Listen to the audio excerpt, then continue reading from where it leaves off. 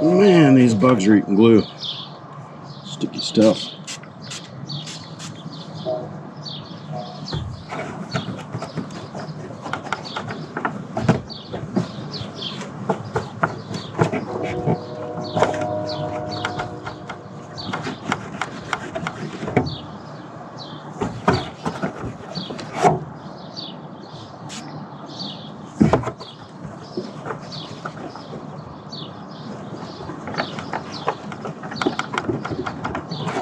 What is Cisco eating? God.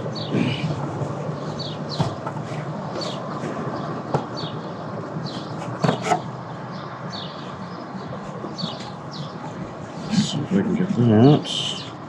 Hope that that's clean. I think these lenses are clean, but I'm running out of clean spots on the rag.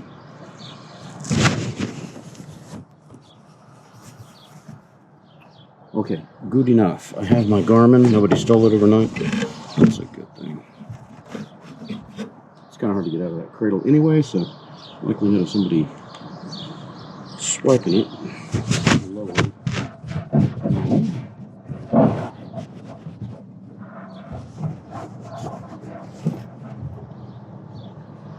What are these bugs eating? No, those are rocks. Holy crap. I took giant. And it took giant dinks in the plexi. I remember a few rocks flying my direction. Well, this screw has seen a few years, so maybe I need to replace it. Yep. She's got rock dinks in her, babe. Alright, well. No good. That's the camera anyway. Okay, clean up the mirrors, make sure I can see where I'm going. That gravel silt yesterday was kind of a coating for everything. The whole bike was coated in it, or visors, glasses, everything. Got all schmarmed up. And then Diarrhea Road, of course. Diarrhea Road was fun.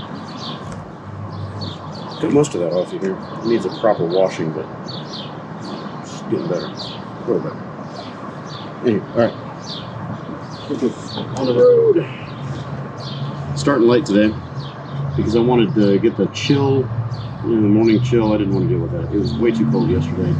We were riding in this stupid cold weather, and it just wasn't any fun. Good.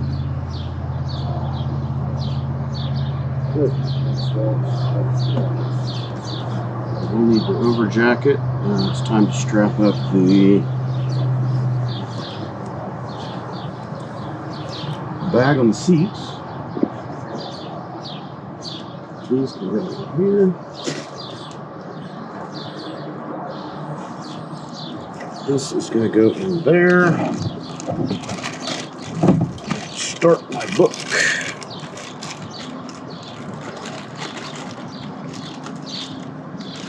Alright, day 3 bonus 0.5, day 3 end, I got it.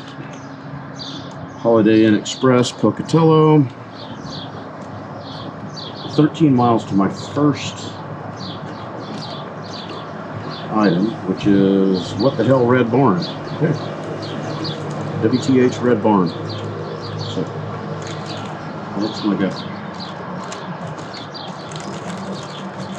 Put that in here. Ready for later. Anything else under the seats? Anyone? I don't think so. That's it.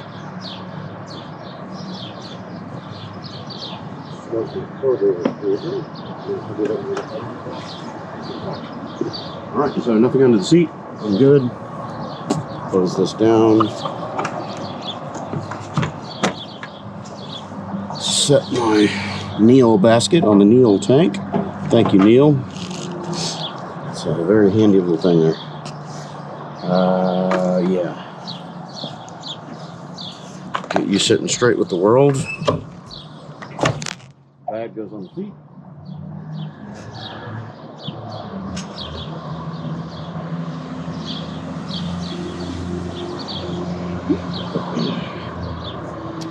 I haven't weighed this, but I think it's about 30 pounds, maybe a little more. If I wasn't carrying my tripod and the other stuff, which I barely used this trip, it would be a little lighter. I need to figure out if I'm carrying all this camping gear for the next several days, because it seems like we've got rooms for every night of the Cannonball. So I might see if I can find someone that doesn't mind carrying this stuff in their car or their truck for a couple of days. It would let me travel faster and lighter. Today would be a good day because we get a lot of climbing. Tomorrow will be an even better day because we're going to summit at like 11,000 feet. So if I can shed 20 or 30 pounds off the bike, that makes things a lot smoother for the ride. Oh my God, this is such a pain in the butt. Get in there. This little D-ring and I have been fighting this entire trip. It just doesn't want to go through. Oh, get in there. Get in your hole. Don't you want to go home? Do you know where your home is?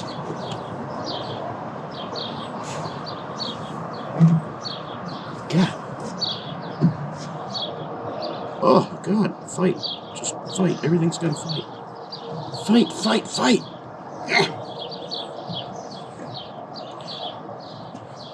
I like these dry spec bags, but these little cam buckles can be a bit a pain in the ass.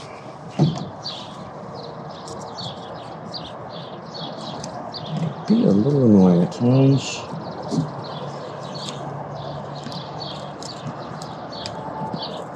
Oh, thread in there. Come on. These front ones don't seem to be as much of a problem, but the back ones are shorter straps, and it's like the webbing is thicker. It doesn't want to go through the little D-ring. It's annoying. Fought with them like that since I got this bag. Hasn't really been a problem until this trip. Boy, has it been a problem this trip.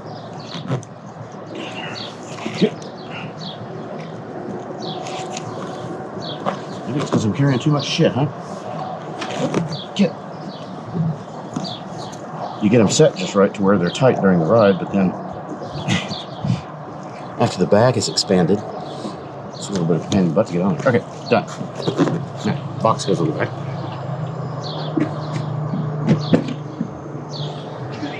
This is probably 20 pounds? 25 maybe. Too heavy, that's for sure. Starlink is in here. So, again, more weight that I wouldn't normally have, and I'm not really using right now. I'm not sure what its fate is going to be for the rest of this trip. I might offload it. Let's see. This was a freebie found in Yosemite. Not normally part of my kit, but it's come in kind of handy. It's just bulky. That's why I never use these. I use the inflatable pads instead. Okay, that goes over this. I'm gambling on not putting on the rain overpants for a windbreak because I end up sweating in them so much. I want to take them off pretty quickly. Today's going to be warm. So. Held air and dry gloves for the morning here because they do give my fingers a bit more insulation. I don't have hand guards on this, so it makes things a little nippy in the mornings. This, again, I have no idea what its fate is going to be. I think I'm just going to leave this in the lobby. It's a brand new fleece throw. You guys can see that. I should be recording on my chin cam, but it's a brand new fleece blanket, $10 at Walmart. I thought I was going to need this when we're camping, you know, up at higher elevation because it gets a little nippy at night. But it's, again, it's bulky. Nope, it stays here.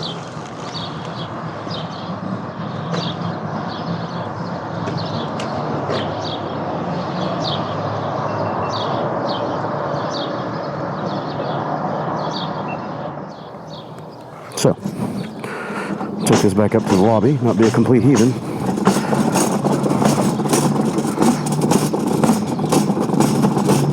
If I saw any other cannonballers or anyone that might make use of that little blanket, I would give it to them, but I don't think anybody's out here. I'm one of the last ones to leave. I saw one other scoot parked over there next to me. We've been getting out early in the morning, you know, no later than 6 every day. A lot of people are leaving at 5:30 because of these long days. This is a 512-mile day. It's going to be a long one. People on the faster scoots can afford to dilly-dally people on slower scoots like me, gotta make the time where you can make it, because it's, hello, where should I leave this? Just anywhere? Oh, okay. And this is a freebie for anyone that might need it. You can leave it in Lost and Found. It's a brand new fleece blanket, but it's unused. All right, I will put it in there. Thank you. Okay, thanks. Have a great day. All right, you too. Okay. On the road. Ooh, there's a nice diesel pusher. Prevost. Okay, let's get this on the road. Yeah, so anyway, people with slower scoots like mine, you know, I'm doing average.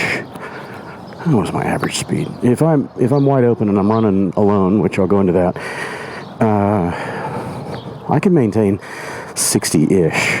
Going up the hills, obviously, I slow down to high 40s, low 50s, but I can maintain a pretty good clip.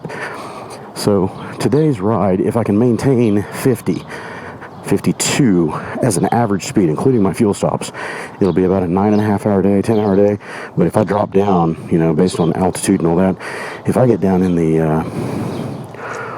say 45 miles an hour, it stretches to like 11.5 hours. It's going to be a long friggin' day. I'm panicking looking for my phone. Okay. Shit, I left my phone in the room. No! Because the key's in the room. And it wasn't my room, so I can't get another key. Strap.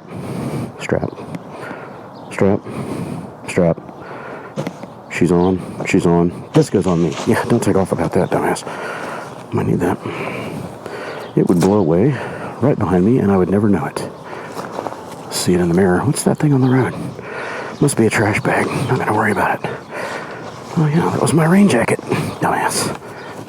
And then Murphy would come in and literally rain on the parade. That would be just my luck. Oh, you lost your rain gear? I got something for you. Oh, can't see the zipper.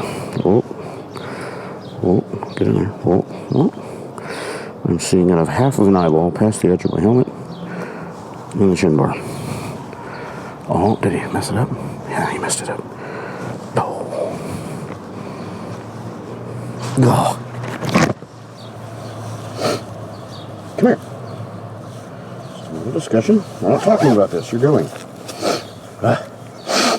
Nose is working on me already. It's going to be a nice day out here. This is going to be nice. I did my weather report earlier. Probably do it again here. No, I'm not going to mess with it. I got to get on the road. Clock is ticking. Close this up. Leave my charging cord out. Eeny, meeny, miny. KSU, baby. KSU. Keys in the ignition. Yes, don't. Oh, earplugs. See how I am? Glasses. That's a new routine. Ugh, hate glasses, but I'm wearing them so I can see where the hell I'm going. Hey, don't you do it. Don't you do it. And of course, you know, the earplugs are in the inner jacket, so now I gotta contort myself to get them out. Murphy. The stupid monkey, that's what that is. That's not Murphy. That's me. That's 100% me. Didn't want him in, because people always ask me questions in the lobby or the elevator. Hey, where are you guys going? I saw a bunch of scoots. What's that all about? I can't hear shit with these earplugs in. And people think I'm being rude. I'm intending to be rude. I just can't hear you. Make you repeat yourself 6 times. It's like an old man. I'm an old man. Ugh. Not that old. And I'm talking to myself. People probably think I'm fucking nuts. That's what I almost forgot. I'm going to start the audio recorder. So many electronics. Turn you on. I'm not going to need this, except for just as a backup recording device in case my GoPro is not recording audio. Record, lock, power up. Phone connected. Power up. Shut this in there. Connected. Do I have group members? One group member connected. One group member connected. That would be the recordicator. I don't like that. This is a kludge and a half. I don't like this arrangement, but stuff is getting beat around in here so bad. I've tried rearranging this like 9 different ways, and the cords are just the wrong lengths and angles, and I can't find a good situation for that. But at least it's self-contained, and it's not going to get unplugged, hopefully. The battery did run out on that stupid thing once. It wasn't charging properly off of the cable, USB cable on it, from the power bank, and I lost probably half a day's recording, maybe more. I don't know. Annoying at best. I need to put a shortcut to this on my home screen. F2, F, sideways, can't read. F2 control. Man, it's humid out here. I am sweating already, and my visor's fogging up. Do I have VU meters? Test. Yep. Close that, close all that, close all, bye. Okay, so now the navigation challenge for me today. Gotta make sure I'm not screwing up. I want to make sure I actually get all my points and I don't bypass anything, make any stupid routing errors, because I'm shooting for a perfect scorecard. This cannonball. That's the idea. See if I can see it through. 30 miles in this tank. That means I got about 300 more in there, at least 250. All right, let everybody get situated, view the map. 3, 2, 1. Give me a good audio sync for all my camera gear and audio equipment. All of my electronic accoutrement. Accoutrement électronique. Technologia. Where's this hotel? I don't know where I am. Where's the hotel? Up there. How do I get back up there? Cannonball brain is really setting in, and it's messing with everybody. This is it? No. It's messing with everybody. We're trying to remember where we are. I suppose I should start off the vlog this morning, but I'll wait till I do my check-in photo. But yeah, we are in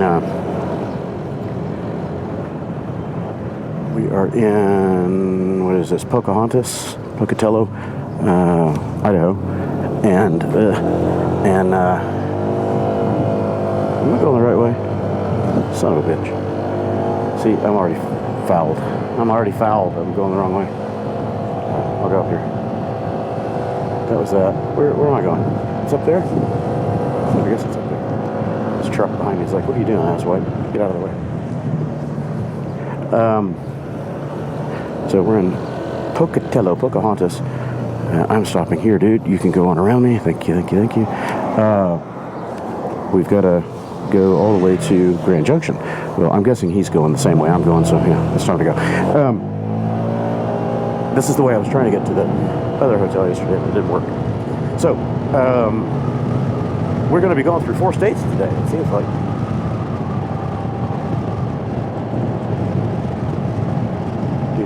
Oh, shit, that was it. Going past it. That was it. That was that silly turn-in that I almost missed yesterday coming in.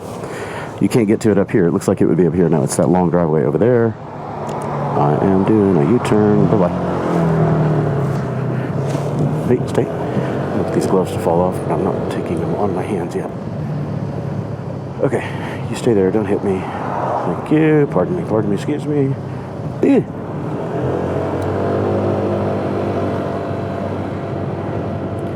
my check-in and hit the road. So yeah, anyway, we're going through like 4 states today.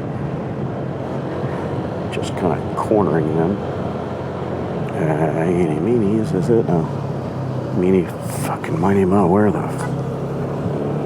Oh my god, am I screwing up that bad already? Is this going to be one of those days? Yeah, it is one of those days. Okay, I'm gonna stop.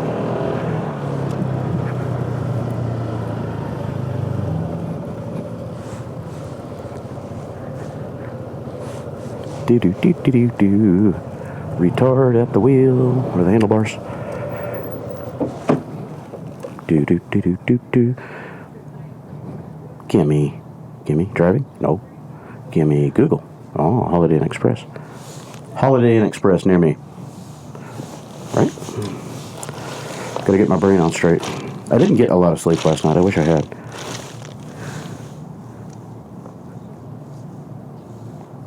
Should be right here, man. Okay. cut. Oop, it was open. I'm tired, man. I got like 2 hours sleep last night. But what the hell, Red Barn? Holiday Inn Express Pocatello, I got like 2 hours sleep, maybe 2.5 if I'm lucky. And my brain is running on overload right now. I'm not converting information properly for storage or consumption. I'm on autopilot, and autopilot is experiencing technical difficulties. Give me the Holiday Inn Express, you fuck. Yes, that's the one I want. God damn it. Give me a map. Yeah, it's right here. It's just these little, there's one ways and yeah, start. I think it's down the hill. Where do you think I am, asswipe? I don't know where I am. It doesn't know where I am. Nobody knows where I am. Yeah, left and left. So, yeah. I don't know what I'm doing.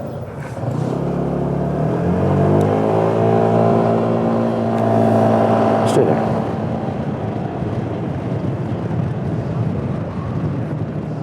Next left, what are you talking about? 250 feet.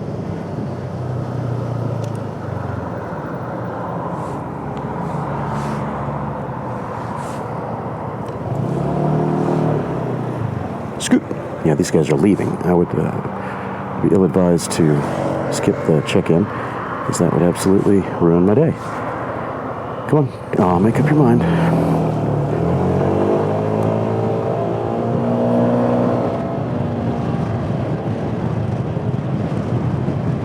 Yeah, I was there, so how did I miss it? I did this last night. Right onto this to drive, okay, go. Go. The clock hasn't started, so I'm not in a huge hurry. I'm just trying to get my brain straight first thing here. Is it on that side of the road? Oh, that's what screwed me up. I was seeing that thinking that was the hotel. That wasn't it. Was that it? No. Just to drive. Just stay there. That's right. This is it. Here it is. This is what screwed me up. I came in and out of this twice yesterday. I should remember. Oh, goddamn. Stay.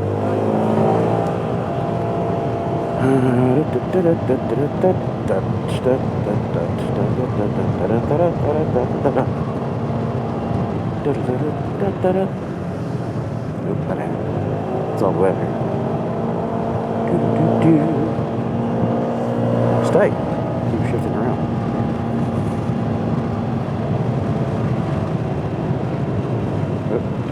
Nobody in my lane. So, yeah, brain is fried. Hey, ooh, that's bright. Holy shit.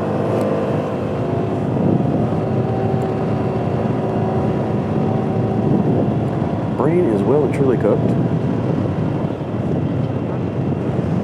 Turn right. Oh, that's the one. Holiday Inn Express. This is the weird little driveway. Okay, so I can just pull here and, oh, no, probably ought to do it up there. Just to be sure they don't DQ my photo. There's been a little bit of that going on. Not for me. Not for me, but for some. Having trouble with photo ratification. I think this will work just fine.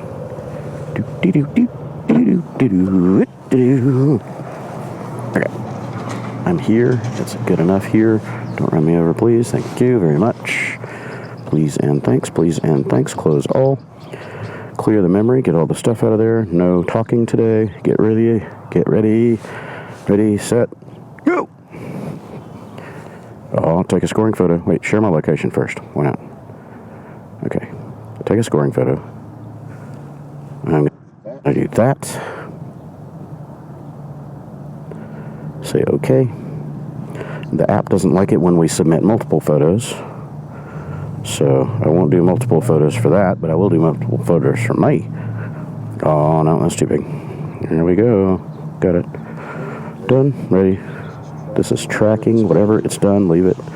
Let's get this rolling disaster on the way. Now, I'm not doing turn-by-turn directions, so I'm going to be watching the map, buffooning my way through it. I can turn on routing in the Garmin, but it's got a nasty habit of skipping stuff and just taking you to the next point. It did that to me in 23, and I don't care for that because I had to reroute and do a bunch of stuff. I actually missed, I think, 2 photos, maybe 3, because it fouled me.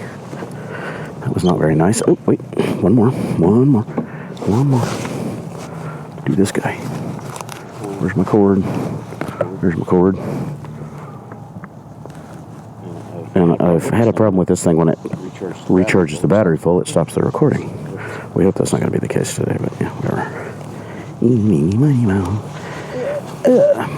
Okay, so let's go up a couple and figure out which way I go. Should probably cheat and follow these guys for a little bit. Hello? That was weird. I think my starter switch is getting sticky. We going? What are we doing? It's done it to me twice. I hit the button and it doesn't go.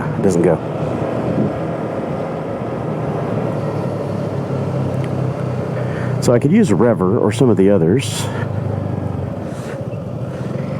You going? You're going a different way. I'm gonna get down and out of here. Let's see what I get. I could use something for turn by turn. I probably should, but I'm going to do this and just go by watching the map and the circles and hope I don't miss anything. If I decide to turn on navigation on my phone, it's going to chew through my battery, and my phone is not charging from the bike. The quad lock charger is not working. It's not the head, it's the cable that I've got.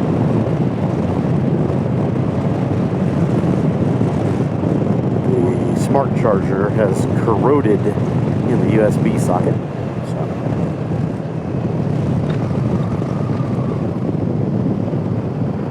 it is not working. I've unplugged, replugged it, tried to do all kinds of gyrations to get it to behave, and it's just not playing.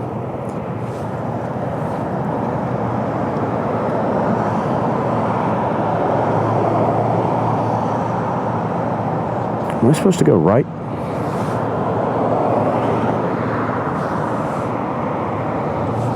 I'm never getting out of here the way I want to get out anyway, so let's go over here, park, and look at it. Maybe I will turn on turn by turn, huh? Let's go here. Ugh. I just need to get started on the route, and I'm not cheating with anybody else right now, so park here in the shade. I can see my stuff. I need to figure out where BP1 is. I should have figured this out before I got on the clock, right? 3D3D4. So I need to go that way, up and over. So I'm going, yeah, it would have been a left back there, so I'm going to follow that.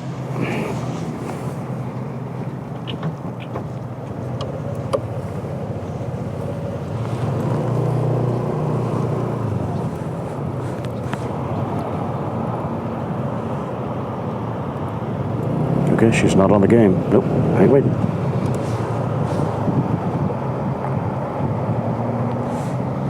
Turning left, but not before that guy.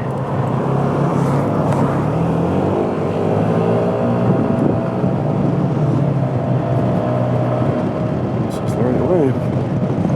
Back up the way I was going, which would have started the route prematurely.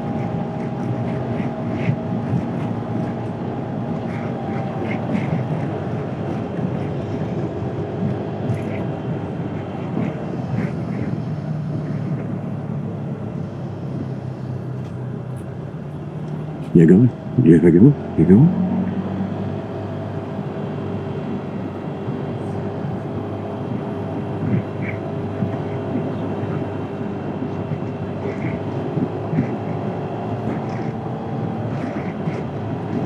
So it's supposed to be like 12 or 14 miles to my first stop. If I make any initial routing errors here, those are quick to fix. If I miss one further down the road, it's a little more of a problem.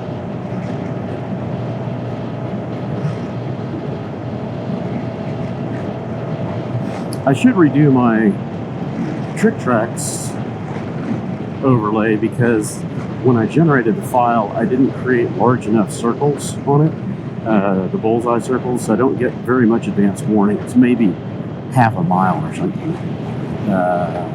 And if I'm not looking at it for 30 seconds, then I could miss the entry. And if I'm not looking at it for a minute, I could miss the whole circle.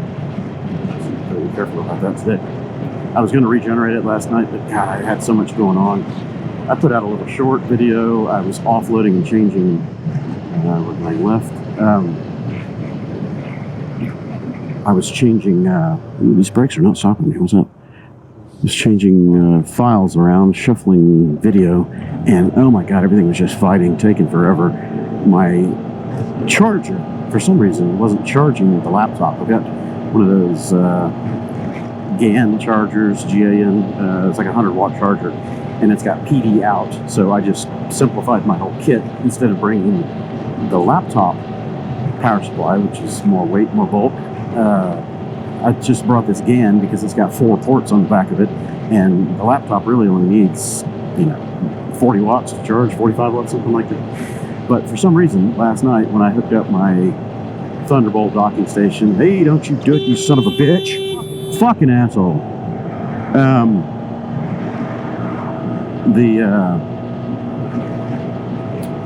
The docking station's plugged in, and I had my external drive, M.2 drive, plugged into it, and it wasn't charging.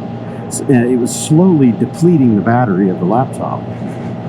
So it ran out of charge like twice, transferring 3 terabytes of files off of the main drive to the external drive so I could have room for swapping and offloading footage. Anyway, long story, it kept fouling, and I'm getting up and babysitting it, and I just didn't get any sleep. I got like 2 hours maybe.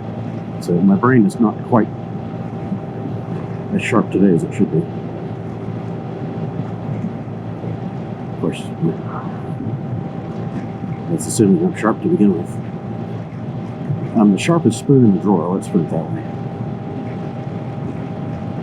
Come on. Hey, stay here. Right into the sunshine is always the downside of waiting until early morning to ride. But I am happy to report that my legs are not frozen blocks of ice.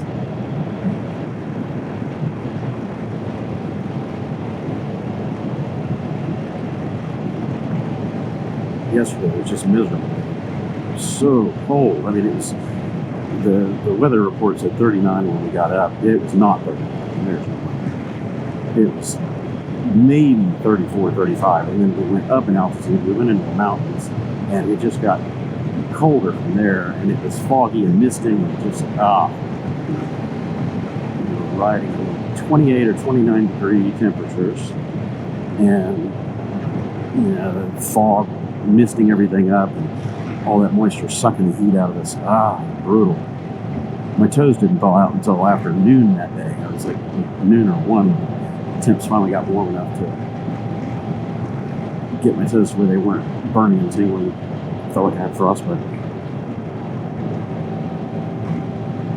Come on, piece of X, climb it. Can't see shit, can you? Ooh. That's right. So, yeah, I said I was going to go into the why I'm running solo today. We all talked about it, and we decided that we were going to be leaving different times because we're riding kind of different rides today. Neil doesn't want to do the gravel or anything, I don't think.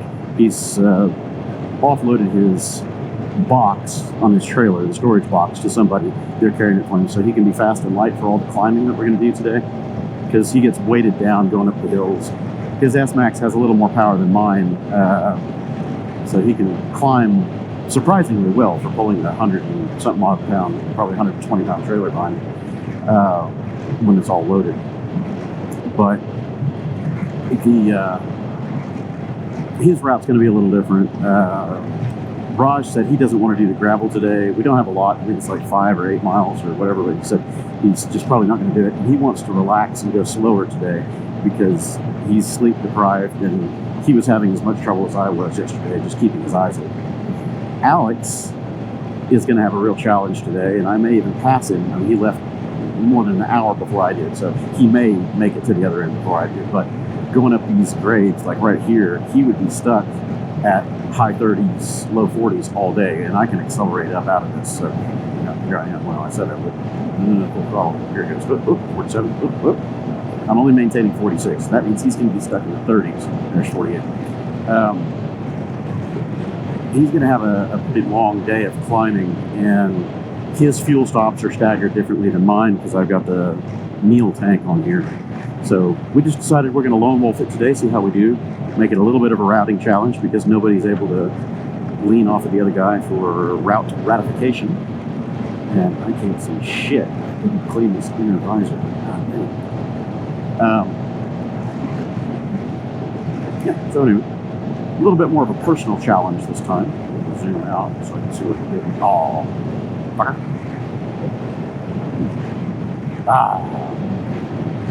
We have 12 miles or 14 miles. Figure it out before I do. So that's my plan. I'm just going to run it smooth and steady, try to minimize my stops. We all have different riding habits as far as our comfort levels for sitting in the saddle. Anyone who's watched my videos knows that I'm kind of a long haul, suffer through it kind of guy. And I will sit in this saddle for a very long time. I can go until this tank runs out, and that's 5 hours. With the fuel load that I've got in here, it's probably 4 or 5 hours worth of runtime. So I don't need bio breaks that much. I'm not drinking or eating that much. I'll go into that one in a minute. Avoid road food. So I just go until I really get fatigued or I start sleeping on the bike and catch myself, daydreaming or dozing. I'll get off. I'll stretch my legs. I'll take a drink of water, eat something, granola bar, caffeine pill, whatever. And Jesus, I just cannot see anything. Oh, that's better, but it's bright. Holy hell. I thought I cleaned these things. I wiped them off, but I guess the rag is getting dirty. It's just a white haze. So anyway, I'll run a long time. I'm different that way than a lot of people that need to get off every hour or whatever, stretch their legs to get blood flow or have a smoke break or drink or whatever. I just keep going. So that will be a test today to see if I keep going and go right through my checkpoints like an idiot. And I can't see. Am I turning left? Yeah, it looks like a hairpin. I'm going straight. Oh, did I do it right? Did I do it? Yep, I won. Finally I zoom back where I can see where I'm going. I mentioned that yesterday. I need to turn off the auto zoom in out. It bugs me. It's speed sensitive and it kind of zooms in when you're supposed to be making turns, but I don't know. I'll get it set where I can kind of see what I'm doing, where the bullseye is going to give me just enough warning or whatever, and then it'll zoom in or zoom out and do crazy stuff, and then I can't see detail for a corner because it bunches it all up, and it looks like, it's further away than it is or closer than it is, and you end up on the wrong road. I have to reroute because you just goofed. Watch out. These are all totally blind roads, no idea what's coming.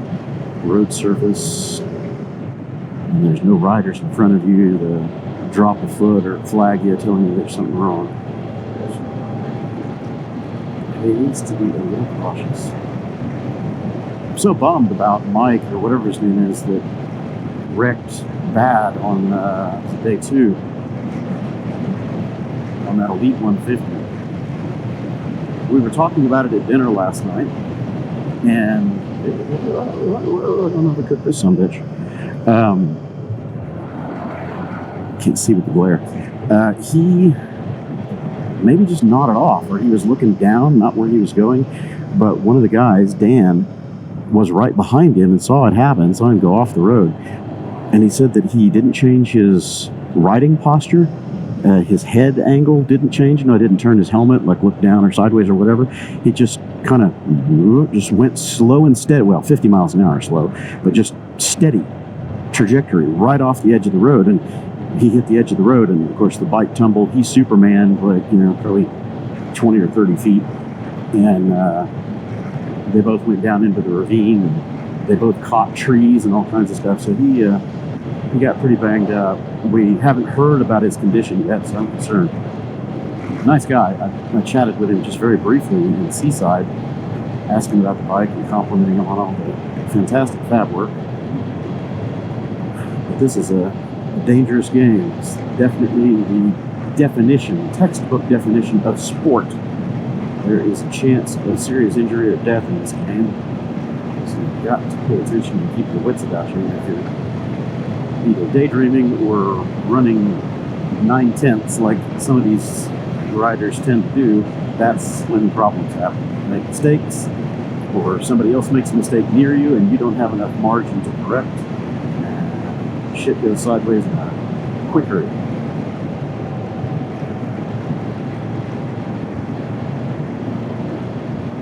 You are just along for the ride. Physics takes over, and good luck. Good luck. Hey, I can't see into the sun right now. This is unfortunate. Maybe I should stop and clean my sun visor. It's the sun visor that's really schmegmed up. I cleaned it off, but it's just a haze. I don't get it. It had to be a dirty rag. I used a hotel cloth and thought that would be clean enough.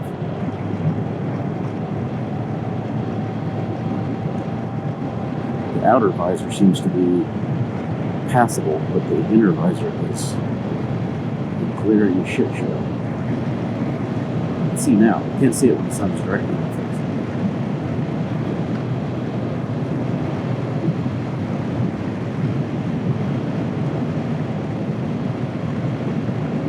Anyway, I'm blathering. It's morning. I've got nothing else to do. Keep my brain engaged here, so I'll yammer. Ooh, it's getting cold. Knees are freezing. Mouse, field mouse.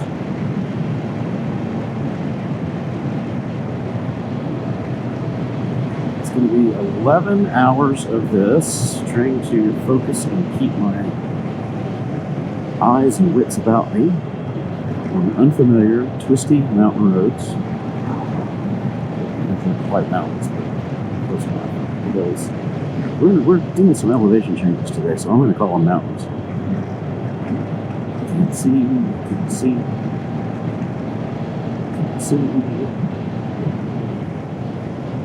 That's another issue with these time. There's a road. With these time distance rallies, you're on the clock. You don't want to stop for anything, even if it's a smart thing to do. No one ever accused me of being smart.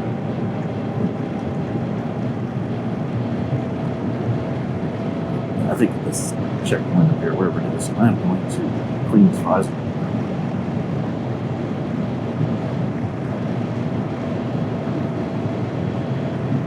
Try to make combo stops whenever possible. Fuck me, am I going the right way? I hate those unannounced Y's in the road. Looks like I'm on it. You don't want to go down that one, that's going to hurt. A lot. Yeah, that's the right way. Unannounced splits in the road. I think this is an optional point. There's a red dot on there, and I don't think that's optional. Can't read it. Should I zoom it up? I'll kill myself. Oh, god damn these gloves. I'm going to stop here where people can see me.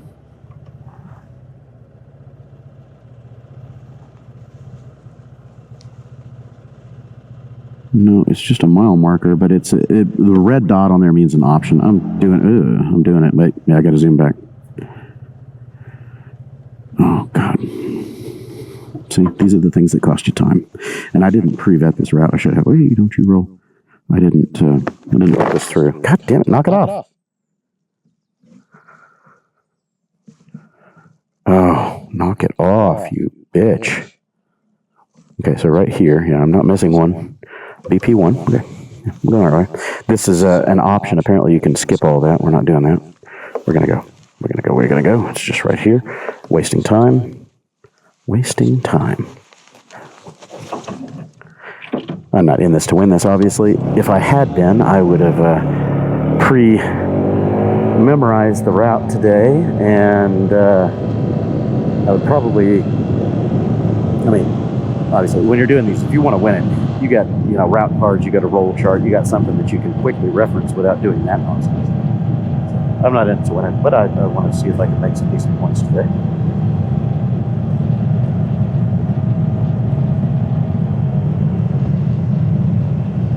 See, fuck me. This morning sun is not helping me.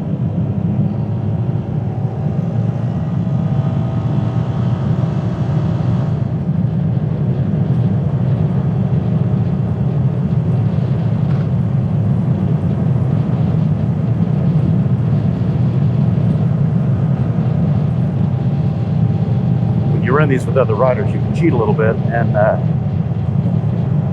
tail them into corners and stuff that you can't quite see. You can just dead reckon off of their trajectory, but that also runs you into target fixation problems. If they go off the road, so do you. Brakes are going to be getting the workout today.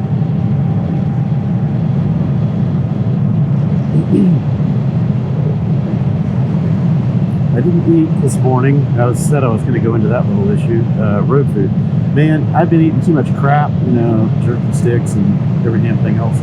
And the dinner I had last night, while it was very good, didn't agree with me. I have had gas and bloating and the Hershey squirts all night. And this morning I'm nauseous feeling, so I did not eat anything. I did drew it. Cattle grate on a corner. That's always good fun. I had some coffee to try to wash my stomach a bit, just to see if that helps, but I'm a little bit queasy. Not great for any kind of road adventure. I certainly don't want to go brown. I do have emergency wipes for that, but I'm going to use them.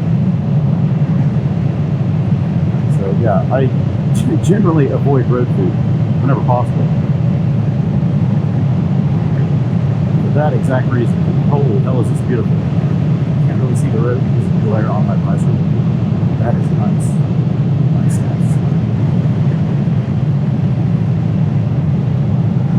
Okay, turning in toward Bones Point, and that's a hard 20. Probably not. Okay.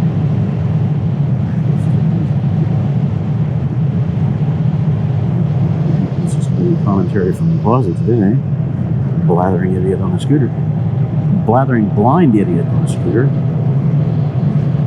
Trying not to visit the cornfields or hayfields, whatever it is. It's too green to be there. Okay, this is it. There it is. This is it. Hey, brakes. Hey, the brakes are working again. Oh, it's the what the hell barn. That's right. What the hell barn? What the hell? I can't stop there. I'm on a hill and I have no parking brake. We take a picture of the what the hell barn. Go. Scoring photo. What the hell barn? Come on. Okay. Share my location. Dismiss. Okay. Nobody run me over from behind, please. Next. Point. What is it? See, when you do these things and you're planning to win, you got route cards or roll chart and you flip. You don't have to take it out. What the hell barn? Okay, so now, bonus point 2. Where's the first checkpoint? Okay, so BP2 is Portneuf Wildlife Management. I'm going 12 miles. Portneuf Wildlife Management, 12 miles. Nobody run me over, please. Nobody run me over. Oh, shit. I gotta drop the stand. I'll lean over and drop the bike, so do it the right way. Dummy. Hey, come here. This is downhill. I'm tippy-toe holding this stupid bike in place. All right. Right turn, Clyde.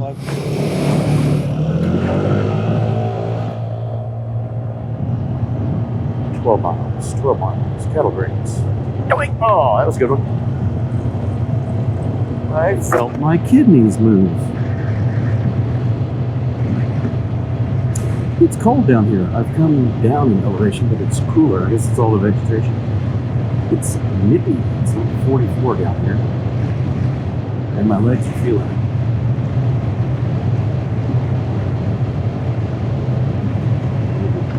Hey, I can see where I'm going. The sun's not in my eyes. This is fun. Let's see where you're going without white knuckle terror in the corners. Pleasant change. So riding in the rain, heavy rain, can't see, visor's fogged up. Oh shit, is the road still in front of me?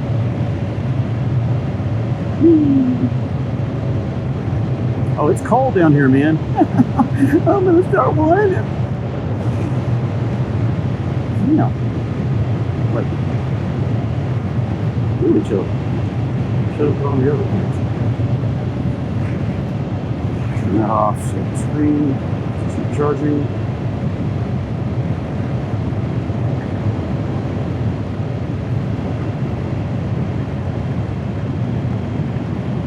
What we got?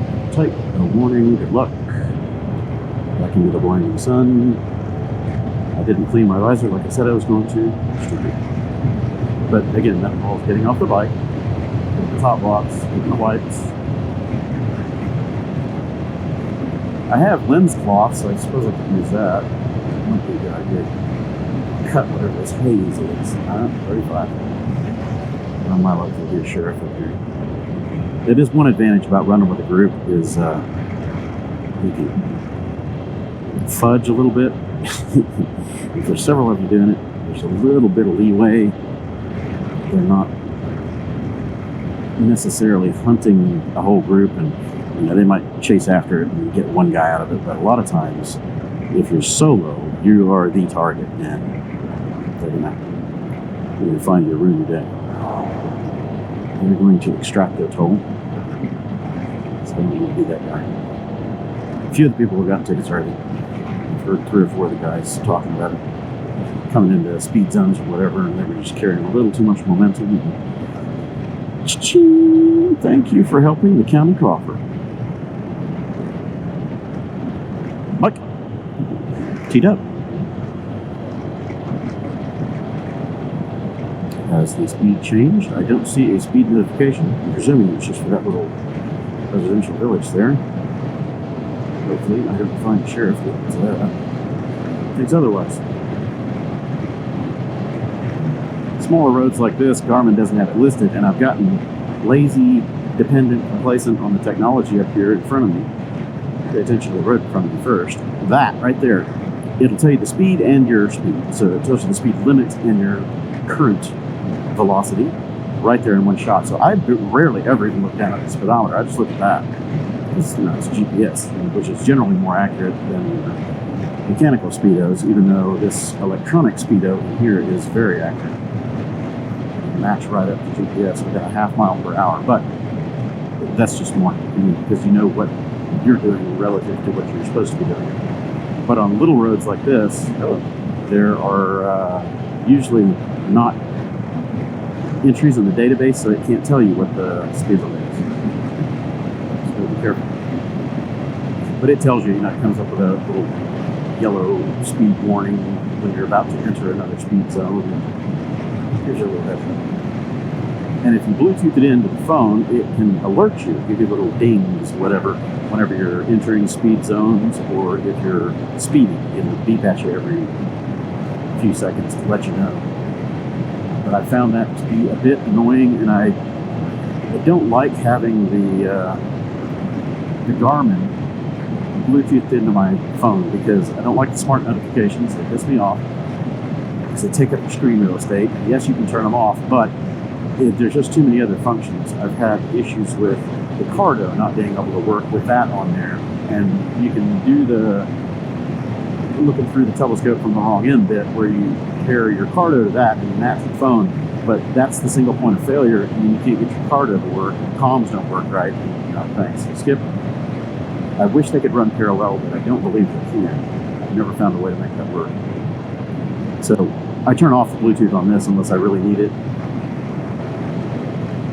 It's okay for traffic warnings and weather and stuff like that if you want to pull it up, but it's hard to monkey with that while you're riding anyway. Not smart. Skip. Not worth it. And I could do turn by turn with it, but again, I don't trust its turn by turn for stuff like this because it tends to skip points.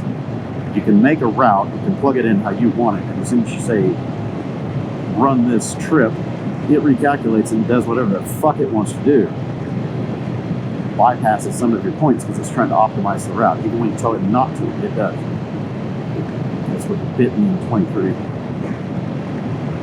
It was skipping stuff completely. Or doing it out of order, you know. It's like, no. The path is in there. Stick to the path.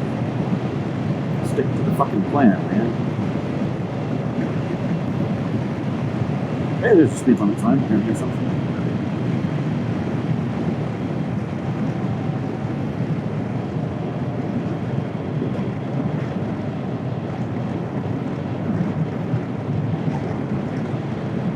Good. Get away with 5, maybe 10 over. I should have looked any further than that.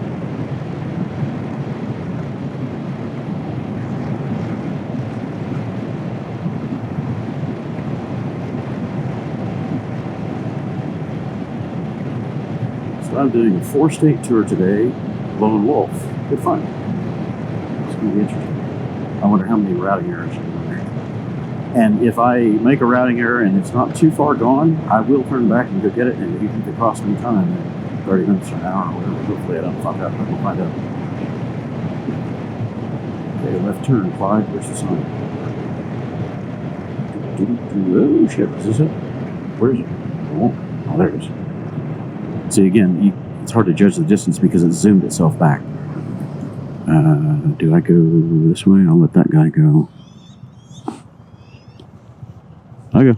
You gonna go? You gonna go? You gonna go? I can't sit here forever, Jack.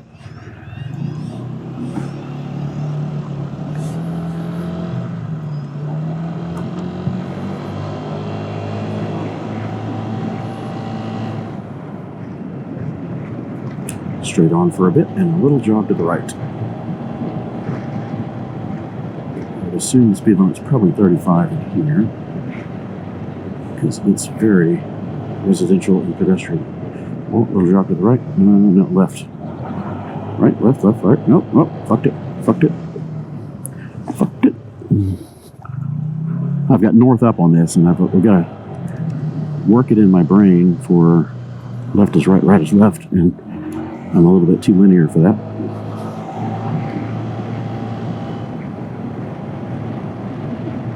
On routes like this, it's easier to have north up. That way you know you're going in the correct direction and you don't have to look for a compass rose or anything like that. But my brain has gotten lazy with other navs, and you know, half the time I'll have this thing on, forward up. So left, right, right, left. Forward, back, up, down. That's ackwards. Yep.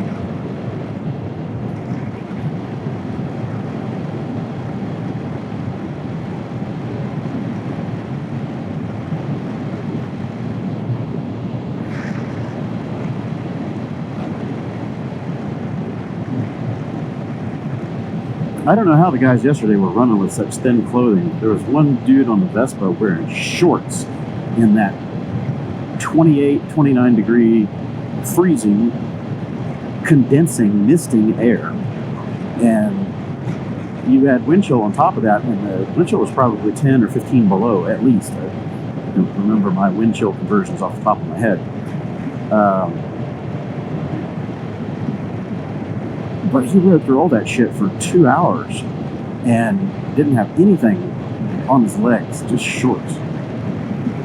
One, I would never do that. I would never ride in shorts. I've always got to have something on my legs for at least a modicum of protection against stones and bugs and everything else, because that shit hurts. I'm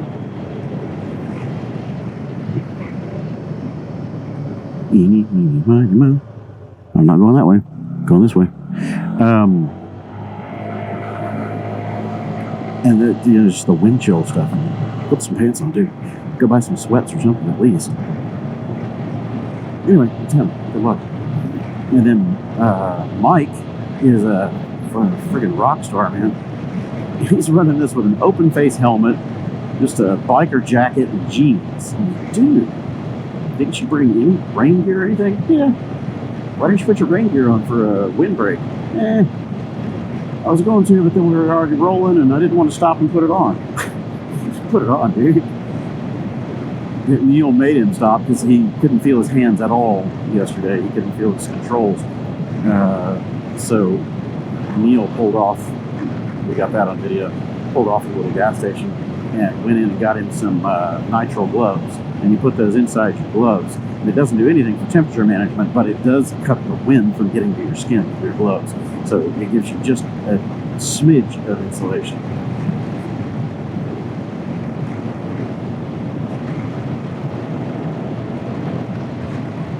I don't know how he's doing it. I mean, we're going to be in the higher temperatures as we go further south, so it won't be a big deal. But it's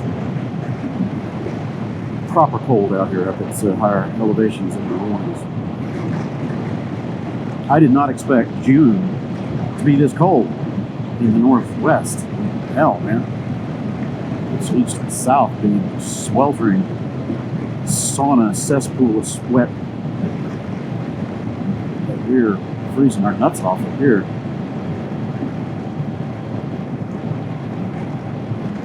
Ugh.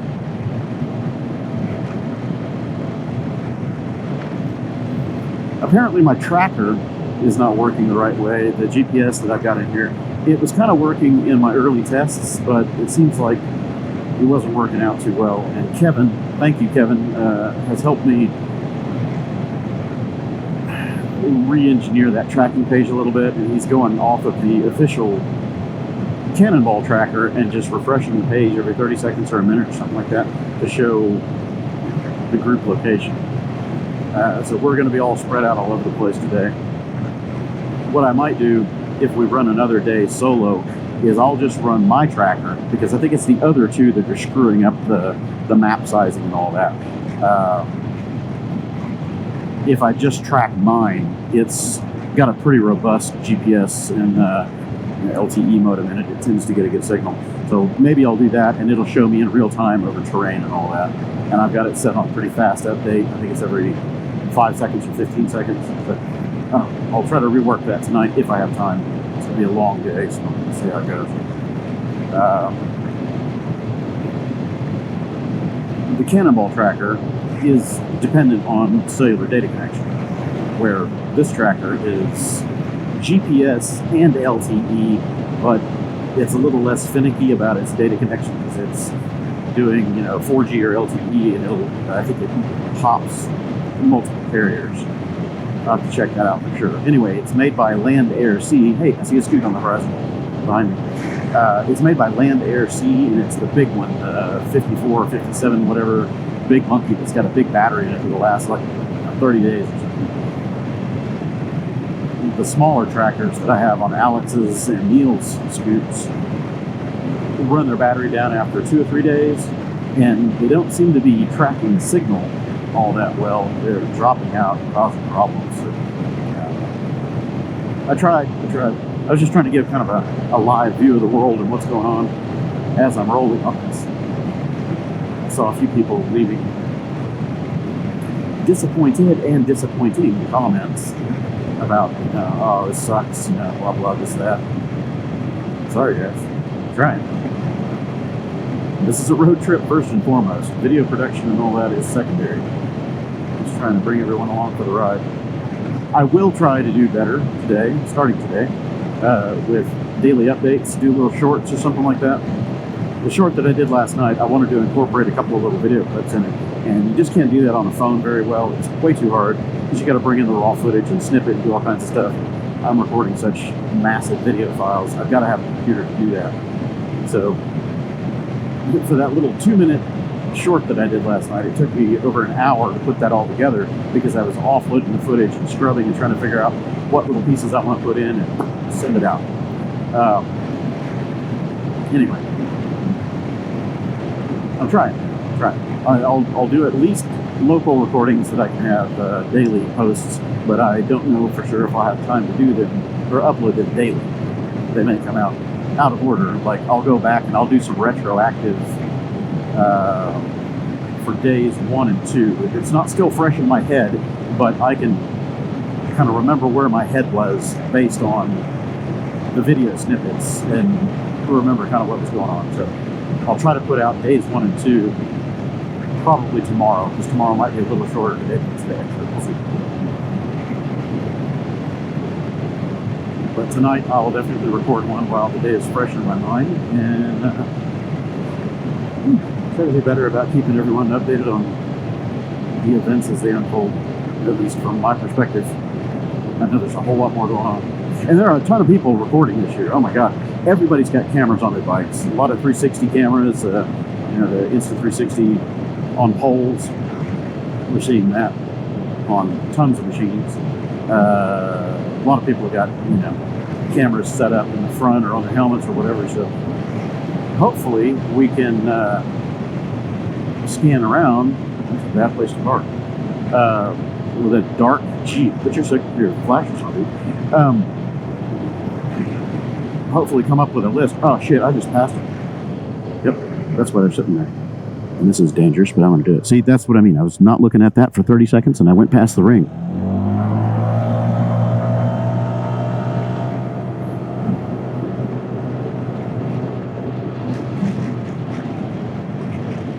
Jeep is sitting right here and I was looking at the Jeep on the side, so what am I doing? 2H something something something Taysom? What are we looking at? Is this it? Portneuf, this is it. Portneuf. I was focused on the Jeep sitting there as a target, not the scoring ring here. Anyway, we'll try to put a list together. These guys were following me and just about blew through their turn. Come on, damn you. Fingerprint doesn't match. I'm still me. Unlock, you son of a bitch.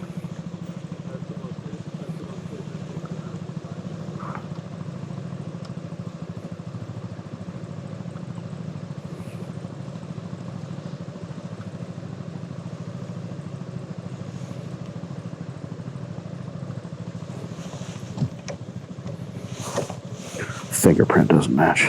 Eat me. I should turn that off, but it fouls so many other apps. When you do that,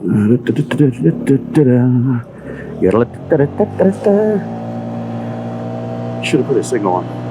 There's flashers. I was looking at him as a threat and looked right past the bonus point. Hey, stay.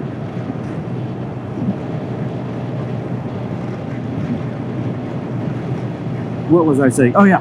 So I'll try to come up with a list of all of the Cannonball related channels. Everybody out there that's producing content, so all the riders that are in this and any affiliated organizations, whatever.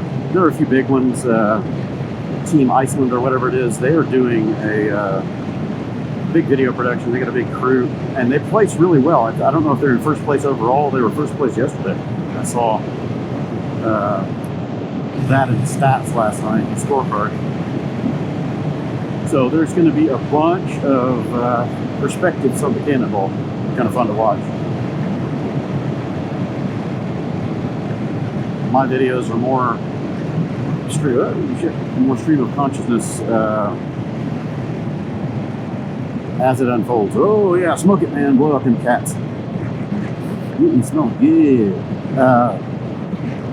Mine's just, on the road, how it unfolds. Good, bad, ugly, whatever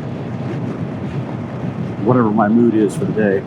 And to be quite honest, some of the stuff that I'm doing, recording these and putting them out there, is really just a personal video diary for me.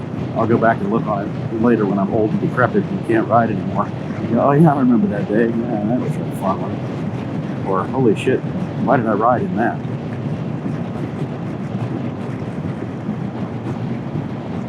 I'm just bringing you guys along for the craziness. It looks like a magpie.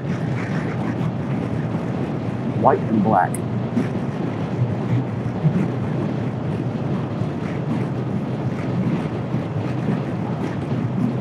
Ooh.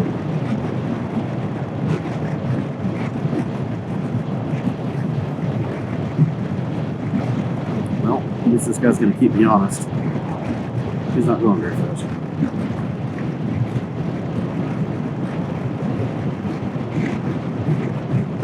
Ooh, these pavements hurt. I did not look at my flip book. I need to do that. I'll watch for the next bullseye. I hope I don't screw the pooch. Again, the zooming thing is a little annoying. these gloves are not the best for touching the screen without.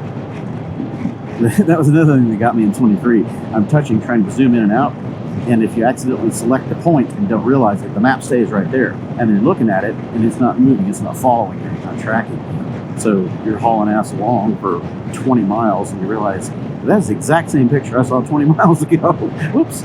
And you hit back. Oh, shit. I am way off route, or, you're not even on the track anymore at that point, let alone visit the checkpoints that you need. Pros and cons, man. Gotta focus on the game. Make sure you don't make little mistakes that cost big time. Couple points.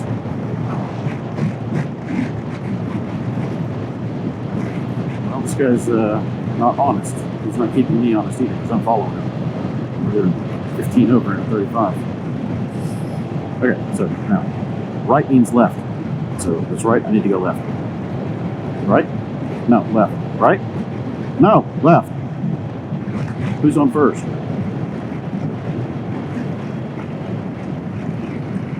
These brakes were funny this morning. Hello, don't overshoot. These brakes were funky this morning, man. I got in them, and there was no stopping coming down that first hill. I don't know if the paths were just cold or wet or what the deal was, but man, that sucked balls. It's starting to panic coming down out of the hotel there. I was squeezing, I felt like I was going to break the lever off.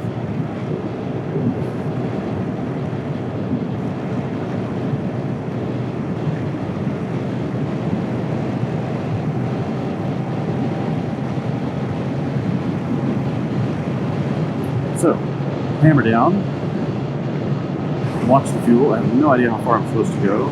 Should I chance messing with the cards? Hold up in front of my face, I can still look at the road. That was Portneuf. Now I gotta flip the card. These gloves are not easy to get on and off. And I don't want to lose it on the highway. I have to go back. That would piss me off. I don't want to lose it, period. Lost one in 21 Cannonball in the mountains and could not go back for it.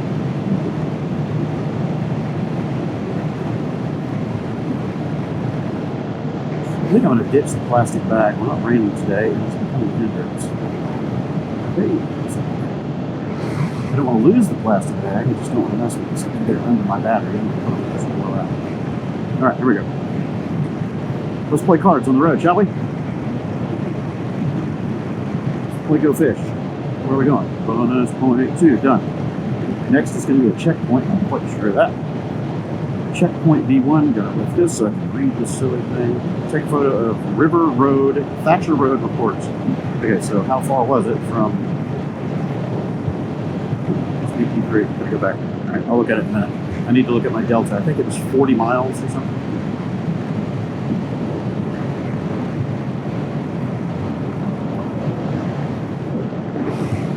Glove trap so it can't fly away.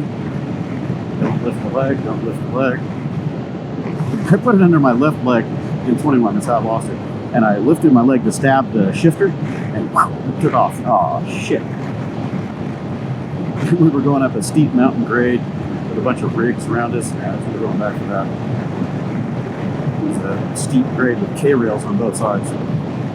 Okay, so 46 miles to next. 46 miles, 64.3, let's take 2 off of that. So 106 miles-ish. Let's go here, bud. Flip the card, don't lose the cards. I found somebody's cards. I think I got that on video. It's near the last bonus point on day 2, whatever. Zip tied together. They lost their whole deck. And I took it to the scoring van. Said, hey, I found these by the last bonus point. And the lady said, oh my God, I bet it was that guy that just bought one. He just bought another deck. Got there just a little too late. Had I given it to him maybe 10 minutes earlier, he would have been able to reclaim his deck without paying $20 or whatever. I bought a spare, but I don't have it with me, so if I lose mine, I got to go to the book. I've got the book. I'm stopping every time and getting that out of the top box, I'll tell you that. Okay, so it's cold. Glove back on. Stay over here, Mike. Yeah. There we go. Hey. So what shall we talk about on the road today in Idaho? My lack of preparation, my foggy cannonball brain, and sleep deprivation. Good fun, man. Very fun. And we sign up for this shit.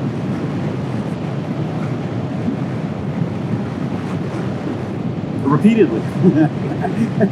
Dumb monkey doesn't learn first time, second time, third time's the charm. Oh. I was talking with the guys about that, commenting that I've never really approached this as a in it to win it kind of a thing, and trying to decide, you know, what I want to do for 27. Hopefully the world is still spinning and the country is still what it is, and we can do these sort of things. Just never know these days, but I won't go into politics. I might, in 27, approach this from a let's win it standpoint. So if I do that, I would need to ride supported because I can't carry all this shit on the bike with me. I'm too heavy. I don't know if I would be doing this or not. This has a pretty good scoring handicap because it's, you know, 10 years old and it'll be 12 years old for 27. It's down on power a little bit, but I do have good range thanks to Neil's tank. I think if I work on the variator a little bit, maybe take a chance on Dr. Pulley or a Molossi or something like that gets me up into the 70 mile an hour range again, comfortably, you know, semi-comfortably, I might be able to use this as my scooter. Otherwise, if I'm going in for the win, what would I take as the winning machine? So there are a few options in my head, and I'm sure everyone's going to have a different opinion on this, but just based on my experience, I think, you know, obviously the S-Max 155 is the obvious choice because it's won the last two, and it might end up winning this one again. We'll find out. The current points winner, that's a different story, or we'll have to go into that discussion later because I don't know enough about it to understand which 125 is in the lead. That doesn't make sense. It's only in the lead because of the scoring handicap, and from what I understand, it's not even a motorcycle, or not a scooter, it's a motorcycle. Anyway, so S-Max 155, kitted out with a fuel cell, and I'm a pretty fast rider, pretty good navigator. I think I could score quite well. I don't know if I could win it, but I could definitely score well. Or go Franken Cub. The Super Cub, being a 125, has a good handicap, and in 21 took second place with Benchy aboard. And Benchy is not known for being a great routing expert. Do it! Pass me! Gun force 300, crank that thing, dude.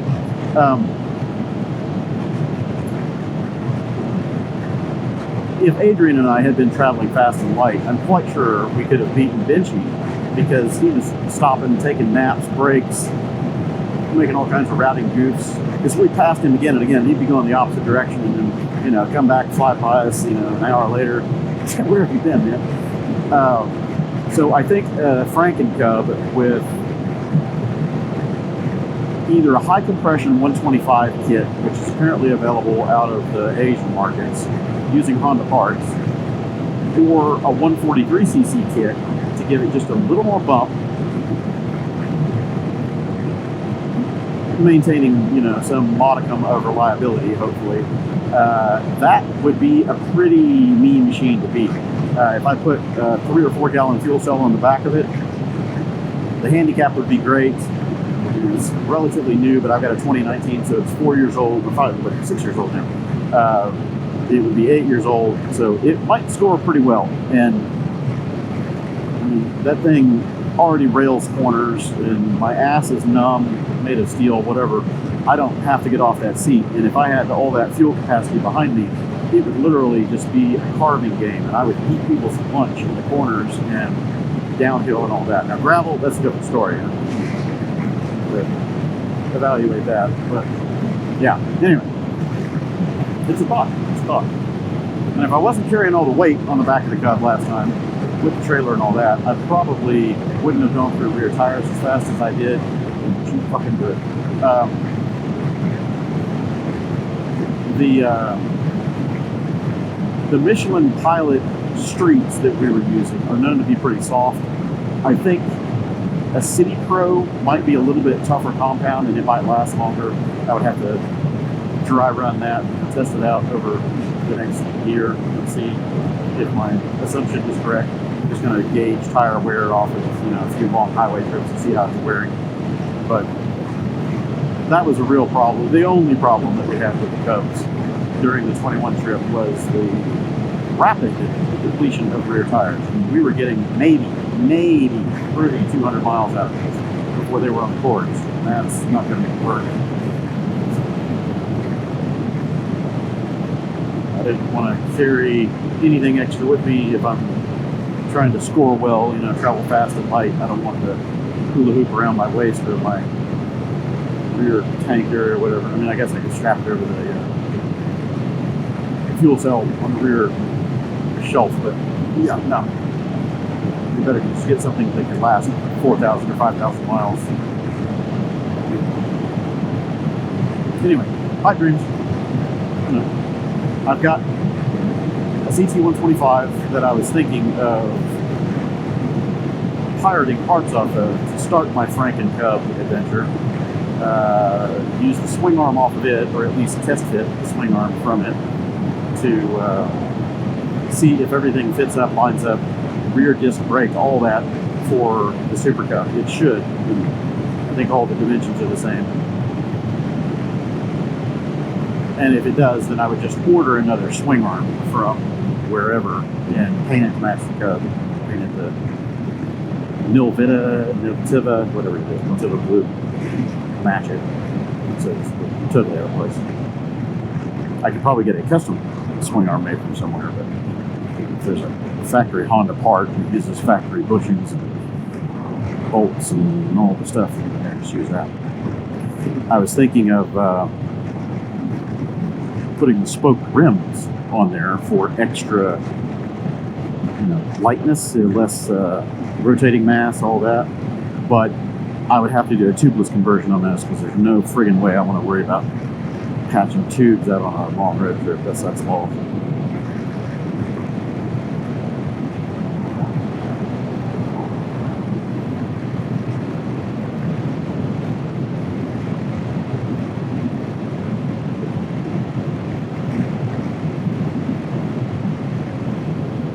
Anyway, don't know what else to talk about.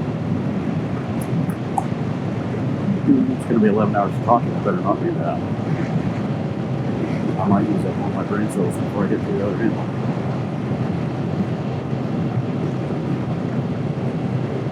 Oh, God, speed tune. Staying awake is going to be an interesting challenge, so I'm definitely going to be talking to you guys to keep myself awake in the latter half of the day. I'm quite sure I'm drowsy. I don't think I have gotten more than 4 hours sleep in the last 2 weeks. Not more than 4 per night. And that's not terribly unusual for me, other than, I usually have 1 day a week that I'll just sleep in and catch up on lost sleep. That doesn't really combat sleep deprivation. Biomechanically, statistically, that doesn't work. Lost sleep, you can take a week to recover from that. A lot of the chemical and brain scan studies have shown. But anyway, so I normally only get 5, maybe 6 hours of sleep a night, but I'm running on a maximum of 4 for the last 2 weeks. That's not good. I'm starting to get punchy.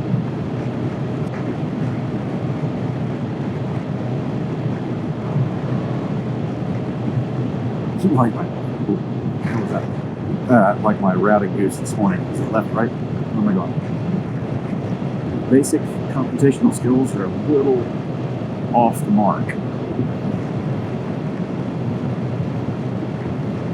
And we still have 5 days of this completed today. This is just day 4.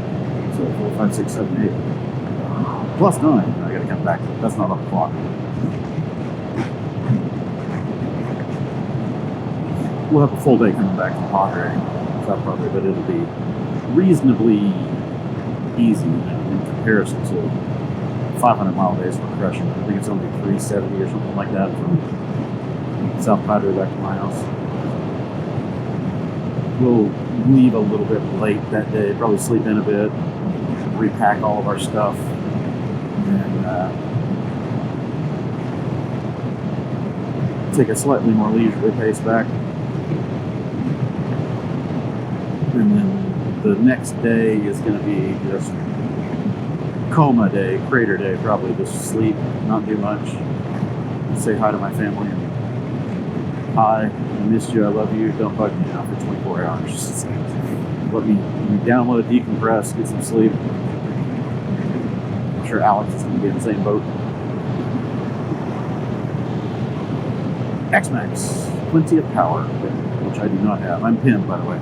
51 uphill. It's about a 4% grade, maybe 5. Pretty steep.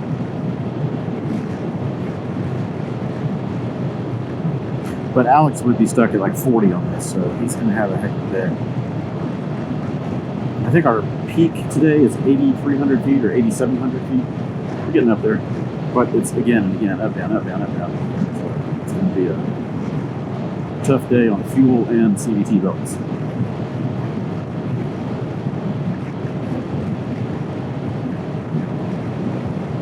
I probably should have put a fresh one in this in Seaside. We'll see if my gamble pays off. I'm hoping that with the factory components in here, reasonably new torque drive, new variator, new sliders, all that, I should be okay. I think it's going to be fine for the factory belt. They're supposed to last somewhere between 12 and 16,000 miles under normal operating conditions, and these are far from that.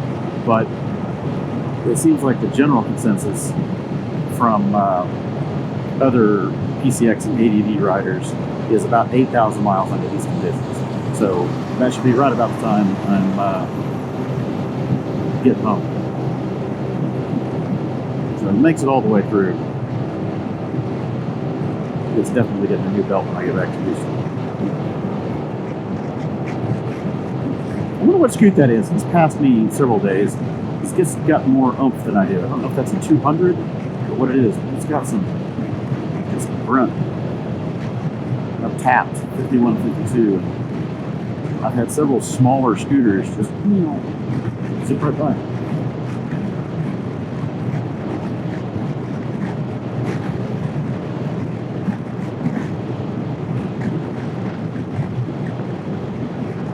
Darren is running, I think it's 2018, but it's the same scoot, just different plastics. I don't know that there are any engine changes at all between 15 and 18. Maybe minor stuff. Actually, I think they did a slight displacement change in 18 for whatever, emissions or something. But it's essentially the same bike, same speed.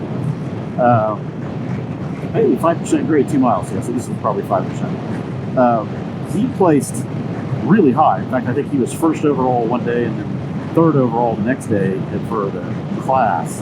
Or maybe it was third in class, not overall. Yeah, it was in class. And he was on this, the same bike. And he crushed it, man. He's getting done early. He was hauling ass. So that tells me that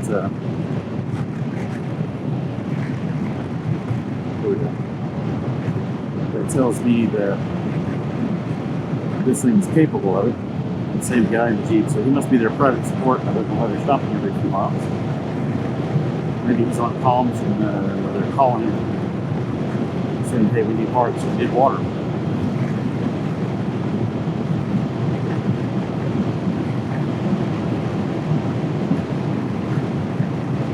So, if I run this thing full tilt today, 67, 68 downhill before I bump the rev limiter. 50, there's a rev limiter, 68, 69.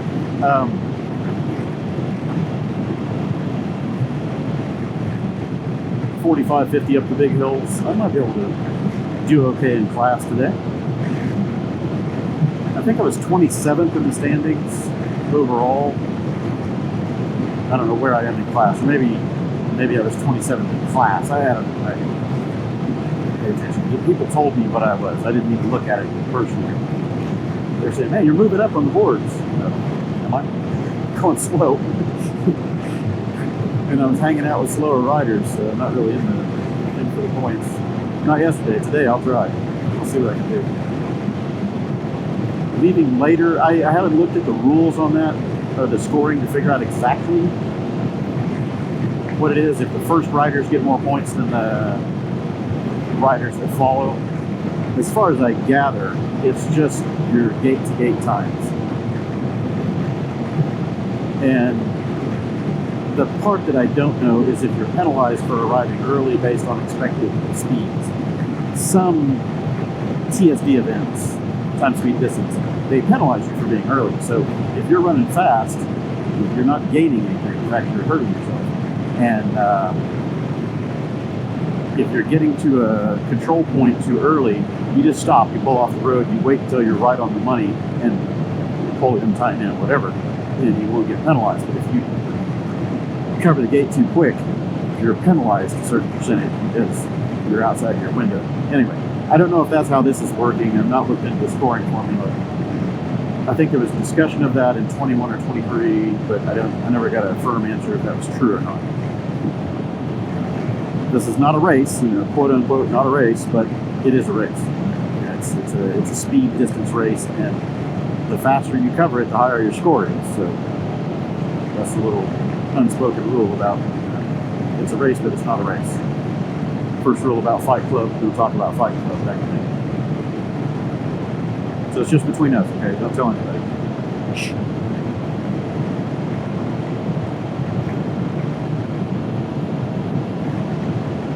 So as long as you're covering your gate-to-gate quickly, and I think it's mainly control points or control point are the ones that are calculated, and you just get extra points for the bonus points.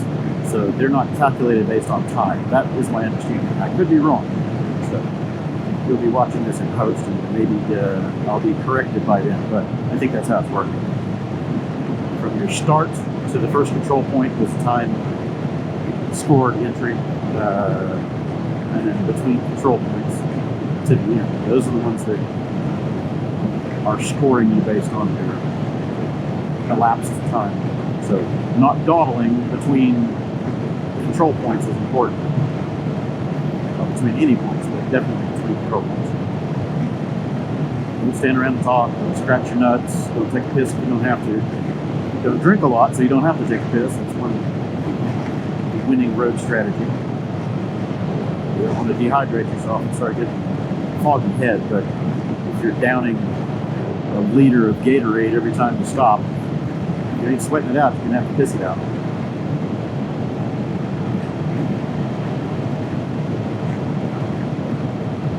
So, anyway, I'll try to do good today in the score, I don't know.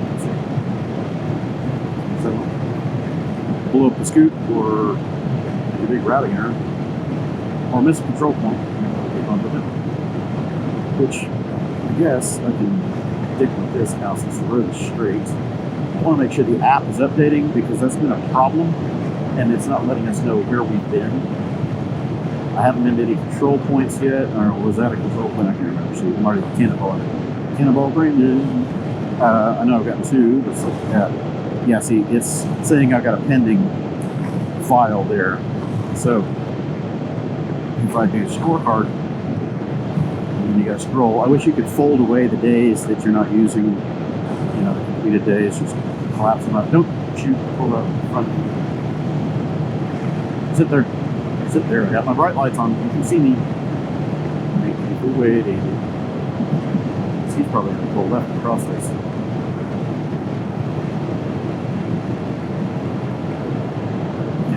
Anyway, so if we could collapse the days, we're not using them, right? So day 3,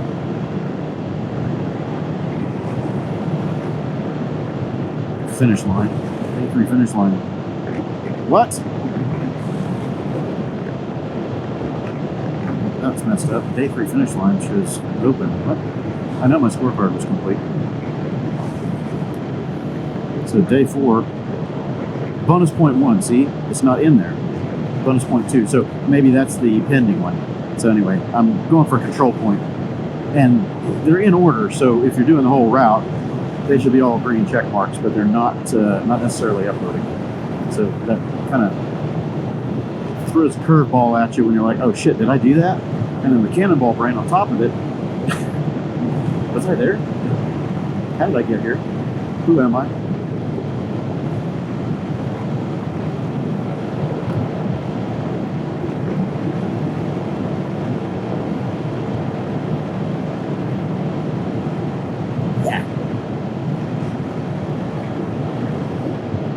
Hey, the wind's cooperating. I can butt steer. It's going to be a long day of this. A very long day. 512 miles of go. I'm sure it's going to get twisty eventually, but it's going to be a lot of this. These long days, it's inevitable you're going to run into this stuff. So small, slow scoots, this is what kills them. These long slogs, you just can't cover the ground quickly. You end up getting in very late at night, so you got to start super early in the day. And I did not. I got out at like 7 or something. I didn't even pay attention to the clock when I got started. Oh, it was 6:45. I don't even know what time it is now, because that clock's not right. What time is it now? I'm probably going to be changing time zones a couple times. It's 8:31.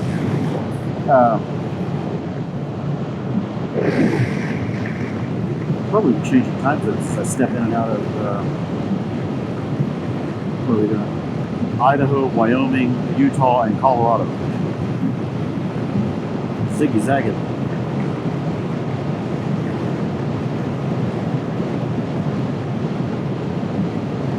And I don't think I'll stop for state signed photos like I normally do, because again, on the clock. I'll just hold my helmet facing the sign.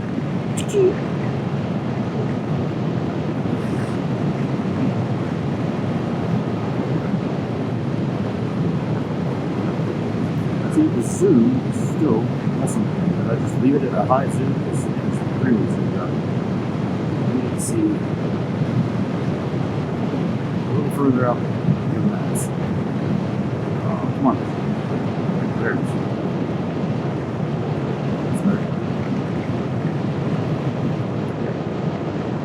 Meanwhile, somebody's watching this going, yeah, idiot, you left it zoomed up. Or, here's that setting, don't you know that? Where are you right now? You're not telling me now. I'm riding now. You're seeing this weeks or months later. Those videos crack me up. I'll post a ride vlog or something going on. I'm trying to figure out a problem in real time. And people are like, it's right there. No, you should go here instead. Are you talking to the screen, man? Because that happened a long time ago.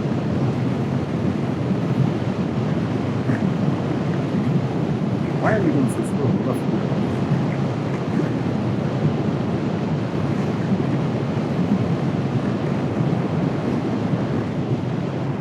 Oh shit, this is my turn. See? That's why I needed to zoom it out. It zoomed way up. You cross that step before you realize what's happening. Thank you for waiting. I do apologize for being stuck behind me because I'm a slow ass. It's windy. Ooh.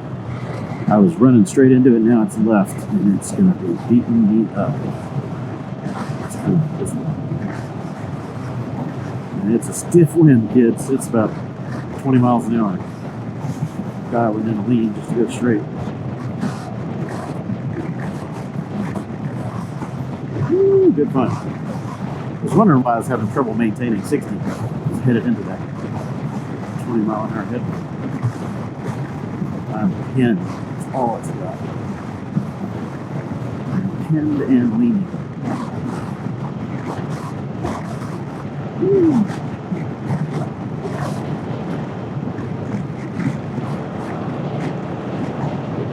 $60.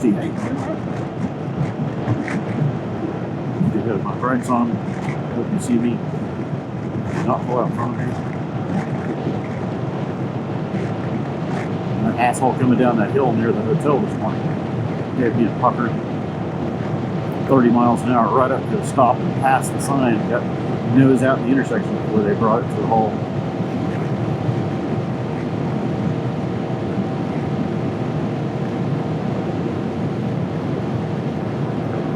Deer crossing, see, it gives you these alerts at school.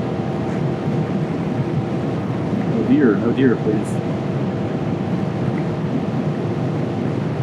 Last year, 23, we had a couple deer strikes, if I remember right. One of them was bad. Killed the deer on impact, destroyed the scoot, and the rider was pretty mangled. Ended up in the hospital, life flighted out, whatever.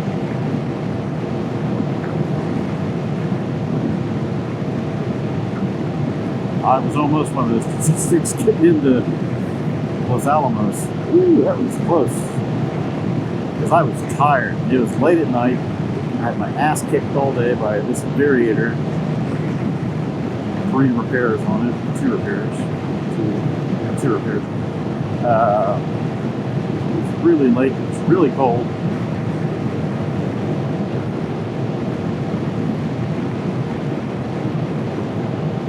I almost clocked that deer. Trail. They're going the wrong way, or am I going the wrong way? Shit, man. I'm going the wrong way. I hate this. Am I going the wrong way? Did you guys know something I don't? The chevrons are facing that way, so let's go back. Running solo, you just never know. You see people going the other way, if you're going the right way, or they're going the wrong way. Keep going slow. Left means right. You can take a right.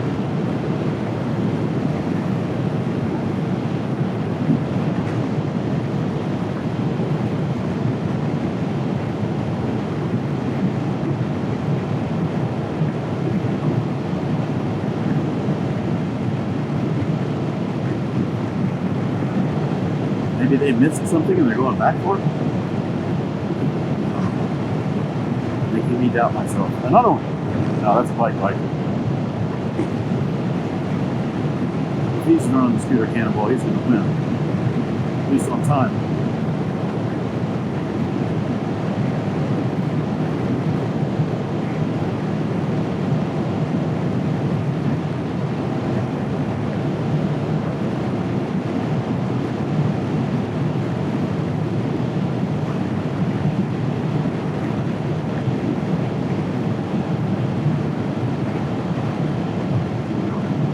Twitch. Sit there.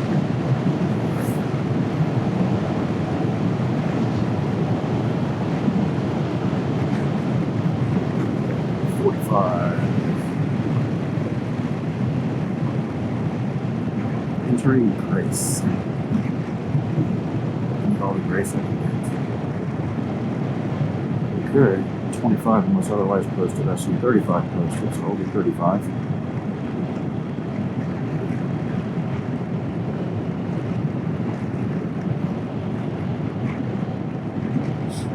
These little towns will take your money.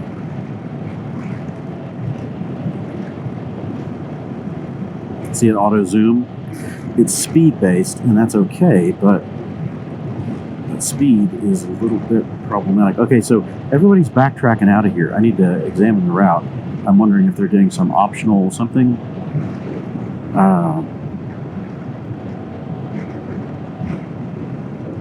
Ooh, left. No, right. Right. Am I right? Did it turn? Yep. Left is right is left. Screw the pooch. What? Why is everybody backtracking?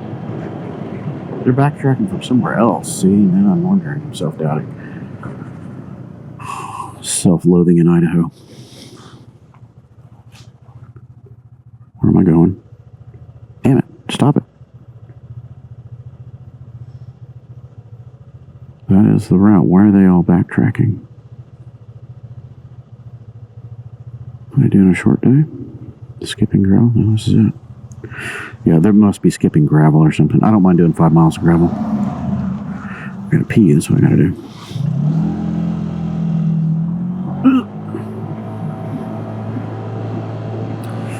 forget to zoom back. Oh, pop. Damn it. See, it's a touch, not okay. Keep going. I'm going to follow the official track. Let's see what it does to me. 512 miles. I'm already dialed in for that in my brain, so that's my plan. As long as I don't screw up and add 100 miles to that, I think I'll be okay.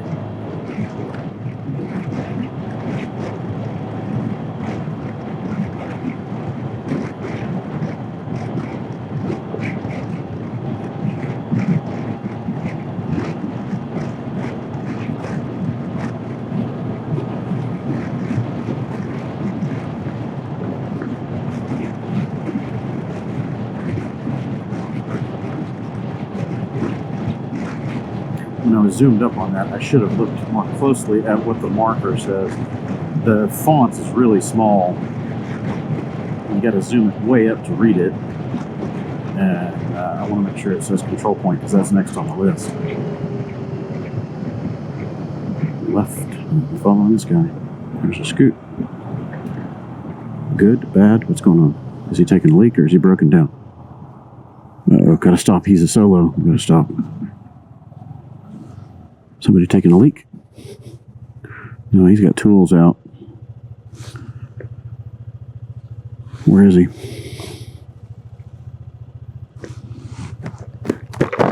Don't leave a scooters behind. He's got... Oh, exhaust is off. Damn.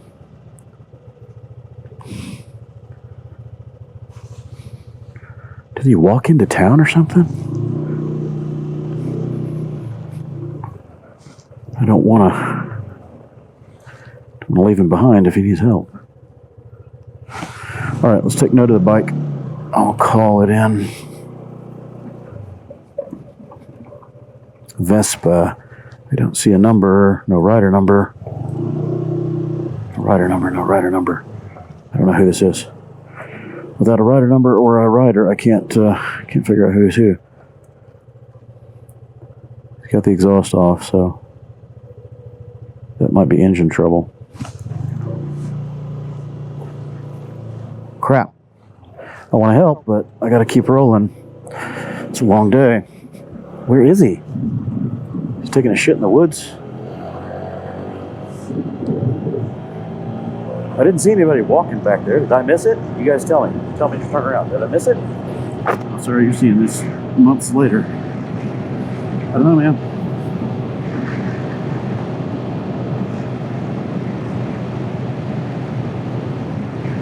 It's not with the scoot, so I can't rightly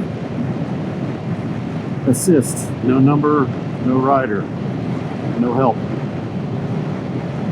And that's obviously not a wreck, that's a mechanical, so it's not somebody that's lying in a ditch. I might have walked to somebody's house to use a phone, or who knows. I need to check to see if there's coverage out there. Hey Bert, you want to join me?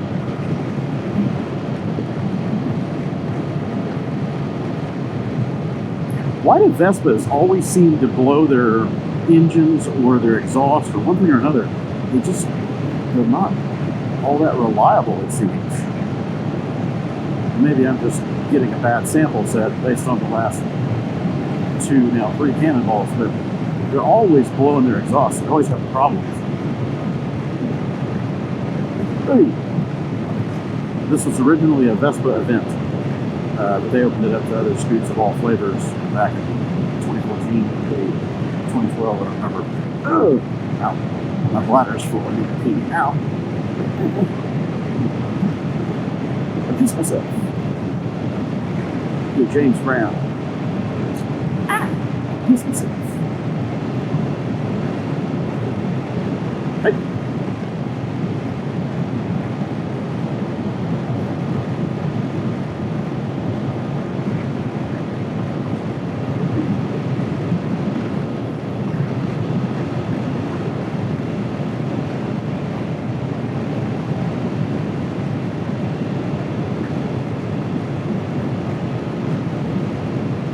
Downhill. This is fresh pavement. Yep, I'm going the right way. going the other way unless I want to go four-wheeling, two-wheeling, adventure scootering, high speed, at least for a brief moment. It's going to fall to get you, so I sudden stop at the end.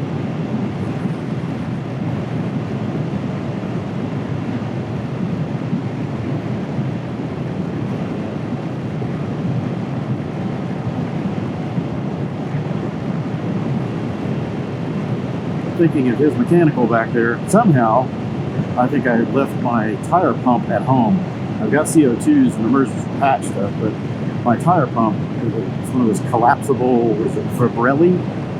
They're used on road bikes. It comes with a little holder that you can put on your frame tube and all that, but they're telescoping pump. They're very compact, fits under the seat of scoots or bikes real easily. No, bikes not so much, scoots, yes.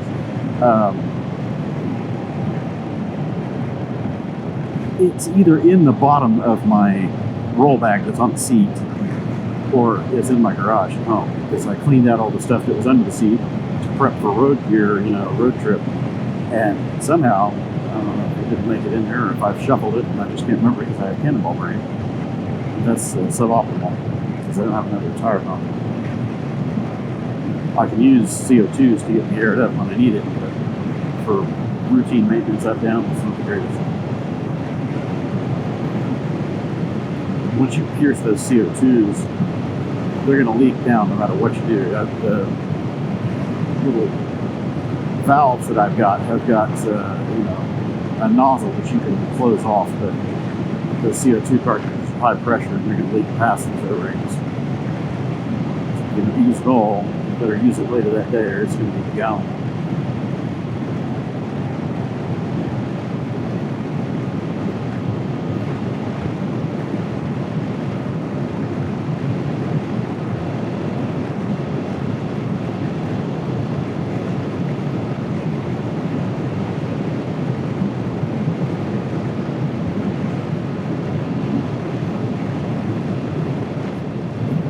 Funny if I'm running day 5 or something, not on the right route. Wondering why I don't see any other bikes out here. I guess everybody got up and left much earlier today because it's going to be a long day. I'm kind of glad I didn't, to be honest. In this situation where I'm contemplating my life choices and wondering if I'm going the right direction, it's not great, but if I am going in the right direction, it's great because there's less road traffic, less nonsense happening around me, less riders to track in my immediate space, and overall a better situation. Just gonna leave the dirt bike sitting out there, huh? I guess this is a high trust area.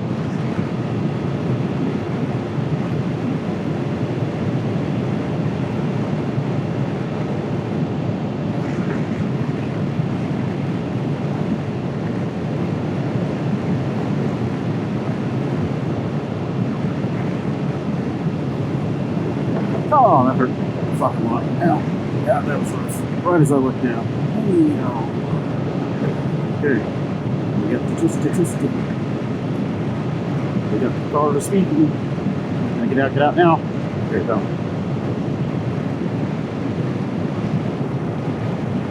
Still waiting. So I got these road burners on here and they're turned up.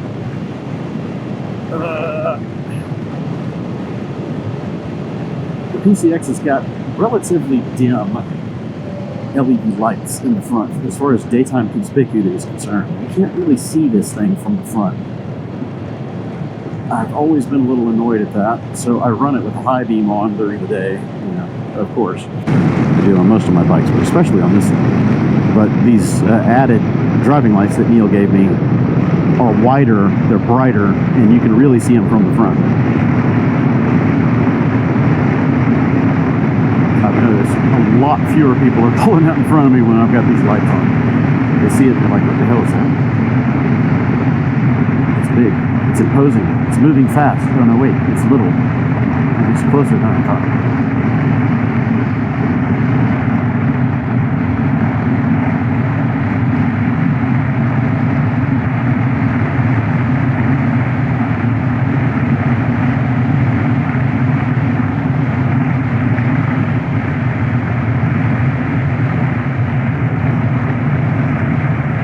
I'm not going to be carving and doing dopey shit today. I'm just take it easy. Try to keep myself on the road. Looking at the bushes, not in the bushes, looking at the road. The inside of an ambulance.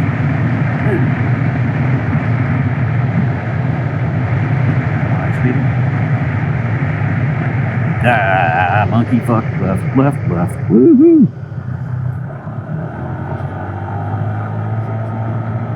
Did I do it? I did it. I'm on the line. Quasi did good, boy. Didn't go flying up that private driveway right into somebody's house. Oh, God, ow.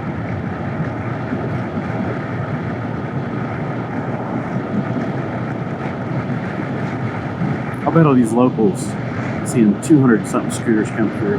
What is going on? Right. Sketchy.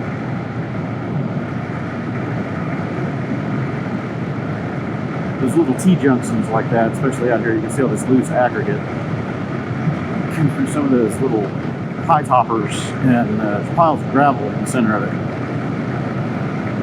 Makes for an interesting moment, especially if you have to make a rapid direction change. They're blind on top and they'll do a little jog sometimes.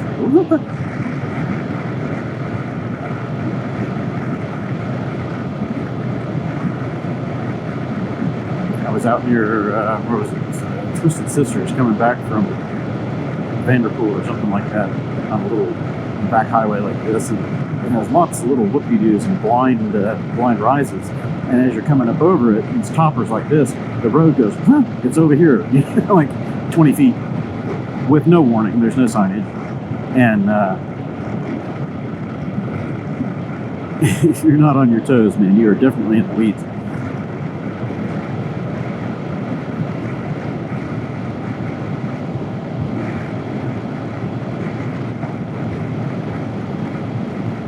Because as you're topping it, it looks like it goes straight through. That's the point that I forgot to make. You see road here, you see road on the other side of the little hill, and you think, oh, it just goes straight through, but no. The road goes whoop.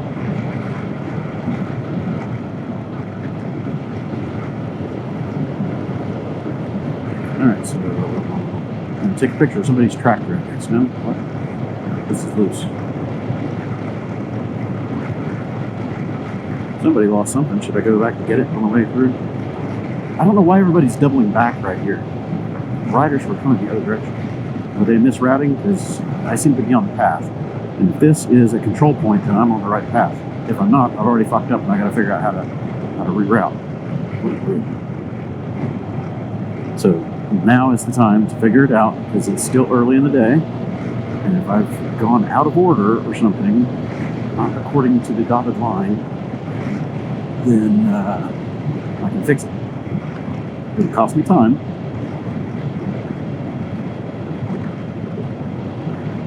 Getting closer, getting closer, getting closer. Oh, you fucking gravel.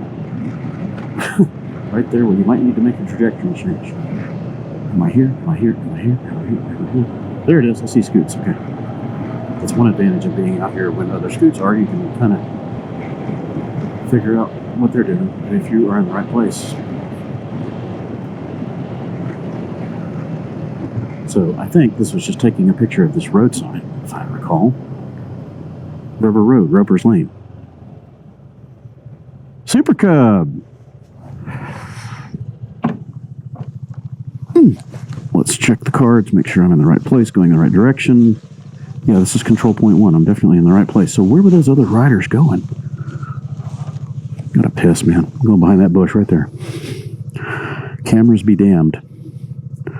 Take a picture of the River Road text painted on the pavement. Painted on the pavement. This has been repaved. Take a picture of the River Road on the pavement. It's not on the pavement. No, that River Road on the pavement, that's a Google. The Y in the intersection. It says painted on, yeah. So I just went. The Y in the road. Yeah, I did a picture of the Y, and then I did a first picture of that Y, and then right on the pavement. Yeah. This has been repaved since that picture, obviously. All right. I'll go here. Oh.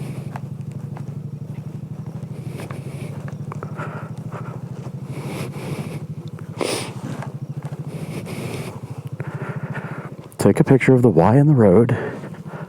Y, oh Y. Roper's Lane.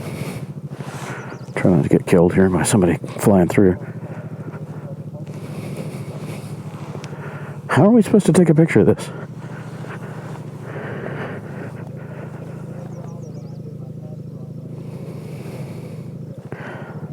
I gotta say, that's kind of a dumb control point. Very ambiguous. Why not just take a picture of the fucking street sign? Pardon my French. That's dumb. That's dumb, man. That's just dumb. Take a picture of the street sign, kids. That's a little more deterministic than standing in the middle of the road trying to get the Y. Why? Why am I in the Y? Can I piss over here? Can I piss over here? No, that's a little steep. I'm not climbing back up that if I'm not paying attention. I do have to piss. I'm going to take a piss. It's going to cost me a moment, but I'm going to go take a piss. I got to stop somewhere. Okay, so heavy control point. What did I just do? What did I just do? What did I just do? Day 4, BP1, BP2, checkpoint. Yeah, okay, that. This. I'm going 15 miles to next. But I'm going to pee. Like right now. Nobody's here. Oh, he left his pad. I'm going to get it for him. If I run into him again. He was talking to me and got sidetracked. See what happens? Got to keep your eye on the ball. I think this was the Super Cub. I'm going to do my best to retain it for him. Nobody's coming. I'm pissing. I'm in the bush.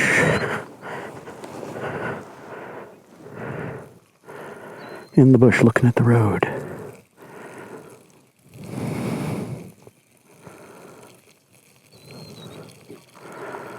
Oh yeah. 3 cups of coffee.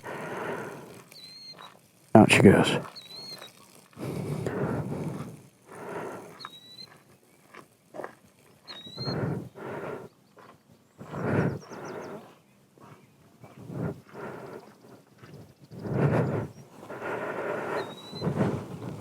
Okay, there's that.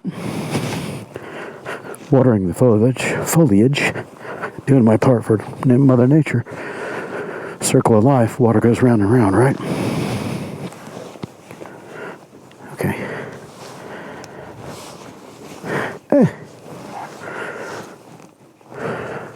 I didn't catch the color of that little cub, but I've got his pad here. See if I can convince that. Yeah, that's gonna stay. Alright, I'm on the road.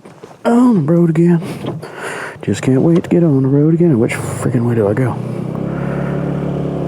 I guess we go this way, yeah? Eeny, meeny, miny. No, on the road. Alright.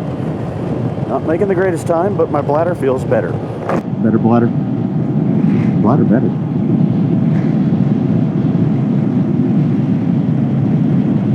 Those bumps are starting to hurt, man. I've got a pretty big bladder and I can hold it for a while, but when you add some of these kidney punching bumps, it becomes a new kind of challenge. How much pain can I endure before I piss myself?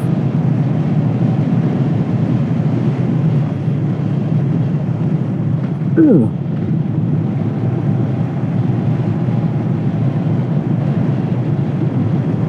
My front suspension is much stiffer now than it used to be. I'm not complaining. It's a better situation than it used to be because it's not hobby horsing like a son of a...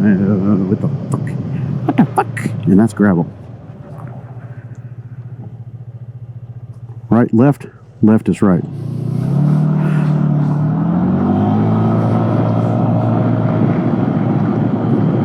Yep.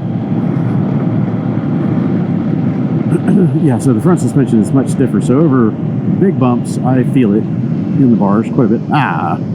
Right is left, left is right. God damn it, my brain is not working.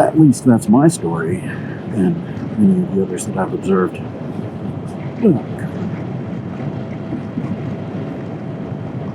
I was kind of looking forward to running supported this year because I would have been able to travel fast and light and not have all the weight on the scoot. And my packing needs would have been drastically simplified because you don't have to really pack stuff up. You can just toss the shit in the van and be done with it. And you got a lot more space. You know, it's easier to categorize things in bins and all that, and not have to be so condensed in bags that are strapped to the back that if you need one thing, you got to unpack half of the damn bike. Anyway, the supported thing did not work out this time. I guess it's not very fun anymore.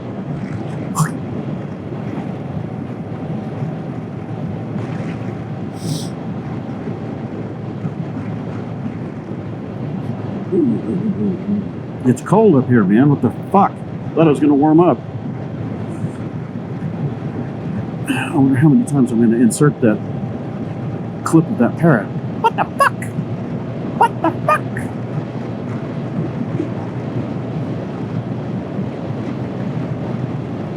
Definitely on the raw reel.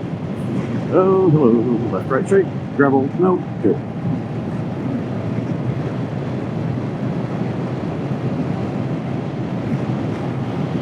Pretty out there. Wow.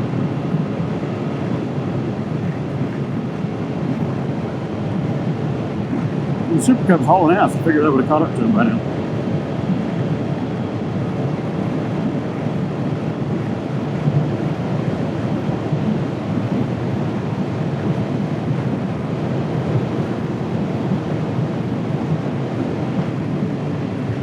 I'm going to lose that AirHawk with 5 days left to go. Oh, goddamn. No, shit. Oh, yeah, see, where's the road? Shit speed now. Don't end up in the barbed wire. Fucking Bryce, you're going to get a workout.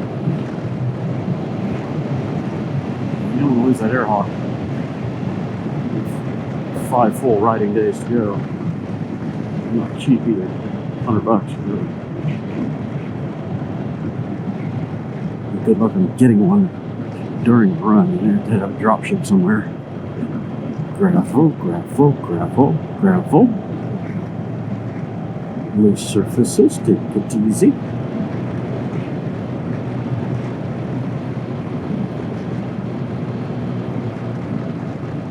Calmate, calmate.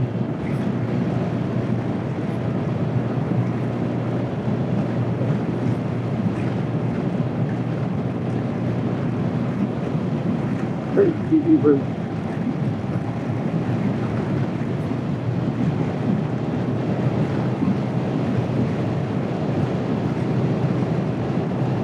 Maybe I'm just overly paranoid, but grab the brakes on a few of these corners because I just don't know where it's going.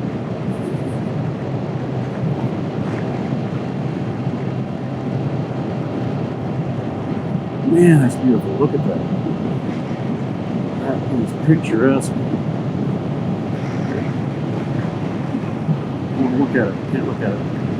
Stay on the road. Look at the scenery. Don't join the scenery. Because that is a painful process. Ouch, look at that. Look at that shit. Going the other fucking way, that would be dangerous.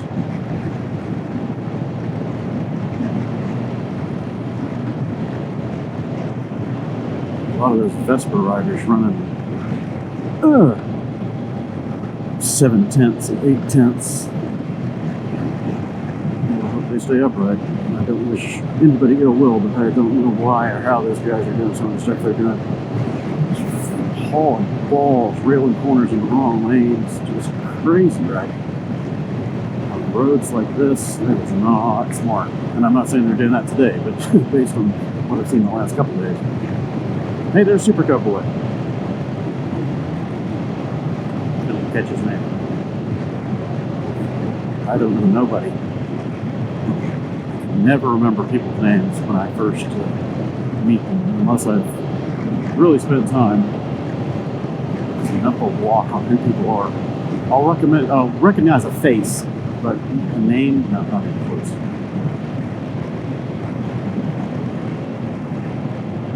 So, do I flag the guy and tell him now, or do I wait until the next checkpoint? I think I flag him now because I don't want to go his pace. He's going to be running pretty slow. He's running pretty. I got to tell him that this is not the place. I'm going to shadow him for a minute. We'll find an easy place to go slow. And this is just loose gravel. Did you see that shit? You just never know what you're going to run into on these roads.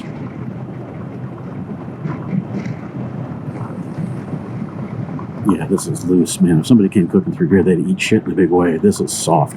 This is not graded. Yeah, he's seeing pizza cuttering. Those tires do that. Mine are trying to. I'll just shadow him for a bit. Yeah, it went from paved to this is just crushed gravel. It's compacted, but it's gravel. This is no longer asphalt. So maybe that's why those other bikes were doubling back. This is the gravel section, I guess. And see, I did not check the map carefully to know where gravel was. This must be it. I mean, it's good quality. He's actually doing better than me right now because I'm giving a little distance, so I'm not a wreck on a wreck.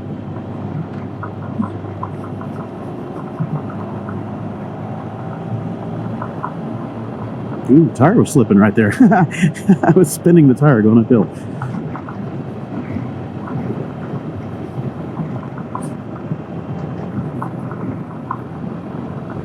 I don't want to go down on this gravel today because I do not have knee pads. And in these thin little pants, that would be a very painful experience. Ground up knees, because that's going to be the first thing to hit.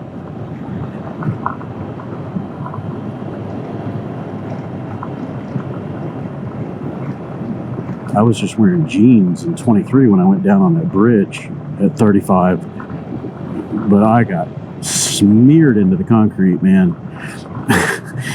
Face planted and slid face down with the bike on top of my right leg. That shit hurt a lot, and it was just a lot of pressure, scrapes and stuff, you know, through the jeans, transfer scrapes from getting abraded away from all the weight of the bike and the gravel that I was sliding on, the big gravel chunks. My leg was swollen, my knee turned into a cantaloupe.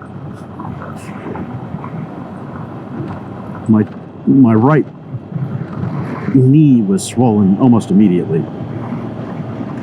And it got so big that it was hard to get my jeans off that night. But the overall leg trauma, even my calf, where the bike had been, you know, smashed down on top of me and slid on me, my calf swelled up big like the next day, second day, something like that, from the crush damage. Man, that shit was hurting. And I had to ride all the way home with it. It was not entertaining. It finally cleaned up. It got better after about a week, but my knee was just thrashed for a week.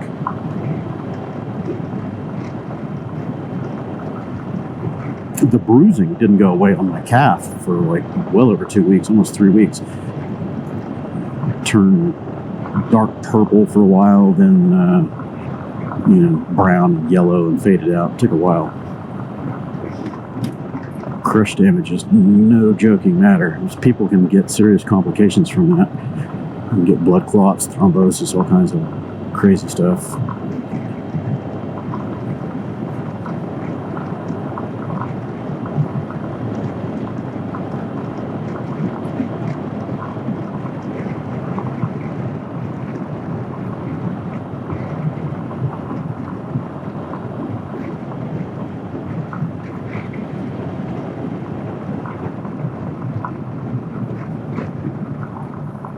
Yes, we are turning left. You got it now. I'm going to let him go a bit. We're still in gravel for a bit, but I do want to tell him about the AirHawk.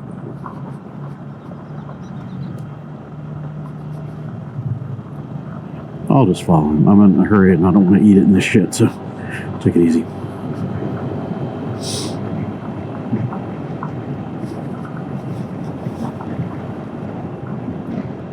head up here to whatever the next stop is.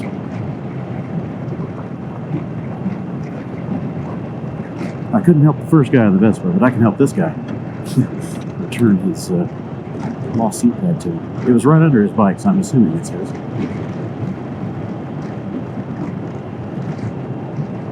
I saw it on the pavement. Oh, sketchy AF. Yeah, he's squirming as bad as I am.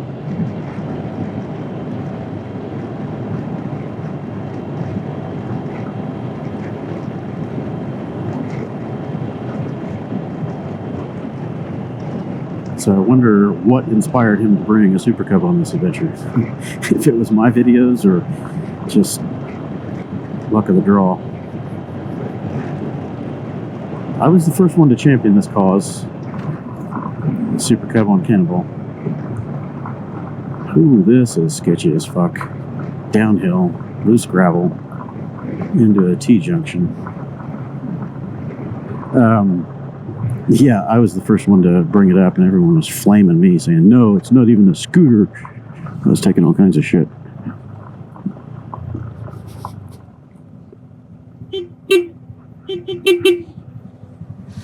Did you lose your AirHawk? Your AirHawk seat pad. Do you have an AirHawk seat pad? I did. It's here. I've got it. I picked it up back there. You want it back? Sure.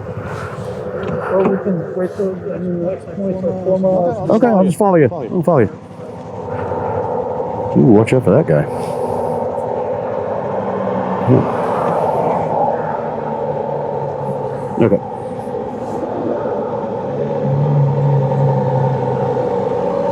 Don't dump that gravel on me. Okay. You good? You go ahead when you're ready. I can smell brakes off that rig.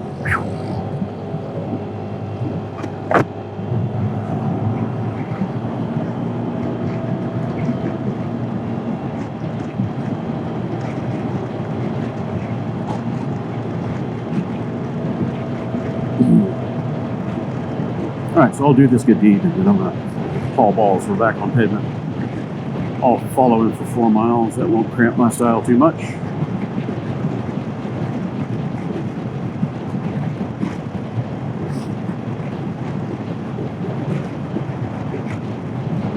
I'm his blocker right now. I got the we're slow, don't hit us light. Shared misery, man. Shared misery. Look at that scenery. Yeah, it's gorgeous.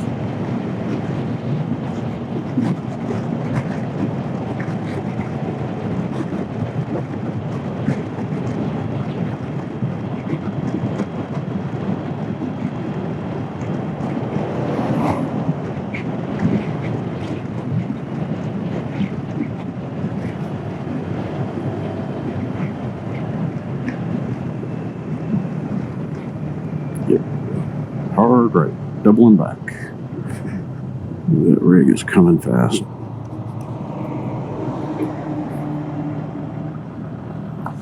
That's the road we take. Yep, doubling back and more gravel. So this is what those other bikes were skipping, apparently.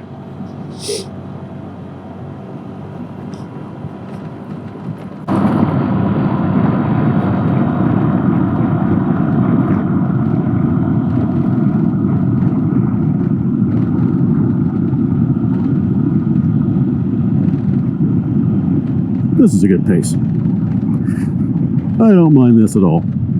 Keep me out of trouble. Because I might be tempted to haul ass through this and eat a face full of gravel again.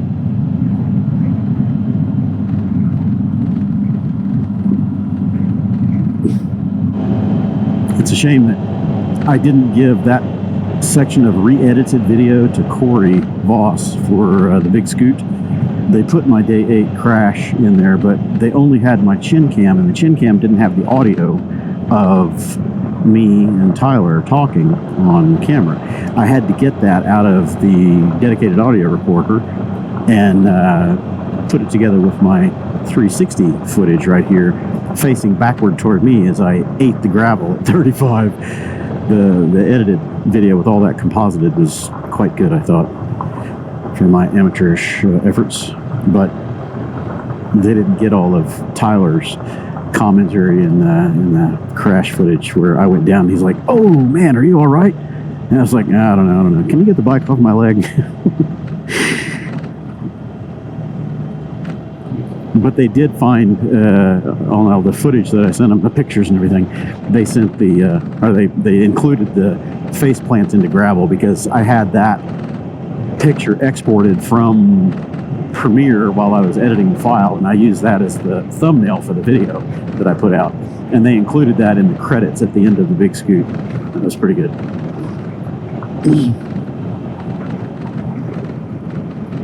It's annoying how Amazon automatically skips the credits for all videos and movies, whatever, because there's always, well, not always, there's a lot of times there's outtakes and, teasers in Marvel movies and stuff like that. And you've got to tell it, close, skip the automated next movie thing or the recommendations or whatever. And you got to do it 2 or 3 times because they just bypass it and you end up missing all the stuff at the end. And that's happened twice now at the screenings of the big scoot that I've seen where they didn't play it through all the credits. I saw it in the one that I bought, quote unquote, bought, the digital version. And it was doing it to me. It was trying to skip the credits. It's like, no, I want to see this to the end, man.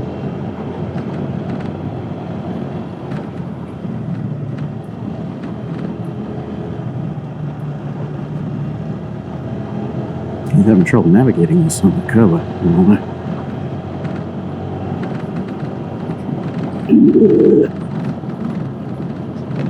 Bah.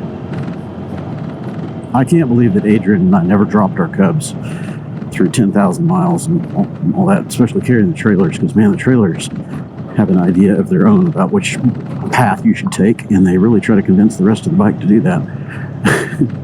We have all kinds of fun moments where we're training, wheeling, and skiing it, trying to keep it on the path, but we never dropped them. And we had a ton of gravel, man. Scores and scores of miles on undocumented gravel that we were not anticipating. That no one was anticipating, including Dave. Google did not say the road was unpaved, and he just ended up on it. Oh, goody. It's paved, and then literally in a 2-inch span, it goes from blacktop to this. And if you happen to be going 55 miles an hour when you cross that junction, you shit yourself.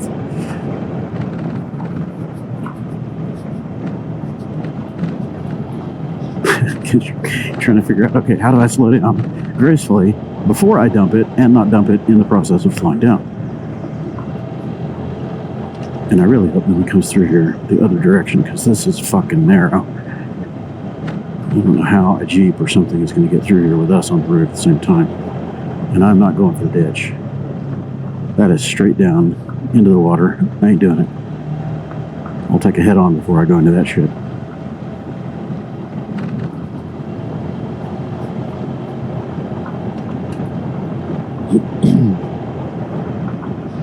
Yeah, I gotta watch that crown. He's sketched out in the crown.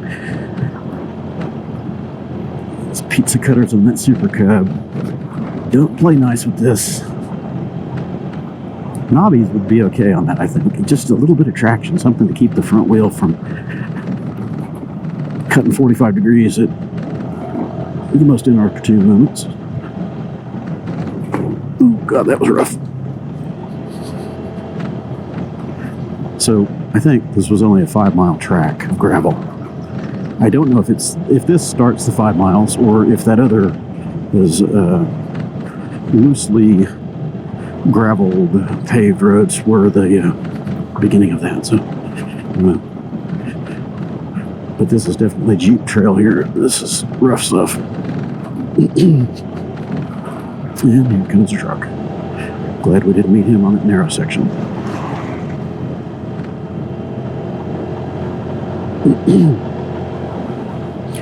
Well, I think Mr. Subaru yesterday hauling ass through that gravel 45 miles an hour rounding that corner, thinking he's in a World Rally Championship. Oh. I'm just trying not to shake and bake all the stuff in the box back there in the back.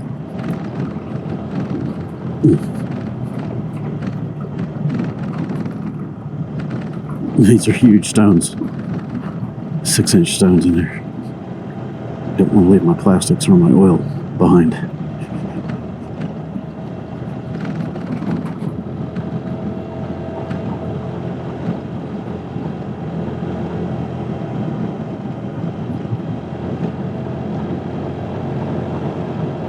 He's doing all right. Don't get cocky.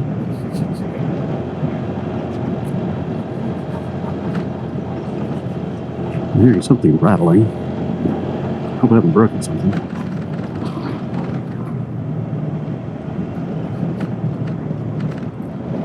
I'm hearing something going tick, tick, tack, tick, tick, tock, tick, tock, tick.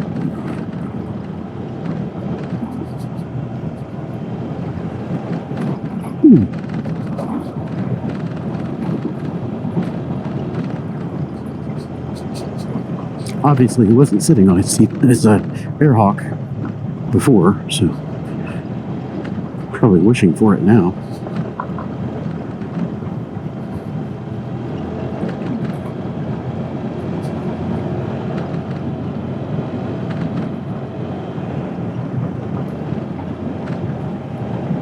Where's that crown?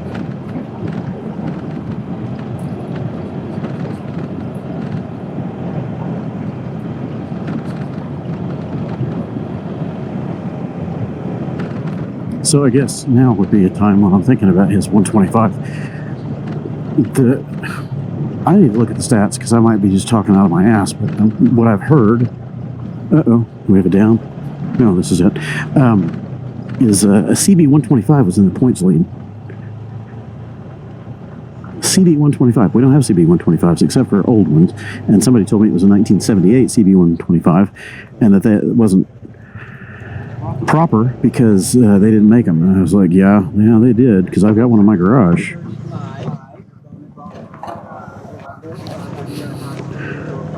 But that's not a scooter. I don't think it meets any of the criteria to be a scooter. Okay.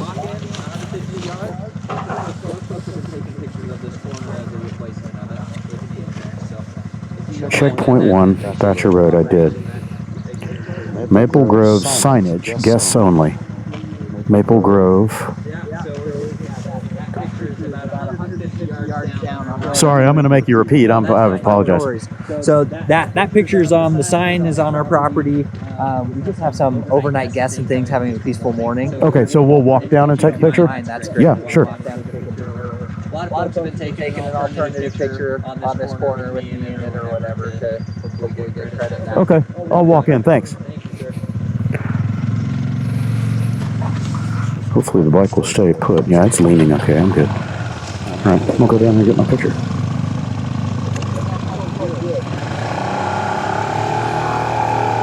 I could move, but I'm not gonna.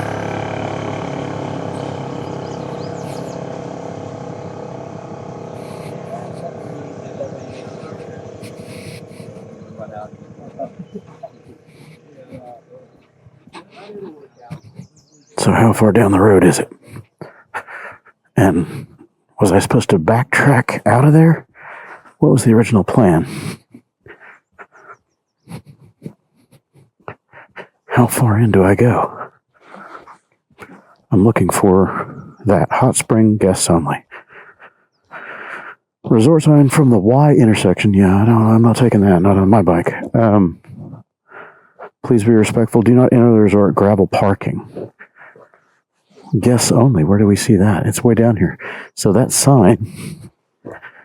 This is kind of a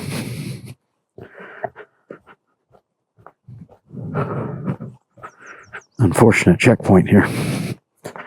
Why all the way in?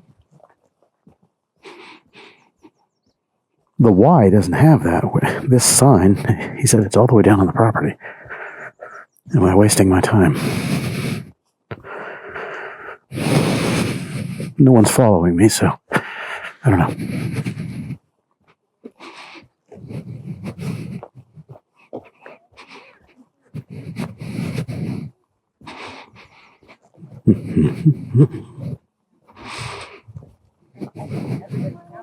Morning.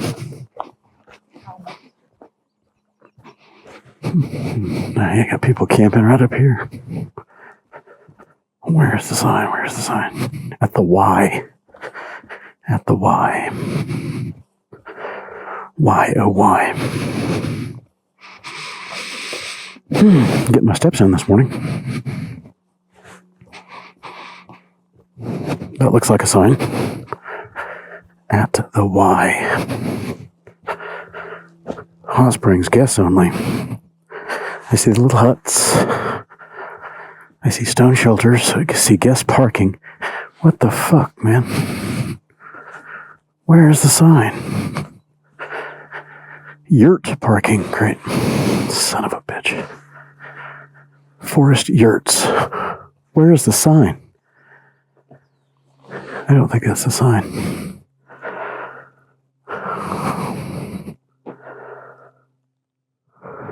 Take a photo of the Hot Springs Resort sign from the Y intersections at its entrance. I'm going to take multiple photos, but this is some bullshit.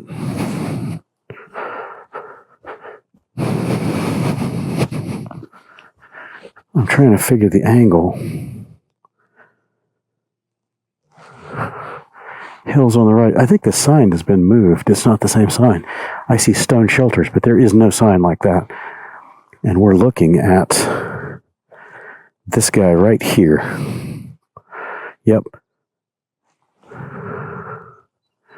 That's been changed. I'm going to just take this picture. Hope for the best. If they don't count it, I'm going to be annoyed.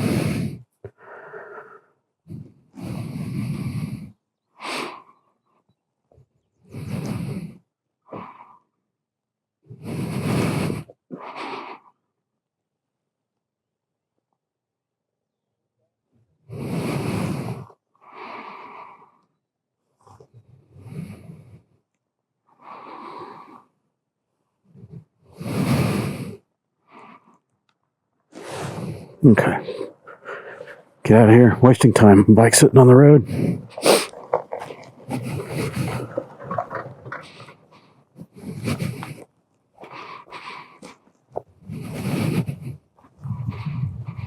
The sign doesn't exist, man.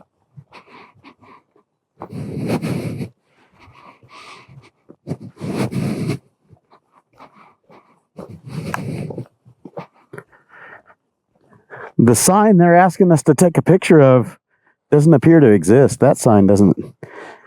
I can't find that sign. I went all the way down there to the yurts and all that, and it's not there. Huh. So they said from the Y at the entrance. Well, this would be the entrance, and that sign ain't here.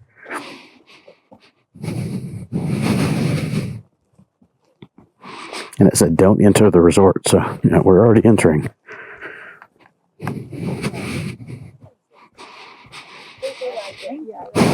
Hopefully my bike is still upright. If I go back there and it's knocked over, I'm going to be really annoyed. Because it's a long walk. I'm going to take multiple pictures just for backups. I'm definitely earning this bonus point. Be well, it says be well.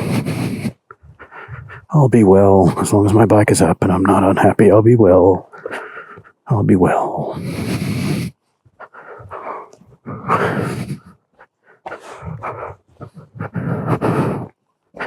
I can't seem to find it. I hope you have better luck. That sign doesn't seem to exist. It's like half of it. But it's up there. The picture that we're seeing here is of those light-topped yurts. And that's right down there. So, I don't know. Good luck. I can't figure it out. I'm going to ask this guy on the way out. Is my scoot still upright? Yeah. Lights are still on too, burning my battery. Thanks for tolerating all of us scooter gypsies. Does that exact sign exist? I just saw like half of one. I think that, yeah, that sign is on the right-hand side. Yeah, because I took. Oh, so I'll show you the one that I took. I'm just curious. Wait, oh, no, not that one. This one. So I could see that. So just a little. It's a little further. It's a little further than you are. There's a kind of a gravel hot springs parking area on the left, and it's right across. Gotcha. So just a little further down. I'm already there. I'm going to turn off my lights and move my scooter. I'll go back. You said it's further down, so do not enter the property. That's a strange thing because we're definitely entering the property, and this is not at the Y. I'm going to give him his thing back so I don't have to wait. I'll go back down there. I want to make sure I get this bonus, and I don't want to carry this anymore. I don't want to wait.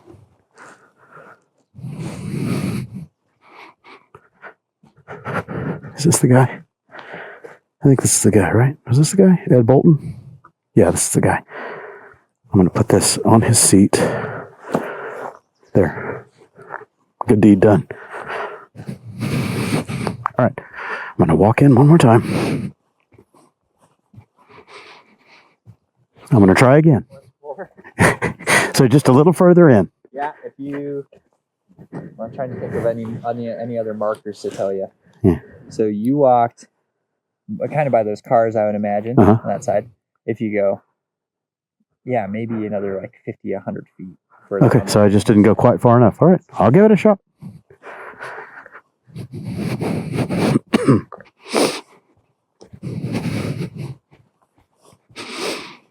Really getting my steps in today and losing a lot of time. This is like 15 minutes. Morning.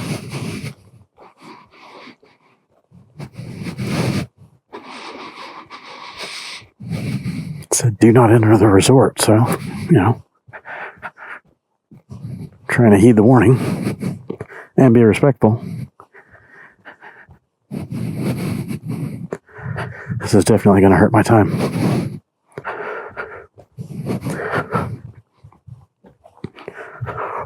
I don't want to run. I don't want to build up a sweat.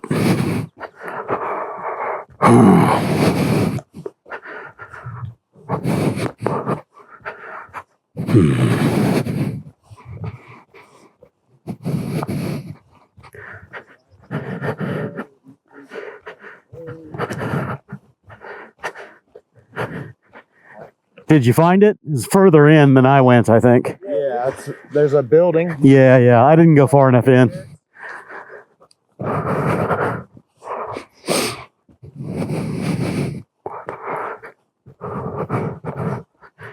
Did you find it? He said I didn't go far enough in. But it says right here, don't enter the facility. I mean, come on. How are you supposed to get this sign?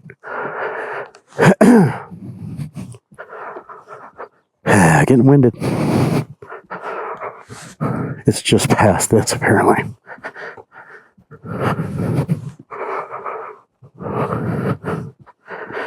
Said it was about 50 or 100 feet further than where I went.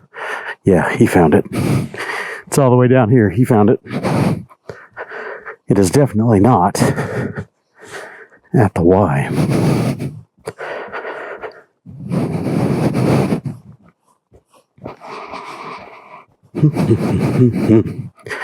Found it? Yeah. He told me it was further in. I put your seat pad on your seat, okay? Excellent. Thank you very much. You're welcome. Don't enter the facility, my ass. Hot spring parking.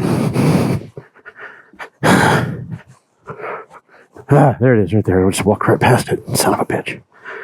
Son of a bitch.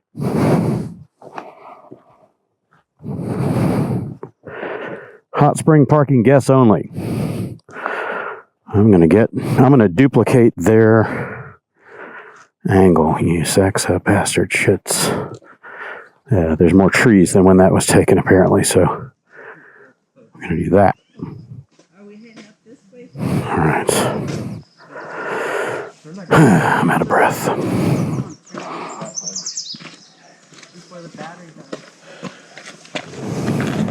I don't know if I want to because it might screw his GPS up or something. Right. There might be a reason. Oh, that might be quasis. It is from Texas. I wonder if that's quasis. Okay, got all of it. I'm out. So I just walked a half mile plus. 15 minutes of my day. Can't enter the property. Is there another way to continue the course? Take a picture of the Y. Why To highway am I here? that's not going through your spot? Yeah. So, Highway 34 is what you came on. 3 miles back is Highway 34. Maybe they just thought we needed exercise. What you want to do, Sitting on the scooters too long.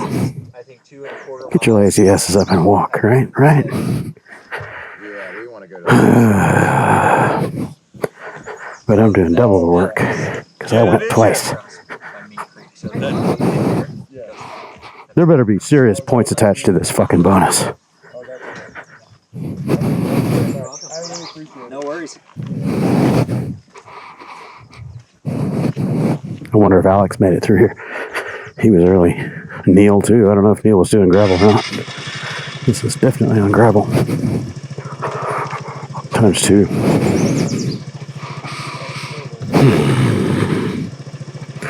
Walking fast, trying to make up time.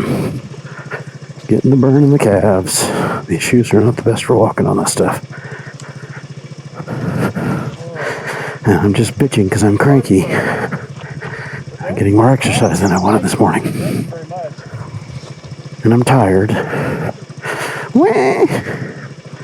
I need a fresh tampon.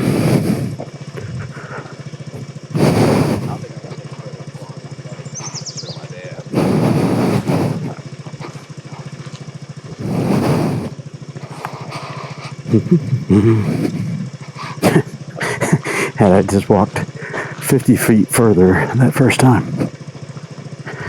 I wouldn't have doubled my foot mileage. All right. Holy hell, this is a long way to walk.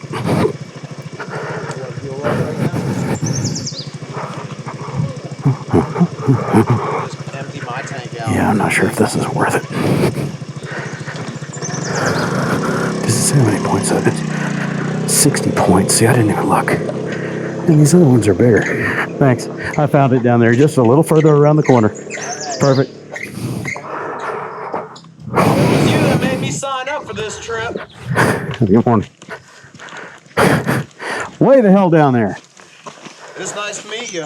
Your video is what made me sign up. Oh, really? Yes. Aaron. Sean. Good to meet you. Tino. Aaron, good to meet you. Big fan of Trail. Yeah, you got the right His bike for wife was this. the one who called the bike out. Yeah. I know that bike. I'm gonna take a quick picture. Sure.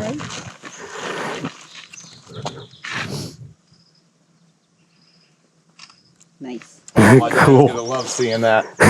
Healing everybody. We're all doing solo today. We're doing lone wolf because everybody was running a different pace. Some people wanted to do gravel, some didn't. We're like, all right, well, we'll just run our thing. Did you do gravel yesterday?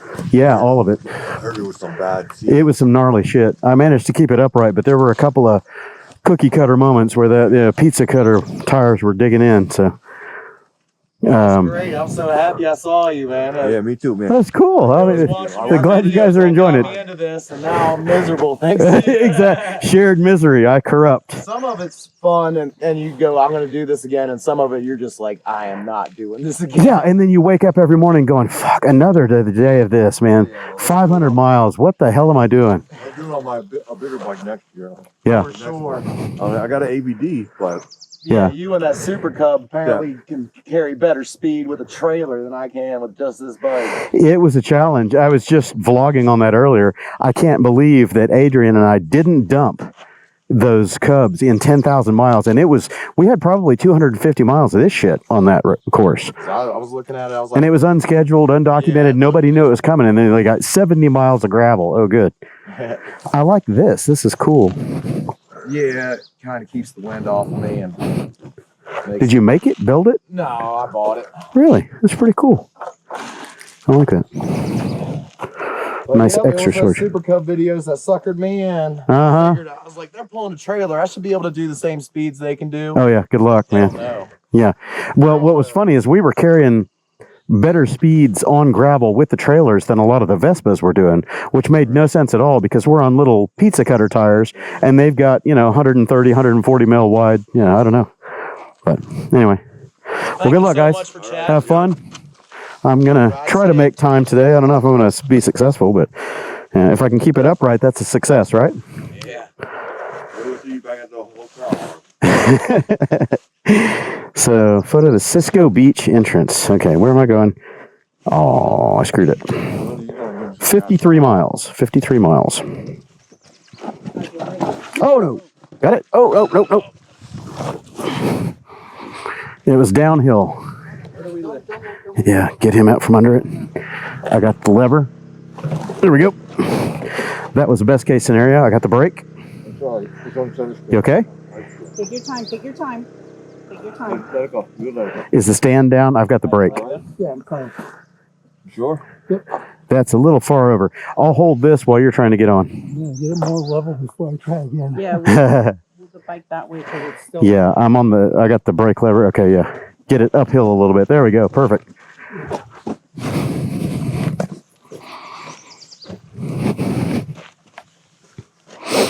You okay? All good? All right. I'm just very old and very stiff. I know, and the cold doesn't help. Not at all. Yeah, the ABD 160, but with that recall, I didn't trust it. Uh-huh, yeah. Either fuel pump or oil pump. One of the two is going to get you. Okay, photo of Cisco Beach entrance. All right, oh, it's 53 miles. Let me get the hell out of here. That's so cool. They're saying, you're the reason I got into this. I apologize. My condolences. This isn't smart. And definitely not for the faint of heart. Ugh. I'm just glad my bike is still sitting upright because I was afraid it was going to turtle like that.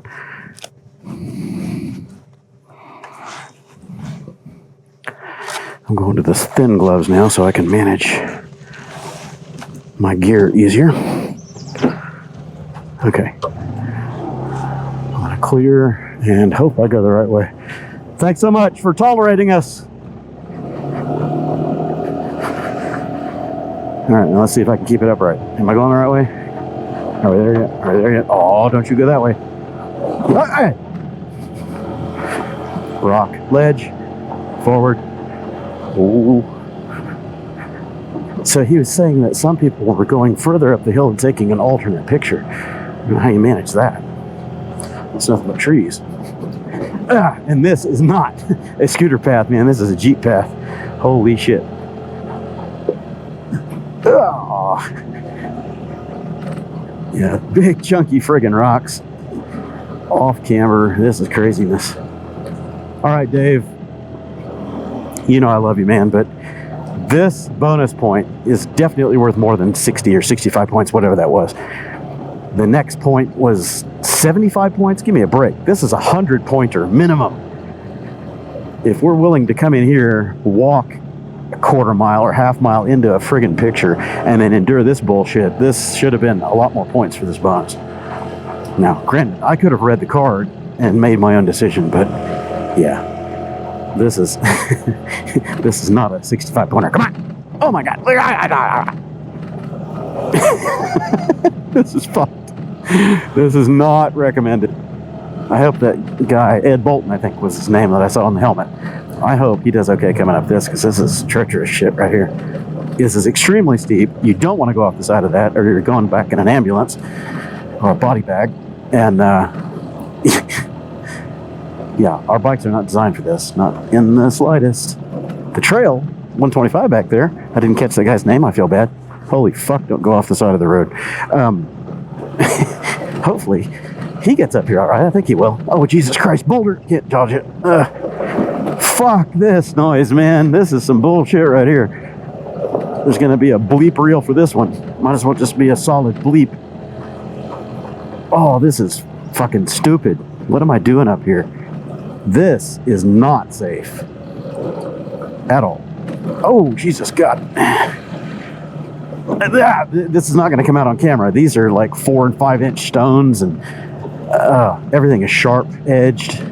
This is extremely steep, off camber. You go off that and you're fucked, like I'm just about to be. Oh, and I'm looking through I'm looking through a parallax here from this windshield, and it's skewing what I'm looking at. I need to get over it. Oh, Jesus H. This is like a lunar landscape, fucking Mars rover here. What in the fuck am I doing up here? This is some bullshit, and I'm on the path. If it's like this going down, it's going to be super sketchy. Oh yeah, this is ill-advised. This is an OHV trail, man. And yes, I'm on the wrong side of the road, and I sure as hell hope I don't find a fast truck coming through the other direction. Because I'm not getting on that. Oh, now I can get on that side because it's bounded. There's no fucking way I was going to be on the outside edge of that with that sheer drop. 200-foot drop on the side of this road. No, thanks. I'll hug the mountain and take my chances.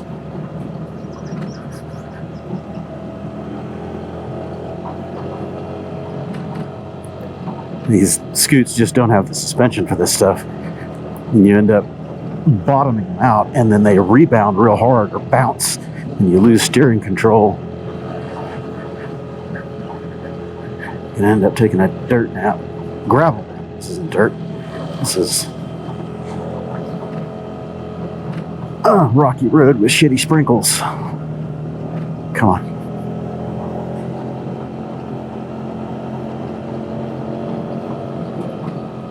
One good thing is on scoots like this, you just in and out of the throttle a little bit. You're not having to feather a clutch or do anything. It's going to take care of it, manage the ratio. Oh, this is sketchy shit. Holy shit, man. You don't want to be in the clutch engagement portion because you're going to burn your clutch out. You want your clutch to fully engage. But climbing at the lowest possible ratio right now, pretty much. This is a bad idea. This is a really bad idea. On a dirt bike, this would be fun with some shin guards and some friggin' knee protectors. None of which I have, nor my motocross boots. So if I go down under this, I'm looking at injury, potential spiral fracture, which is absolutely no good. Moral of the story, take it easy. Survive the event, get home in one piece. Hopefully on the scoot, not on a trailer. Or an ambulance. Or a life flight. Or a hearse. Ow, my balls. Ow. I'm training wheeling so I can't stand up, and I wouldn't want to stand up on this anyway.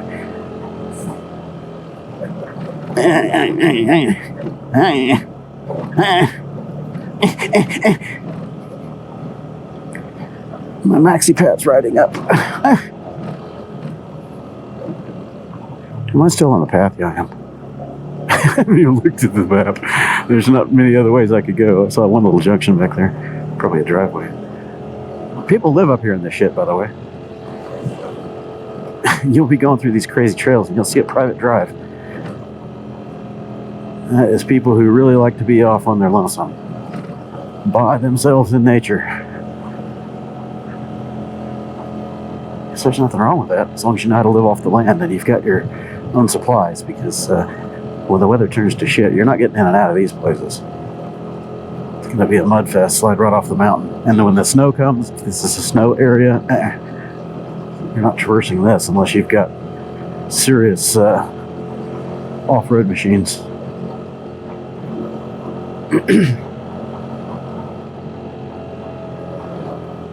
Yes, my landing gear is out, and it hasn't been on the floorboard since I started this uphill trek, and I'm not ashamed to admit it.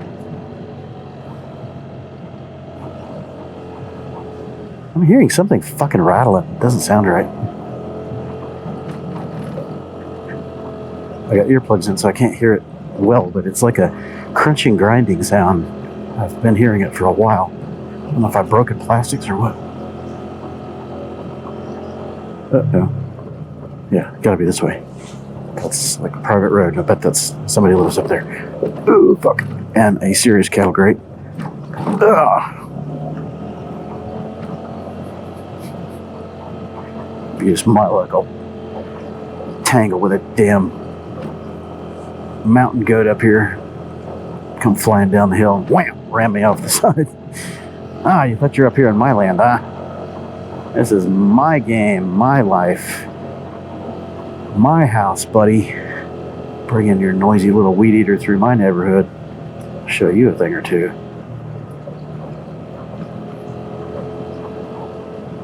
Ooh, and now comes the downhill sketchy. Okay. Landing gear up, but don't get cocky. I'm going to take this slow. And I think I've been on this shit for more than 5 miles, so maybe I misread the cards, but I thought it was 5 miles of gravel. I think I've gone more than 5 miles since the beginning of this. Well before that resort back there that we're supposed to take a picture at the Y, but don't go on the property. Am I bitter? No. Am I vindictive? Maybe. Am I one of those I told you so assholes? Yes I am. I told you. I told you.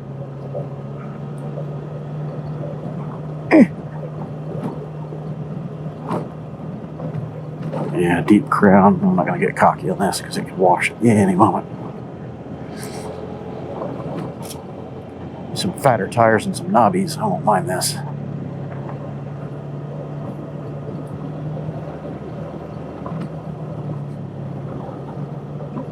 Hey. Now the trail should be doing fine up here.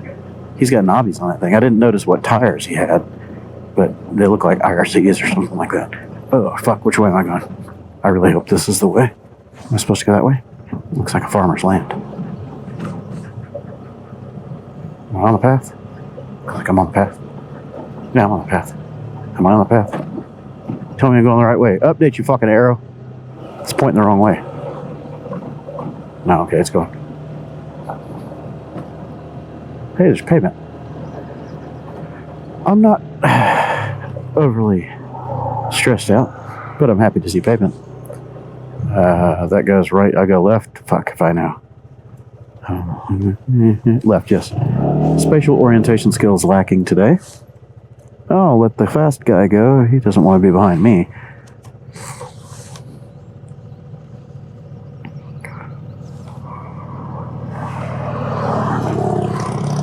Alright. Hey, the Forza made it. Am I going the right way? Am I going the right way? Update, update, update, update, update. Yeah. Okay. Back on the road. Knock the gravel out of the fenders, hopefully. That should be worth more than 60 points.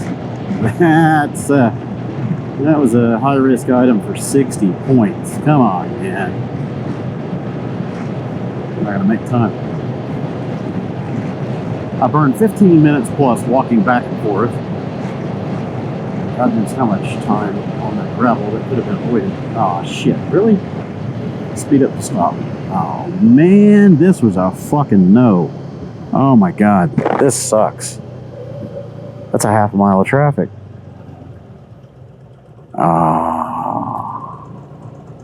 Alright, I can contemplate my life's choices. Man, that's healthy. That's a nice rumble. I like that exhaust. Tri-glide. That sounds great. Deep and throaty. Man, that sounds really good. Everybody's out of their cars all the way up the line, so whatever this closure is, it's a long-term issue. Yeah, I got people doing Chinese fire drills and running up and down the sides, probably peeing on the side of the road. Bunch of kids playing. Yeah, apparently we're going to be here a bit. I don't know that that bonus point is worth this. It was only 60 points or 65 points. That should have been worth a lot more.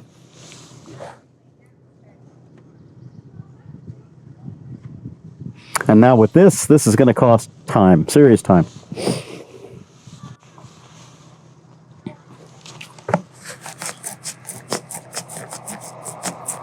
be an asshole and skirt to the front of the line. But I don't think they have filtering here in this state.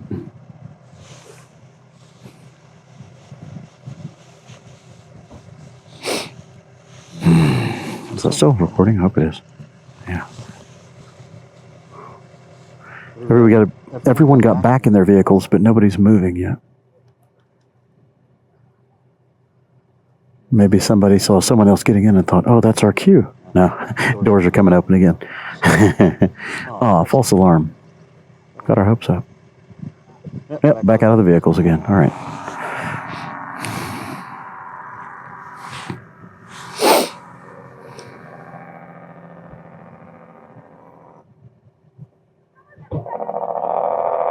I hear a Jake brake, so there's traffic coming through.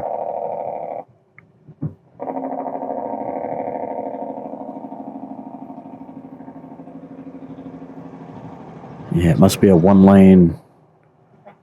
Who knows how long the pass is.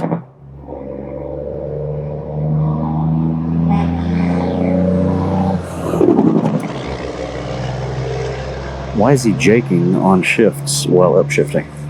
Never heard that before. He's jaking on the upshifts.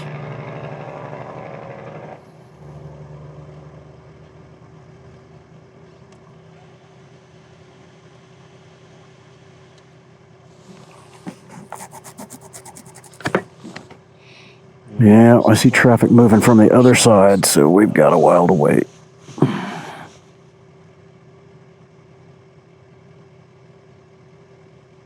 Yep, everybody's out of their cars again. Walking around.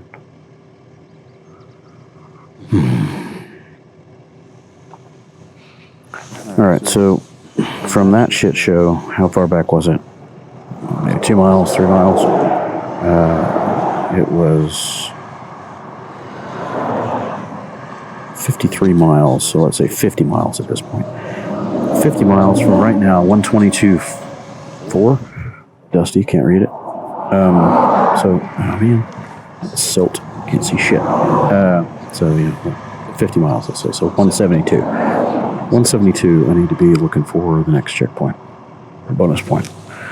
Cisco, it's a bonus point 4. And then 80 miles after that. 374 miles to go.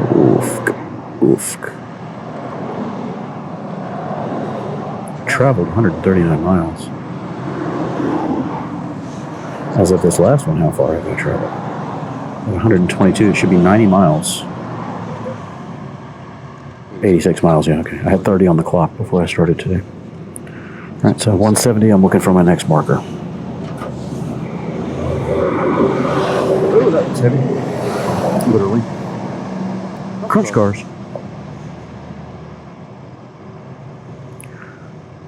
8th mile up, people are still walking around in their cars. Oh, no, we're starting to travel. Cool, all right. Any moment now.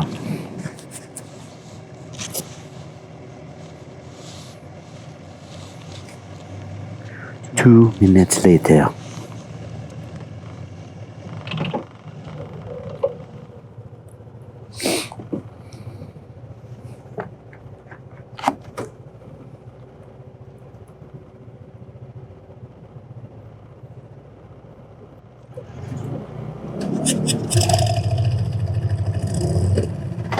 Roll back in there.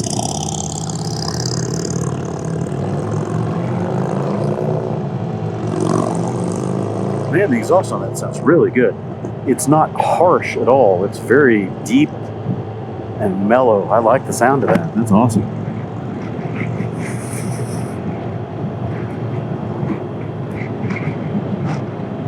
It's probably custom cans on there. Man, that sounds good.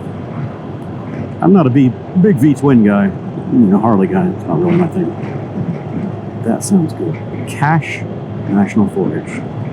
Cache National Forest. I wonder if this is where we have to pay to get in. Where's my fucking wallet? Weird. Ooh, it scared me. Wallet was in a different pocket than where I remembered it being.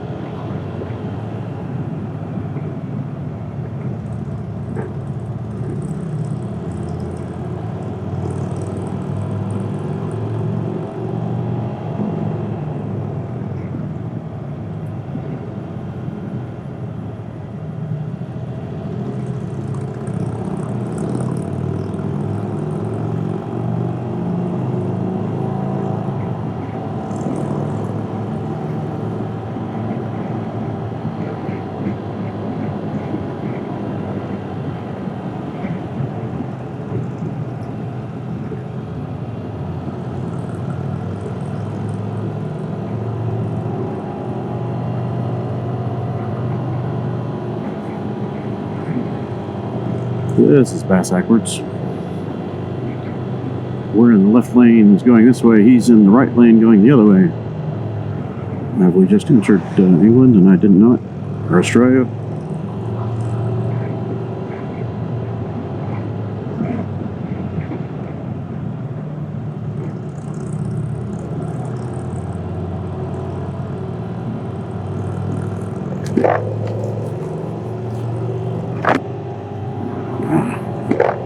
It's open.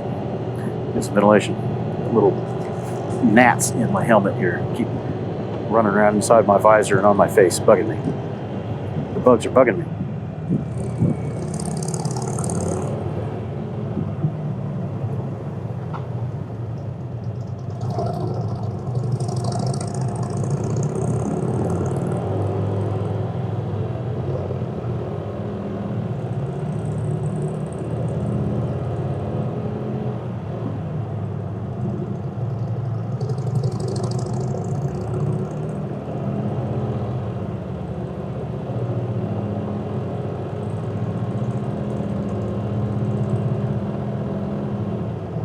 It's going to be nice when they get it all finished. It's very nice pavement.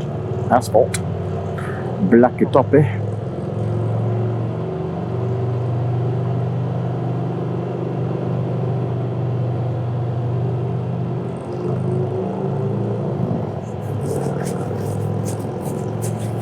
And little gnats get out of my helmet.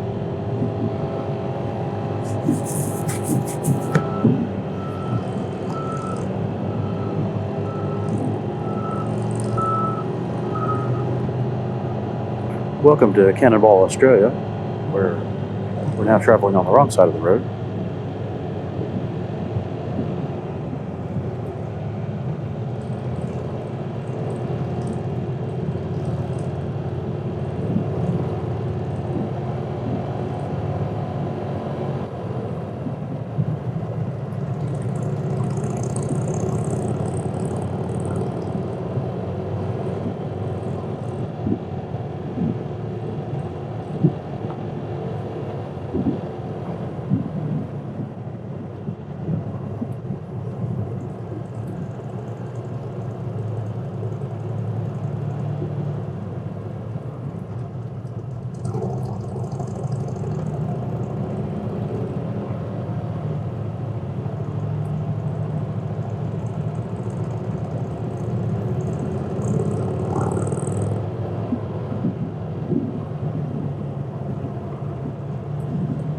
This is quite the queue of traffic. And if there's some kind of a gate up here where people have got to check in, it's going to be even worse. Somewhere on the route today we had a park entrance where it was a $20 fee or something like that, but if it's national park, I have a pass that gets me in for free, so that's good. Well, not free, I paid for the pass, obviously.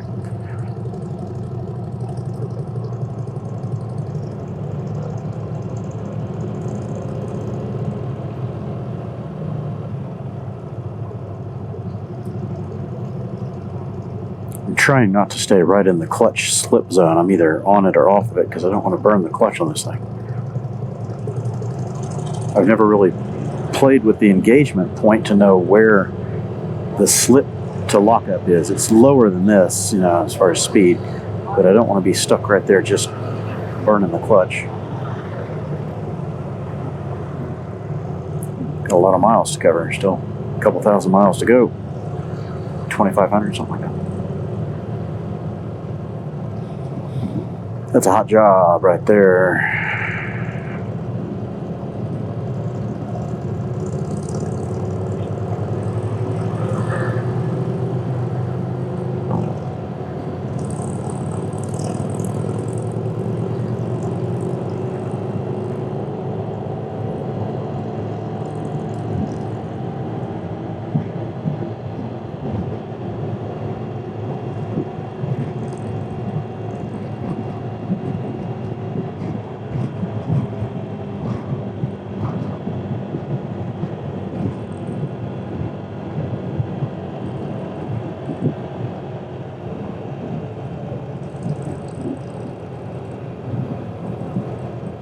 Whoever the person is at the front of this line that's not going is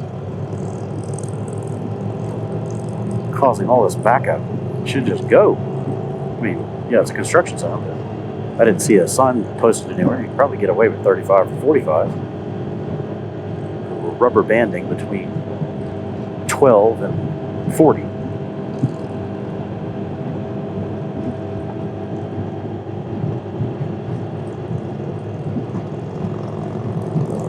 I don't think we're supposed to be on that side yet. We're going to get to another checkpoint for traffic.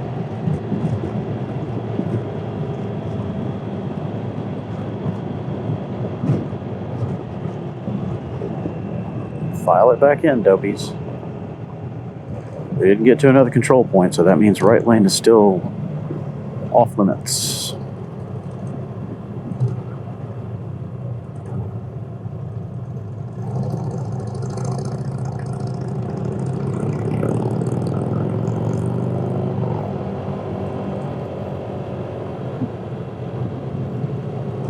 Get out of the lane, dopey.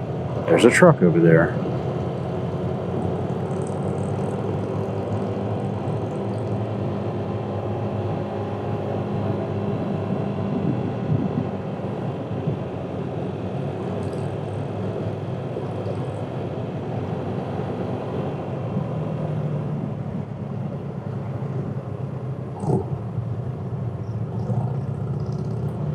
Yeah, this bike is finally like, all right, you're stupid, I'm not waiting.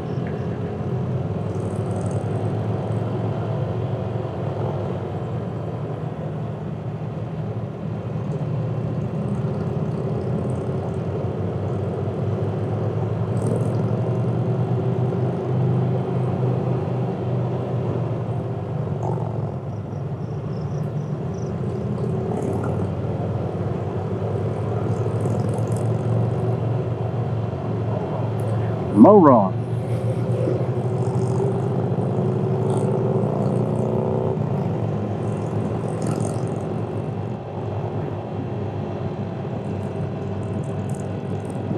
We haven't met the control point yet, you dopies.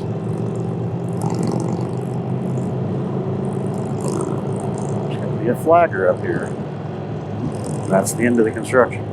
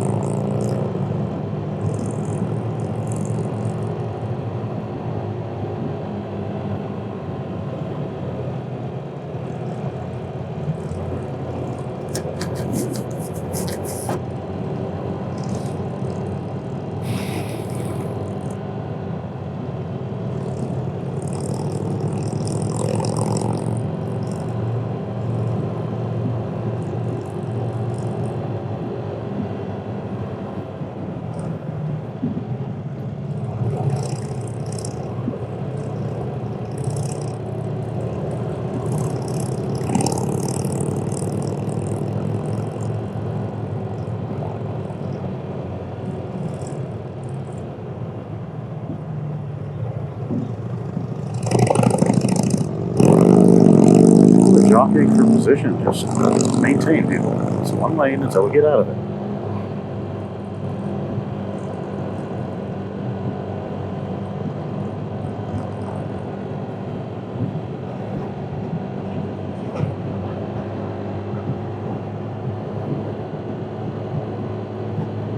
If we haven't met the flagger, it's still one lane.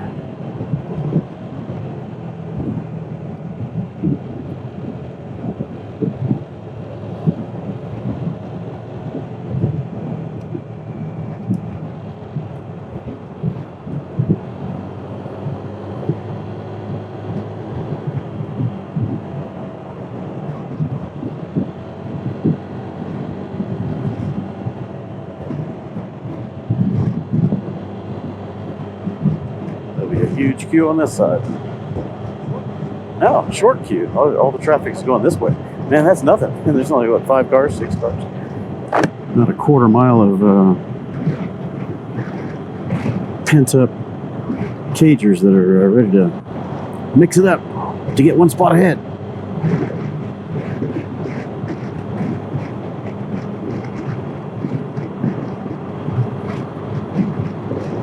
So I got a ways to go. 70-something miles, 50 miles, whatever it was. I said 170 on my clock, right? So 50-something miles.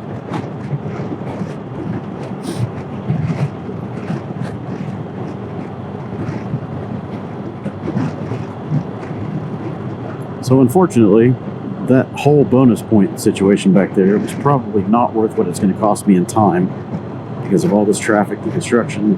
That was a low yield bonus point for all the time and effort that it took to get there.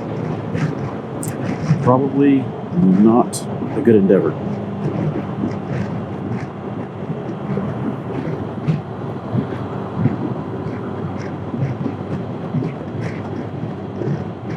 I mean, at least I met some nice people. I got to chat. I saved Ed's AirHawk. Helped him pick up his Super Cub. Met those nice people that both praised and cursed me for getting them into this shit.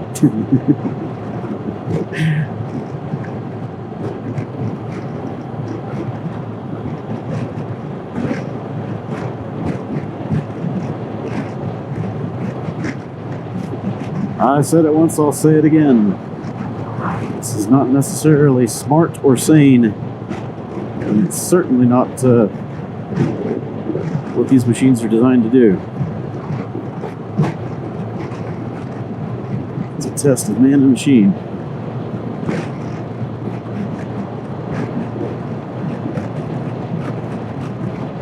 This is how I prefer it, though. I mean, I've taken regular motorcycle trips. It's just so boring to me now.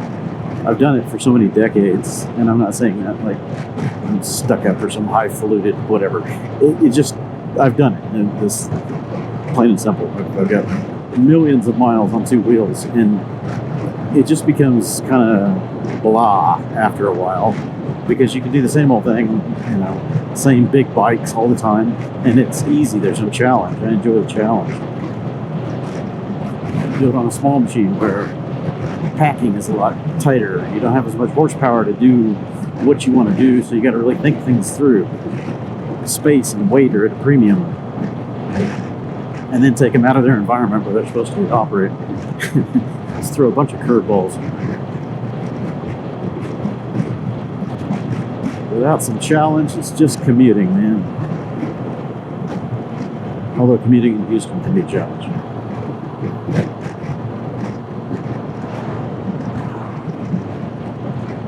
Oh, goodness.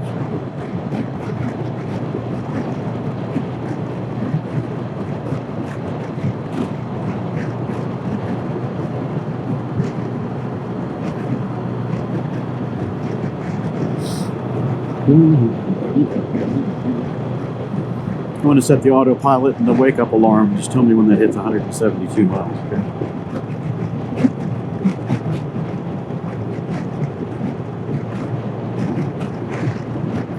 Oh, here's where it's going to hurt. Everybody's running away from me. 46 uphill, end open. 48. I'm gaining. Okay. I'm doing better. I might get 50. I might. Oh, going down. 47. Oh, 49, 48. I think the GPS is going in and out of reception for the tree cover. 49. Yeah, I'm going to get 50. At most of these 5 and 6% grades, I'm able to do right about 50 miles an hour. That's not bad. Get into the steep stuff now, it's a different story. Ruh-roh. Oh, full stop. Come on. Holy shit. Yep, brakes.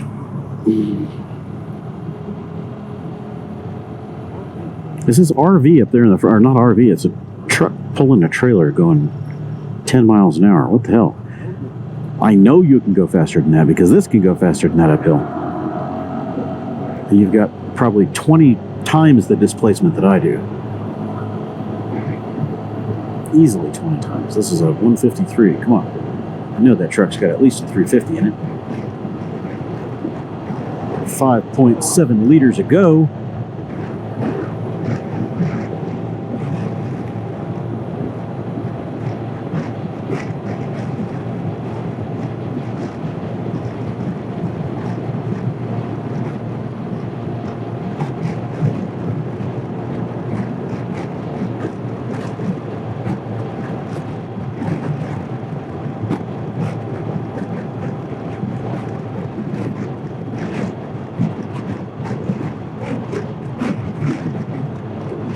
I haven't looked at the rider stats, check-ins, scoring, any of that to see what flavors of scoots are in the game right now.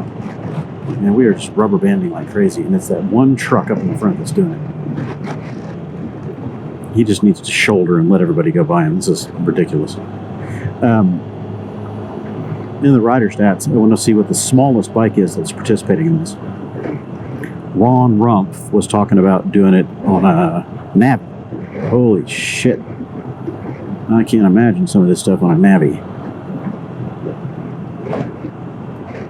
The open highway stretches we do is brutal. 52 at best, 53, you know, flat ground with a tailwind.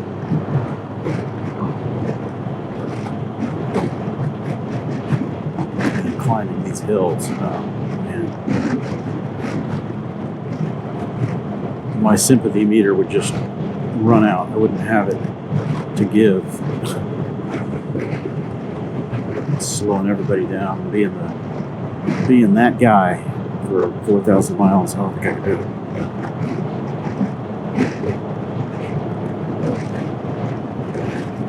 On our roads like this, you can't scoot over the way someone pass unless you want to go visit the trees.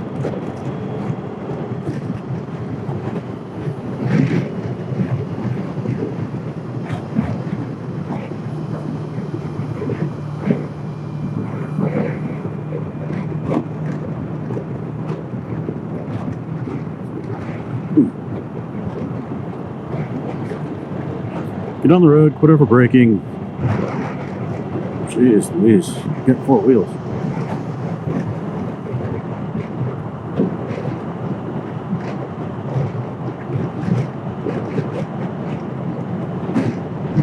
National Forest Campground. Immigration? La migración. Corre, corre.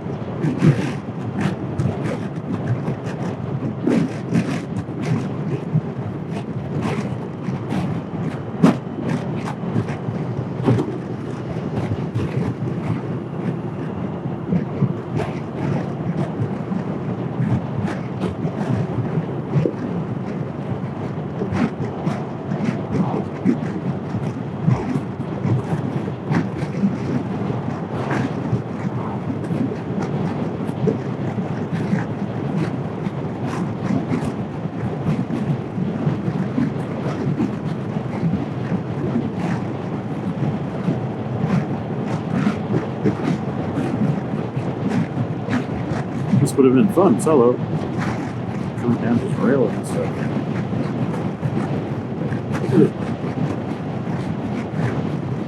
I need to take another leave. My shoulder is really good shit this morning. I must have slept on my left side last night. I've been careful about not sleeping on my left side, not aggravating this shoulder, whatever's going on, pinched nerve or inflamed, whatever. The joint at my clavicle on the left side, right near my neck, is swollen, so I've got some kind of a joint thing going on, and it's pinching nerve going all the way out to the top of my shoulder, trapezius, everything is inflamed, hurting like hell. Since I left Houston, it's the day of when we left, I pulled something. I did something in the garage when I was wrenching around on this. I can't remember what I was doing. I moved it. I did something, and I felt something pinch in my shoulder when I did it. I was like, "Ah, that's gonna suck." Sure enough, I'm still fighting with it a week later. I got ibuprofen and Aleve, alternate between those. Aleve tends to do a better job for the acute pain, but it's not doing anything for the inflammation. So alternating is better for 4 or 6 hours. It didn't bug me at all yesterday, surprisingly. Through all that crazy gravel and everything, I did fine. I was getting tired toward the end of the day, but it wasn't cramping or stabbing. Today it's stabbing. On a 1 to 10, it's running at a steady 3 and spiking to a 5, getting my attention. At steady, I can tune it out. It spikes. Hello? Remember me? Yes. So I remember you. Fuck off.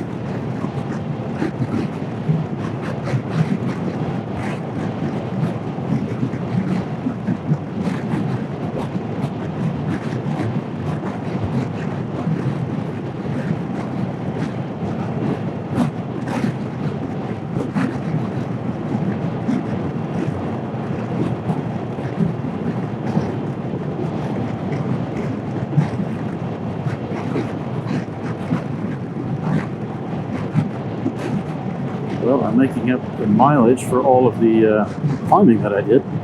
It's just been a downhill coast pretty much. Oh, left shoulder.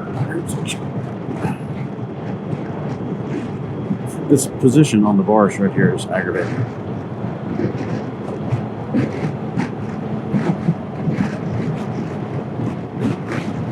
Hey.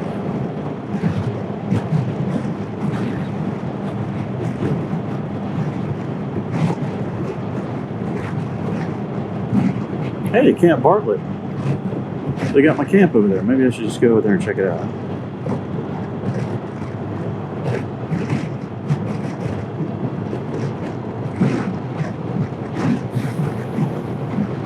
Entering Bear Lake something.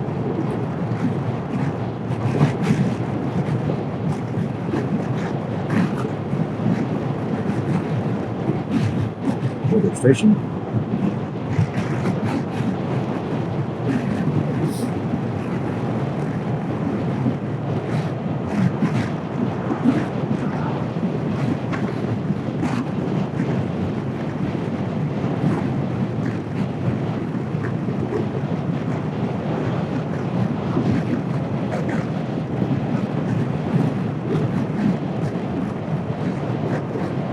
Already getting sleepy. Slow cars in front of me and these long ribbon roads, man. See, awake. Talk to myself, keep myself awake. Hello, self. How are you today? Hey, I'm doing okay, man. I've had better days, but this ain't too bad, man. You can't bitch about this, can you? Shoulder pain notwithstanding, this is alright. This is not a bad day.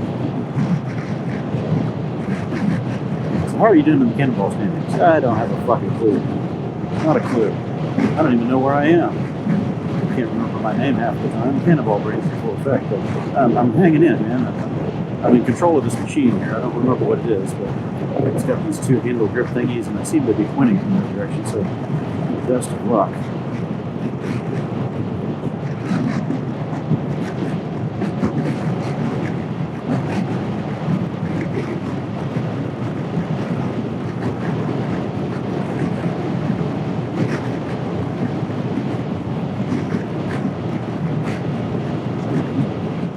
Man, it's pretty out there.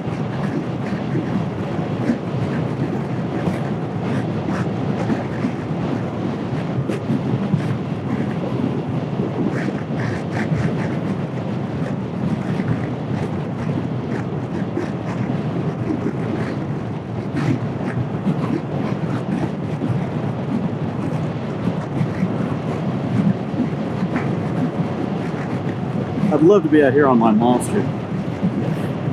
Terrorize the shit out of this traffic. I need to get that thing back on the road. Maybe I'll do that this summer. My son is itching to ride it. He wants to ride it and play with it. He rode it a couple years ago before I parked it and the battery went flat on it. And I couldn't get in it because the stupid seat, or not seat, the tank screw in the back, the tail section of it was seized and couldn't get it out of there, and I didn't really want to go cutting on it. But he got tired of waiting, and Neil was over that weekend, and Neil said, yeah, let's cut it off there. I was like, all right, cool. Let's sort it out later. Just don't damage the tank. The tank's $1,000 fucking dollars.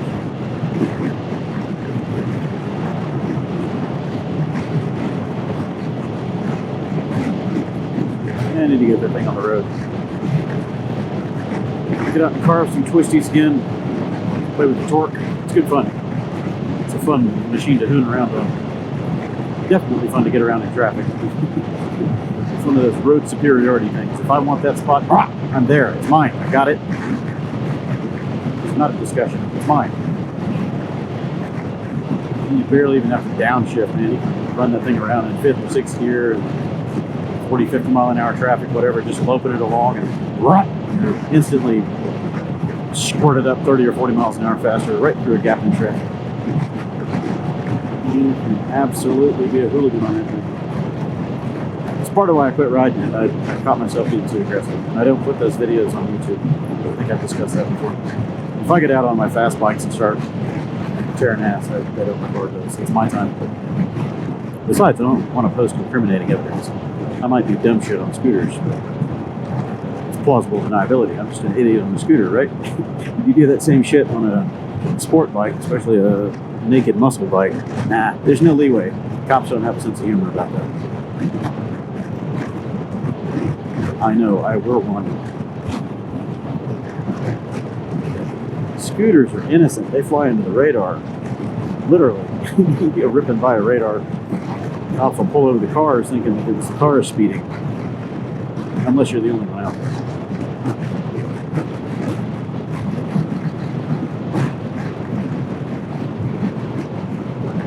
Yeah, get out on the Monster, carve some shit up. I mean, I could do the same stuff on the Rebel, but it's not quite the same experience. Monster is just visceral, you know, it's naked. It feels like your elbows are bolted to the front forks. You're in control of the machine. You feel it breathing and flexing and turning. The thing is so light and rigid. It's amazing. It's fun to ride, really fun. Maintenance on it's a pain in the ass, but it's fun to ride.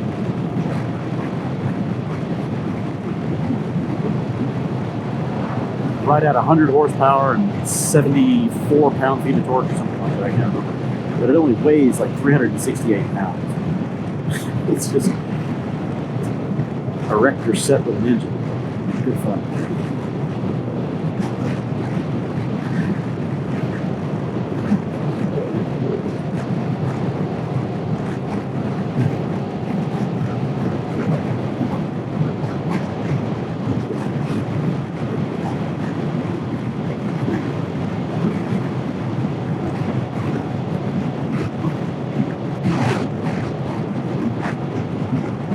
I enjoyed my R1, but just musing back on that, I've had faster overall sport bikes, you know, proper road race bikes. The R1 was fun, but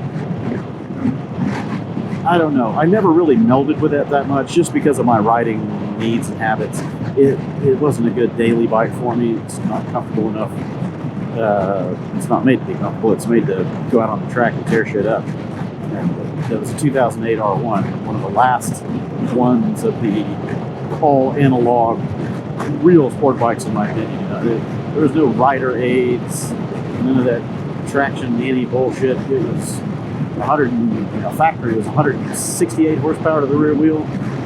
Mine was putting out more like 186 with tune and some tweaking, but it was just always trying to kill you. It's like running with the bulls in Pamplona, and it's trying to kill you at all times.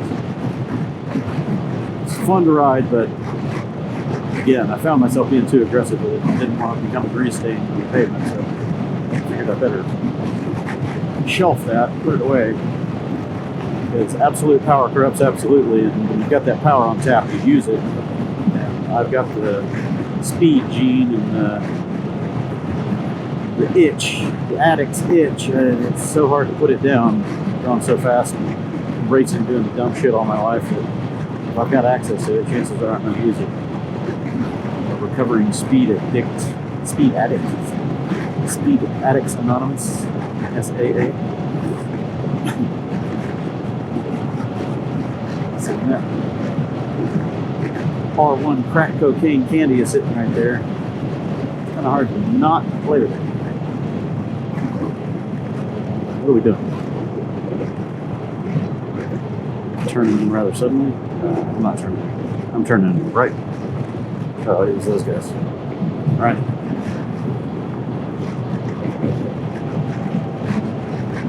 Okay, turn right. Don't lose. Don't miss. Don't reroute. Too much traffic here to miss. I'm going to get back in the flow for a while. Paris. I'm going to Paris. Holy shit. Is there a water bridge going on? Yeah. Pick them up. Right turn, Clyde. Is this it right here? Yeah, I think this is it. 93. Is it the stop sign or this? I don't know. Am I misrouting? Oh, nope, I'm on it. Look at that. I made it. Stop. Stop, stop, stop, stop. California. See ya. They missed. I didn't. People are doubling back. You fucked the pooch. Hi.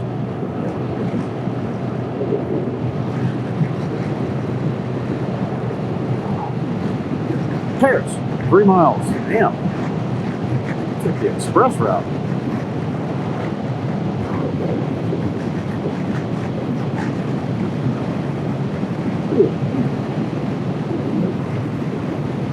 Ugh.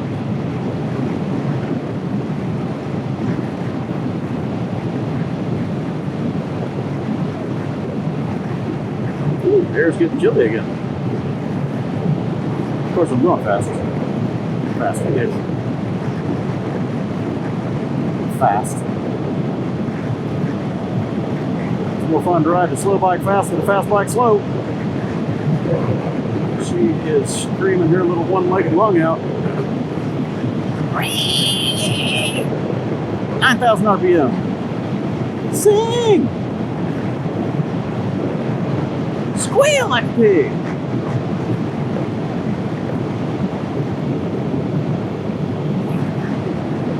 I lost the Forza. Maybe he thought he was going the wrong way. Well, bye. See ya. I'm on the route, unless I miss something. If I miss one, I'll miss this one. Nope. He's stopping for gas. I don't need it. I'm so full. I didn't miss nothing. I didn't miss. I'm confident that I'm not a complete boob. I'm a partial boob. I'm a non-hard nipple.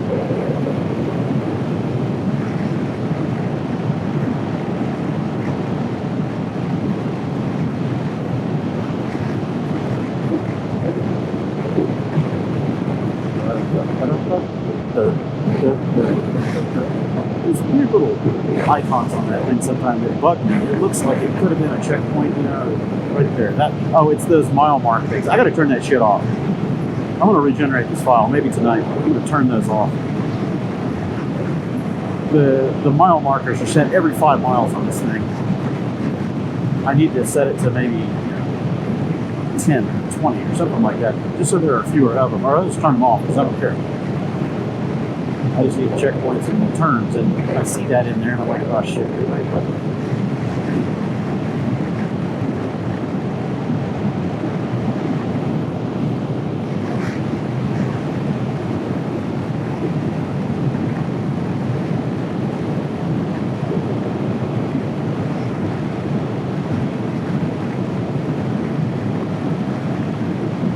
Buddy, pull out.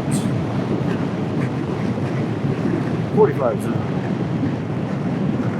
Sheriff Roscoe beat Coltrane. 42. Gotta beat that storm. Beat it. I decelerated faster than I thought I would. Well, hello, Paris. Where's your Eiffel Tower? I don't see it, but I do see some nice fields in there. But I would love to just go pitch a tent and take a nap. I'm freaking tired.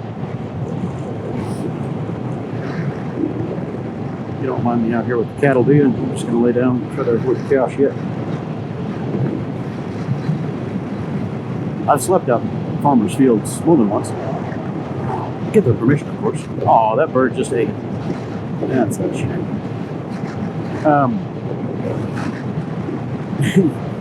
You ask if it's okay if you just pitch tent. I'm like, yeah, no problems. Don't leave any trash. All right, no problem. You set up somewhere that's reasonably quiet. And you wake up in the morning, sometimes before dawn, and you hear something shuffling around. And there's either horses or cows right next to your tent, coming over and checking you out. They're curious animals.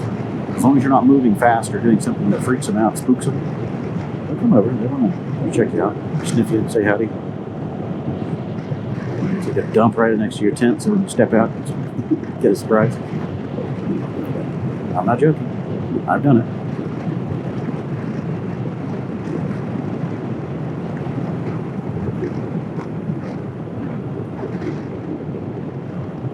Got up in the middle of the night to take a leak.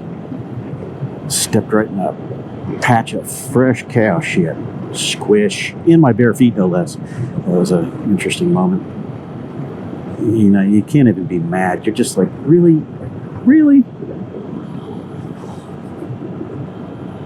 Nothing could have prevented that because you can't see it in the dark.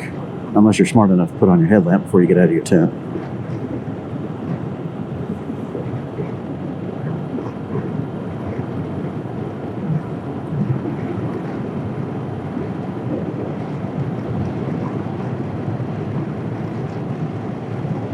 Should I stop at Sinclair? Oh, no bother. I'm going to keep on trucking. Get on to the next point down the road.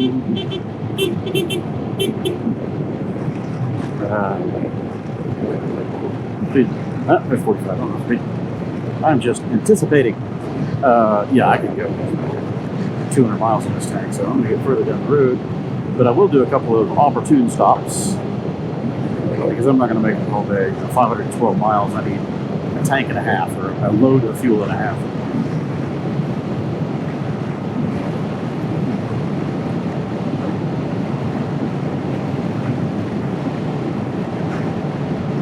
All good. Thank you. Thank you for waiting.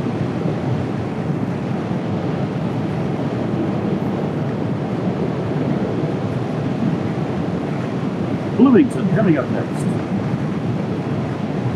That is fresh hay. Oh no, these got green wraps on it.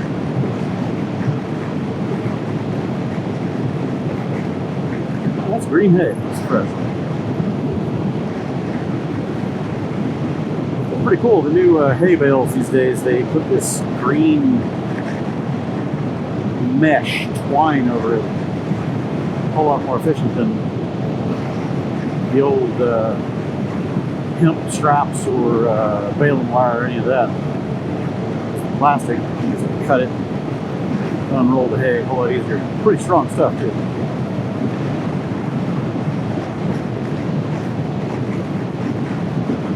$65.45. No speed zone ahead, just go up to 45. And that's right where Sheriff Roscoe likes to sit.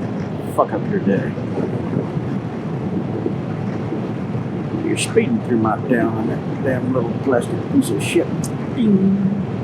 I'm gonna rack you up.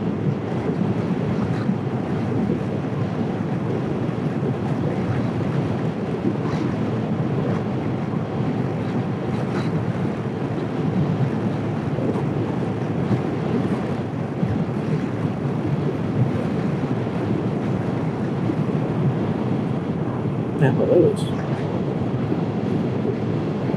Little cabin looking things. That was kind of cool back there. I don't know what that was. I'm trying to stop and look, but that was neat. Still doing 45. I'm a good boy. Right on money.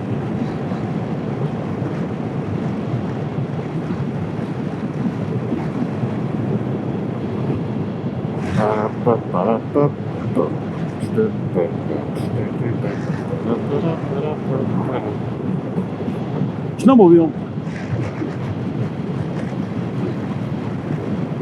I never did get to play with those a lot in Oklahoma as a kid, but we did have a few people that had them. We got just enough snow there that occasionally you could use them, but Oklahoma usually got ice more than they got snow. Oh, that looks like a traffic monitoring station right there. It was. That's a, yep, that's a camera with radar. I don't know if they had radar or not, but it definitely had a communication link on somewhere else. Right at the beginning of town, right there at that speed limit sign. don't know if they're doing some kind of fancy photo radar out here in Podunk, Idaho, but I'm not going to contribute to their delinquency cause of policing the public. Taxation through citation.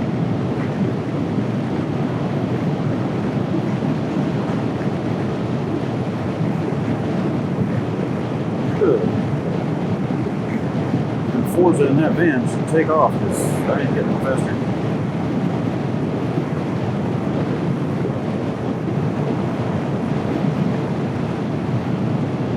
I gotta talk in my hillbilly drawl. I'm out here in Idaho, man.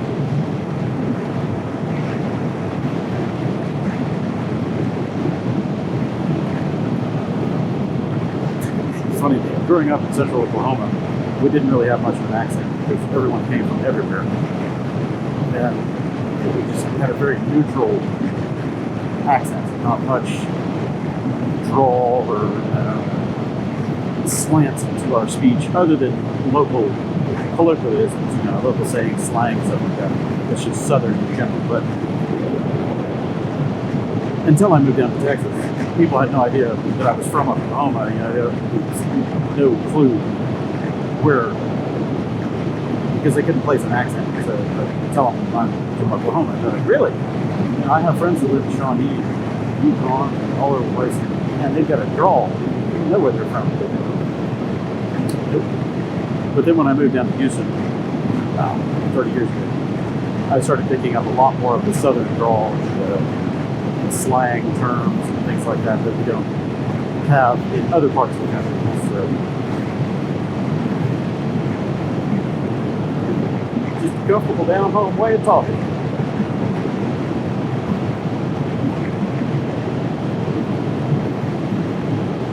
Mike is from West Texas, oil fields, and he's got a Texas drawl, baby. He's good people. I like it. Good people. Woo. That truck slowed me down 3 miles an hour.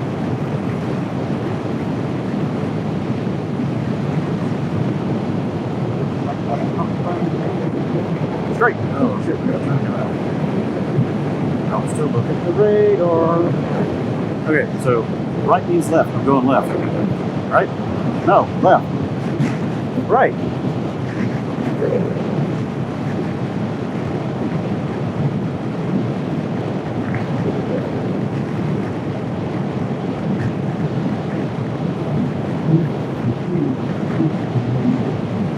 I prefer to do the challenges like this because it's almost like looking at a roll chart. It's just a digital roll chart, but I'm not getting turn-by-turn directions in my head. It forces me to stay engaged. I get lazy with the turn-by-turn directions sometimes, and I will absolutely screw up because the directions will fail, or the app dies, or whatever, and then you just haul ass right past a checkpoint or a turn or whatever it is, and you don't realize that you've missed it until it's way late.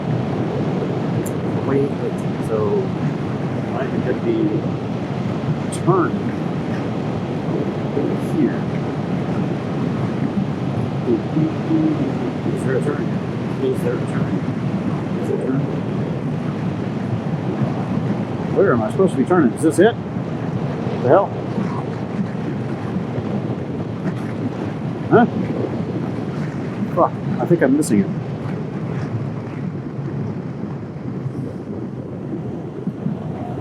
Where is it?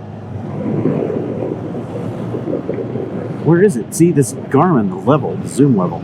Yeah, this is it. See, right here. The zoom level is just so far off, you can't tell if you're blowing up a turn or what. And I zoom way in, and it changes it based on speed. He's gonna let me? What are we doing? Nope, this ain't it. Go, go, go, go, go, go, go, get it. Clock's ticking. Look at your map. I'm looking at the map, I'm just not reading it right. I knew it was the left, but I was like, okay, well, I passed the L. Where is it? Nope, it's not zoomed up enough. It's better he's out in front of me because he can go faster. The minivan might be part of our support, or private support for somebody on the group, because they're following our path. Nobody else is silly enough to follow our path unless they're involved in the event. Because we are not taking the straightest route. We're zigzagging and absolutely goofing off.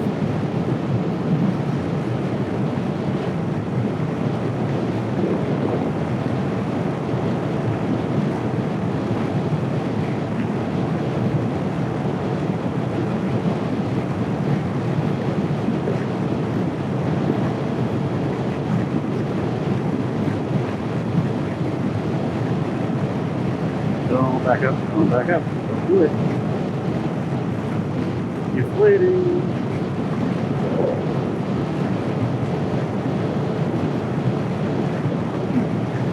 So this speed, this little white dislink interchange directions are speed too fast.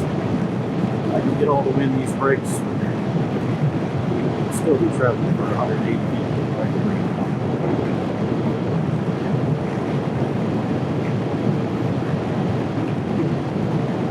The brakes on the ADVs are much better. ADV 150, 160.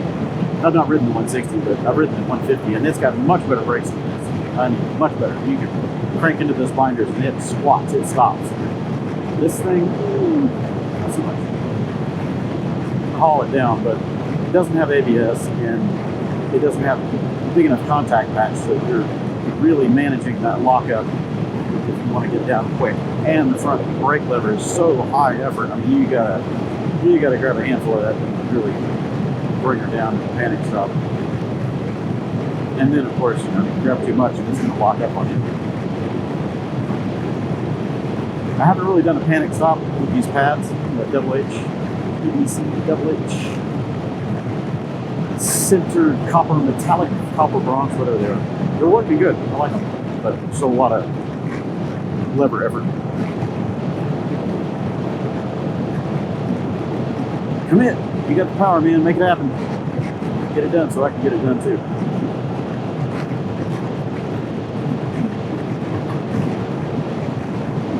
Ooh.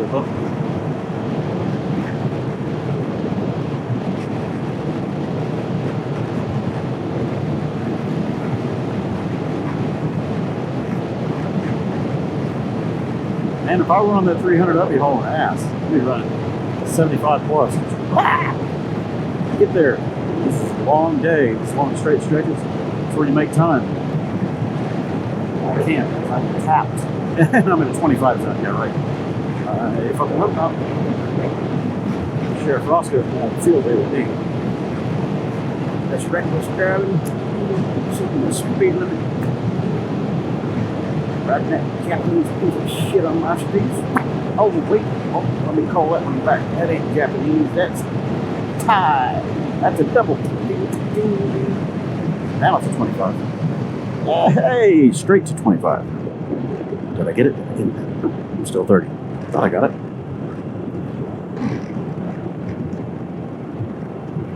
Emergency stopping for no reason. Ding. That's very blue water, and why? The real question is why? Why are you pumping blue water? That doesn't make sense. That was like overly blue. That was artificially blue. That's not natural blue. No way. No way. That was too shallow to be natural blue. Interesting looking. 35. All right.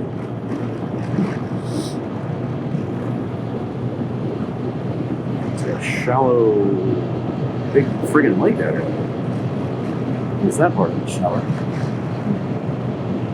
That's a big lake.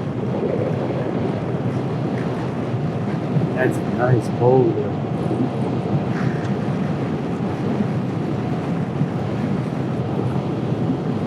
There's a grassland on that side, so it's very shallow.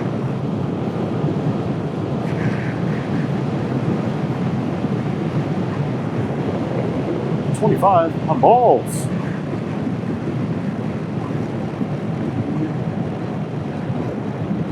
More beach rentals. Alright, so we got some kind of a sluice gate of flavorers here. It's not a drawbridge. It's got to be some kind of a spillway. It's friggin' blue, man. Look at it. Is this just me? It's really blue. That's trippy. Park entrance, Bear Lake. We don't need to be there. How is it blue? Is somebody from this area, tell me, why is that water so turquoise? Is it sediment or something in it that's changing that color? Okay, make up your mind. Speed limit 35, 50. Okay, 15 that side, 35 this. It's so awkwardly, artificially blue coming out of that station, the processing plant, whatever that was back there. It didn't look normal. I'm saying it's being treated and altered, but I could be full of shit. It's just really turquoise for being so shallow.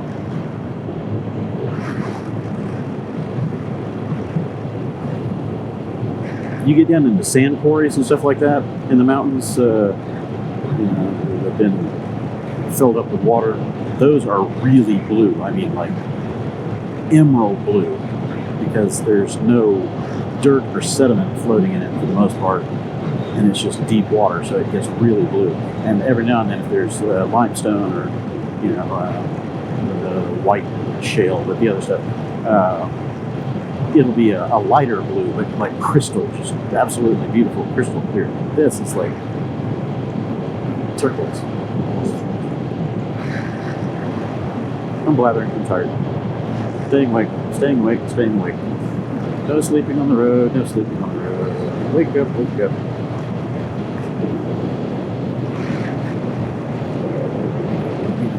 Fraction of the way into this shit. Stay awake. 6,000 feet.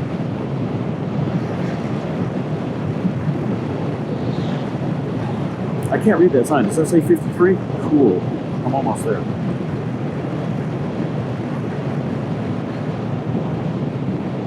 It's a really shallow lake. At least it's got a shallow shelf to it. I think that's how deep it gets out there in the middle of the area. Note to self, look that up. Bear Lake. I need to figure out what this is and why the shallow water is turquoise.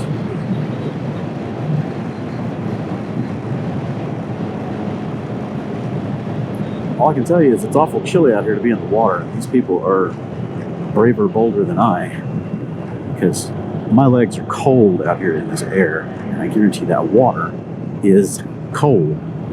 Further up, yeah. He almost did the same thing I did. It's a right turn, just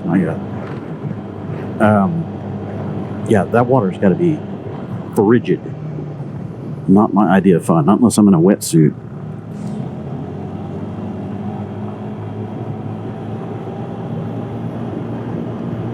When the water temp is below 70 degrees, that ain't fun. It sucks the heat out of you too quick. That's a big lake. Cool.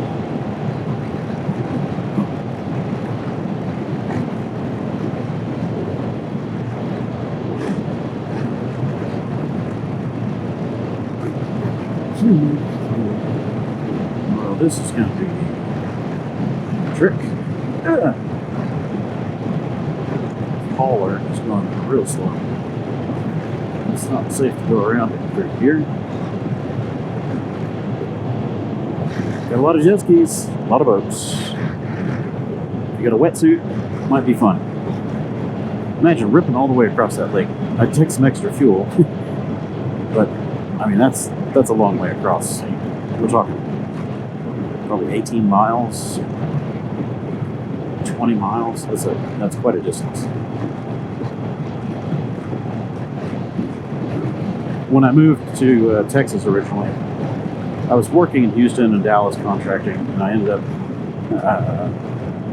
taking a position with a startup company. I won't go into the full details of that just because it takes too long. But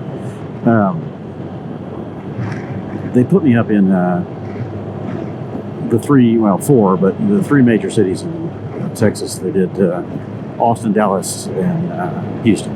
San Antonio as well, but consider San Antonio the major of the city. It's big, but not as jumping from a business perspective as Austin, Dallas, Houston. Anyway, so they let me stay in each one of the cities for like 3 weeks to a month or whatever it was. Put me up in a corporate apartment.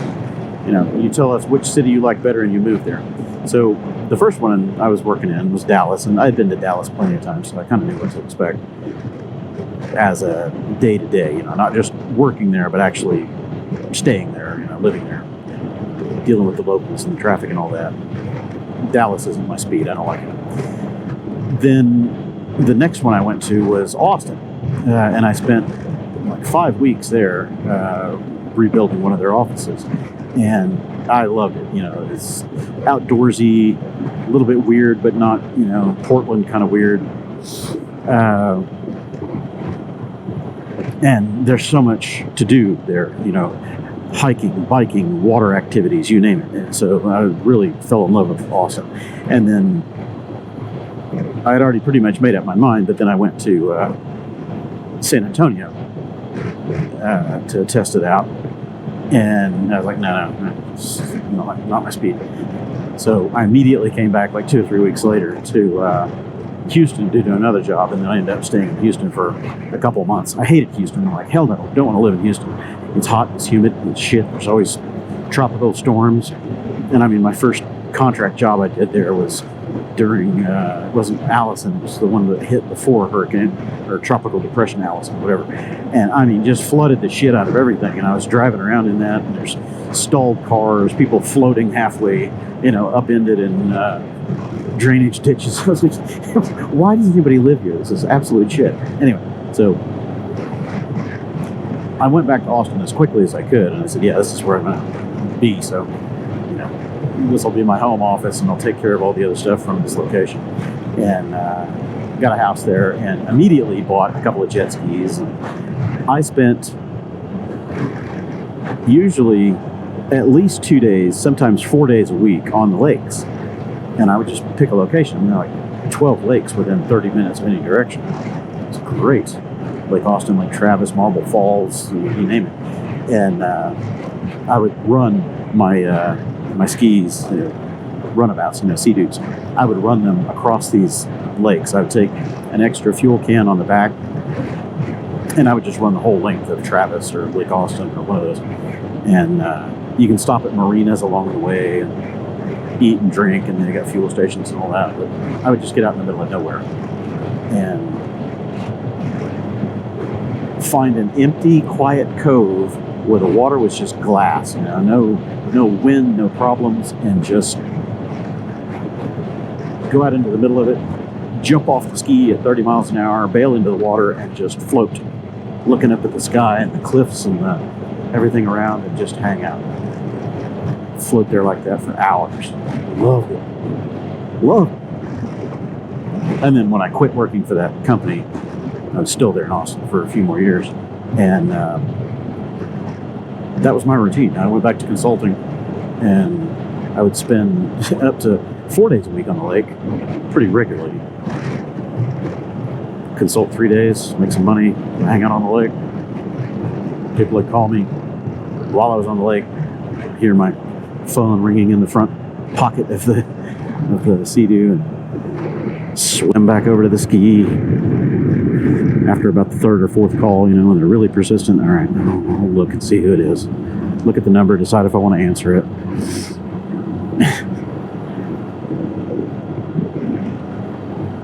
Hey man, do you have a minute? Can we ask you some questions? I suppose. Can you come in? No, I can't. Well, how long would it take you to get here? Hours, won't you? Not coming here. Let's put it that way. I'm in the middle of the lake. 15 miles out of nowhere. Ain't gonna happen. When can you come in? Next week. It's Thursday. I started my weekend early. I am not coming in.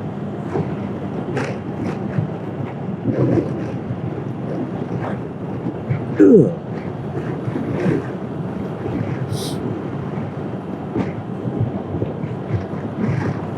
Got a bike. Don't think he's running Cannonball.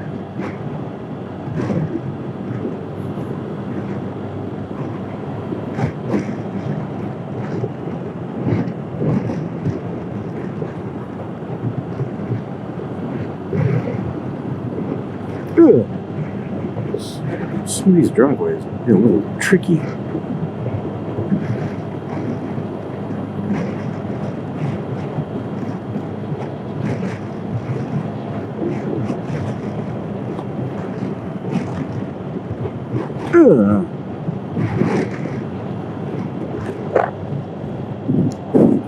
My nose. Dried out from the altitude. 6,000 feet. Ooh. I hope we can get around this guy eventually, because this is going to be a really slow way to make a few hundred miles. Oh. Not saying that I would like to be going a whole lot faster on this road, because it's quite rough, but I'd rather not be sucking his diesel fumes.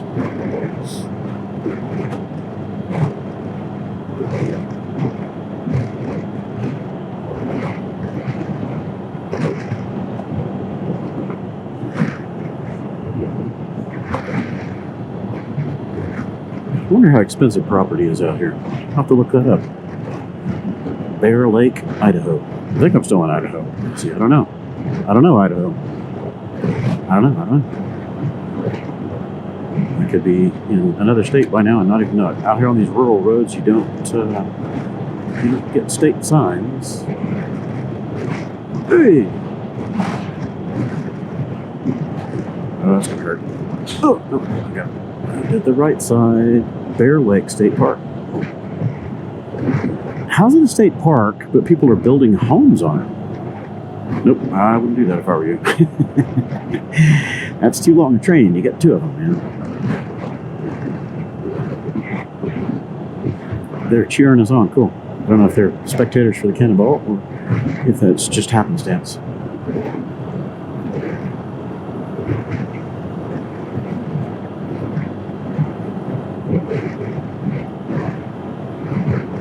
I don't know how that works, because in state parks quite often, I mean even around Houston, Texas, whatever, up around Conroe in the Sam Houston National Forest, he's going to do it. Oh, if you can see, no, you're going to have to commit, dude. This guy keeps speeding up. He doesn't want us to go by. He's intentionally taking the road. Yeah, that's fairly intentional. Every time this guy tries to pass, he speeds up and scoots to the middle of the road. Not nice, but okay. He might know something we don't about this road, so I'm going to give him the benefit of the doubt. It's a douchey move, but okay. Yeah, so anyway, state parks. People have property. They own homes and stuff like that in state parks. How does that work? Because normally state parks are federally owned land, or, national parks are definitely federal land. So how do you own property inside of federal land? I do not know. I've never investigated that. I think he's letting us go, but it's on a blind. I wouldn't, no, not on a blind. Don't do it on a blind. Oh, he's fucking us. Why is he stopping on a blind? Okay, thank you. We appreciate the stop, but on a blind is like the worst goddamn place to do it, dude. Unless he's trying to get into that driveway.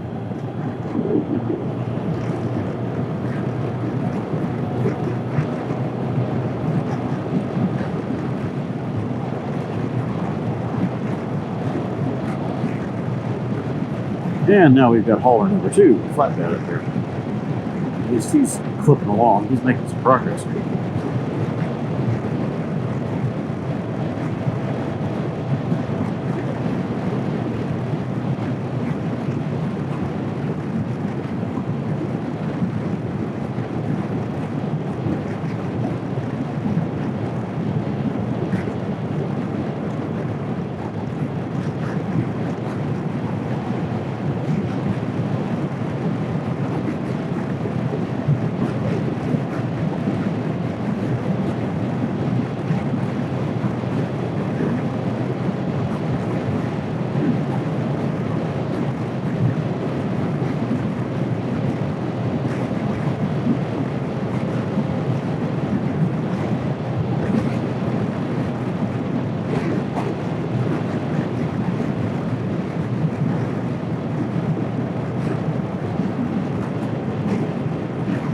Stopping.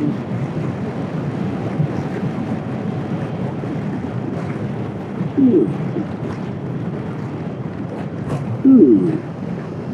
Didn't look too bad. I'm going to check his line. Yeah, that wasn't bad. Bear Lake State Park. Still state park. I mean, this is oh, that's nice. Check that out. That is so cool. I want to stay there. Bucket list. Come back up to Idaho and stay here. That is a nice little place. Check that out. They got little RV pads, yeah. Overlooking that lake. Come back here when it's hot. Not like this. This is a bit nipply. So maybe July, August. I don't know when it gets warm here. It's not warm today. It's maybe 60 degrees out here, barely. Which means the water is going to be friggin' cold.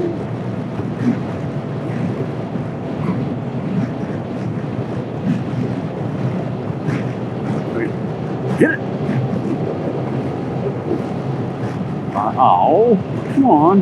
What as we speed up another 40?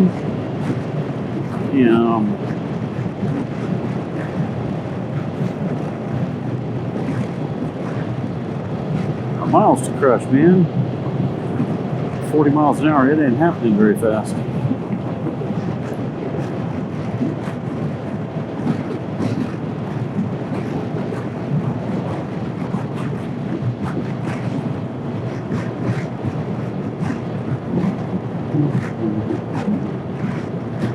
My ass is already starting to hurt. It's not the seat, it's not the AirHawk. They're actually quite comfy. It's the back of my thighs,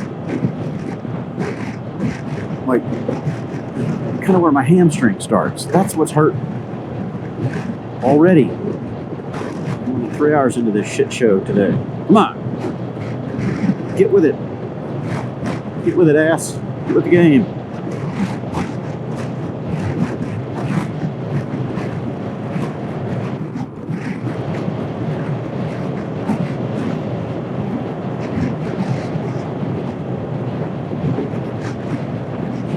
Camping area. The other one was nicer.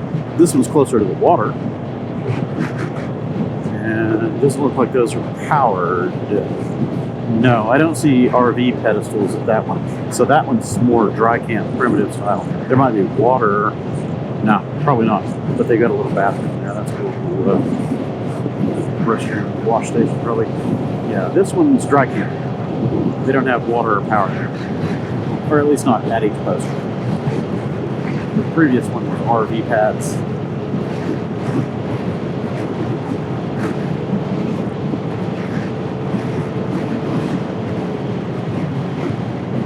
Ooh, big boy, slow down.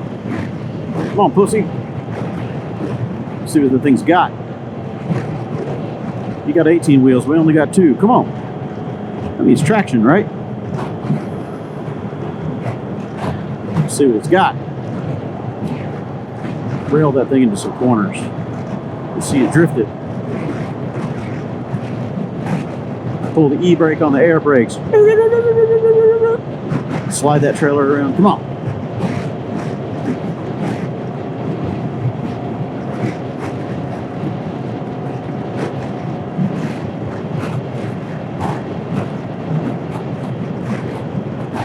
Ah, for fuck's sake.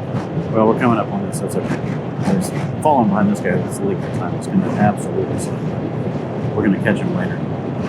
Alright, whatever this is, it's got to be right here at these signs on the right side. And I didn't even look at the card to know what it is, but it's right up here. Cisco Beach main entrance. Hello. That's early. I thought it was the next one down. But no, he is correct. Cisco Beach main entrance. Okay, so we'll just take a snapshotty. 3 to 5 vehicle maximum. Bear Lake State Park, Cisco Beach, main entrance.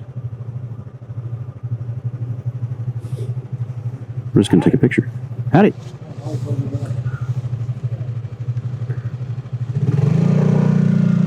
Yeah. We're just gonna take a quick picture, roll right back out. Is that okay? We're just gonna take a quick picture and roll right back out. Is that all right? Okay. Thank you, sir. Where was it? Where did he go? I just lost him. Did he go right or left? He went here. I think this is it. Is this the entrance? I'm gonna look. Hey, stop rolling. Stop it. I'm looking for that little sign. What are we saying? Doesn't look like this.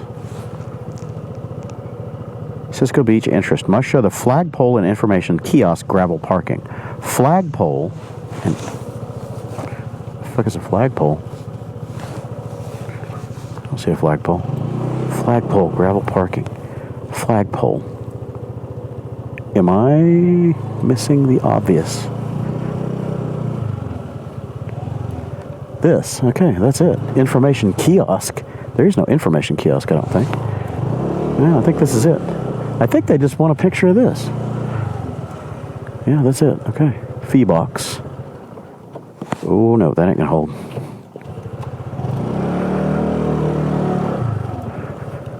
That ain't gonna hold. That ain't gonna hold. I gotta turn around and go uphill. Trying to read the angles here and not slide downhill into the fucking rocks. Welcome to Cannonball, where nothing goes as planned. There's no parking brake on this. I'm gonna slide right into that rock. You guys saw that, right? I'm getting dragged. This is very steep, by the way.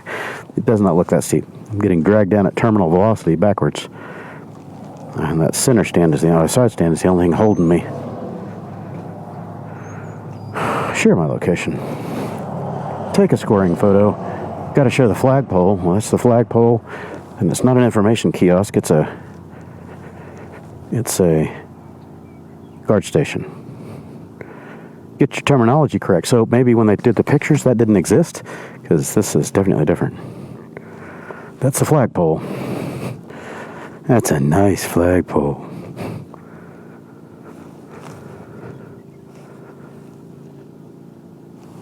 Okay.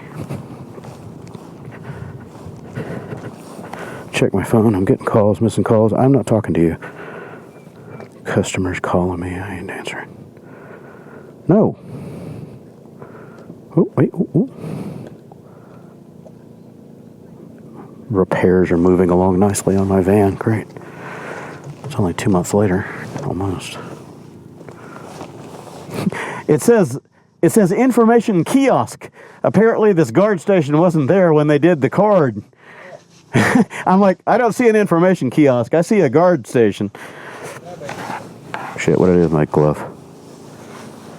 Oh, did I lose my glove? Motherfucker. There was something on the road kind of behind the shack there. I couldn't hear you, sorry.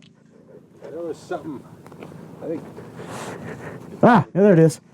Yeah, I just lost it. I knew it. I just took it off, so it had to be here. I was trying to think back, when did I pull it off? Right when I wanted to use my phone.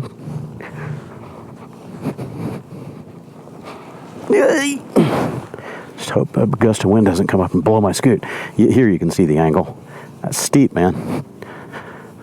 20% grade on this entry. About overcooked it.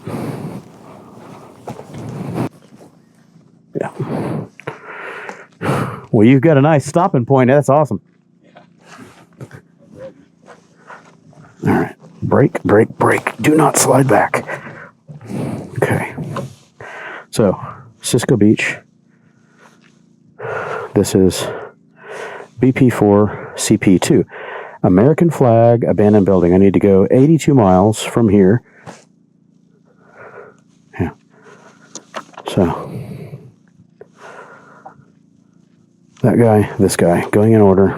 Okay, American flag at 82 miles. All right. Ooh. All right. Do not slide back into that big ass rock back there. Bust off the rear fender and my top box.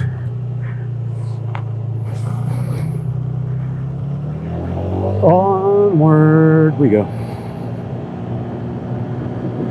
It's like a dedicated bicycle lane on that other side there. That's cool.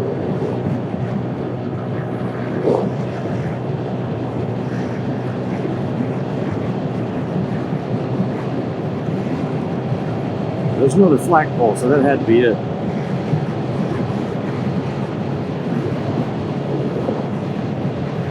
Good. Oh, now, quit. Fuck with me. Oh, damn it. Starting to get hangry. Oh man, look how clear that water is. It's just a rock bottom.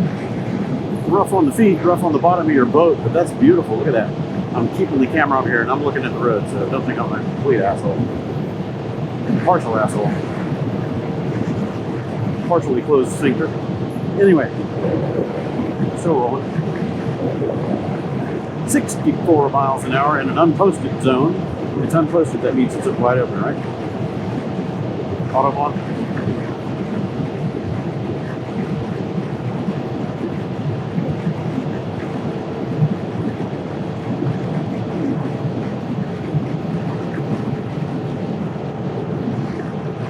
Taking it easy, pedaling uphill, no hands. Get loaded. Man, this is a long camp area, and that's really primitive camping there. Pull up a slice of dirt, drop a tent.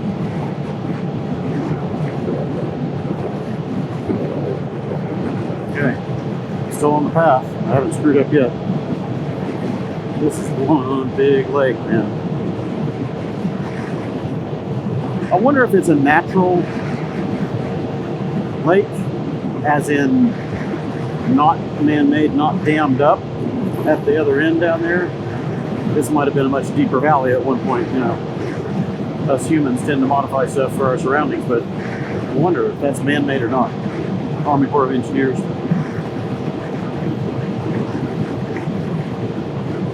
I mean, going across some of that infrastructure way, way back looked like it was a river that had been dammed up to create this.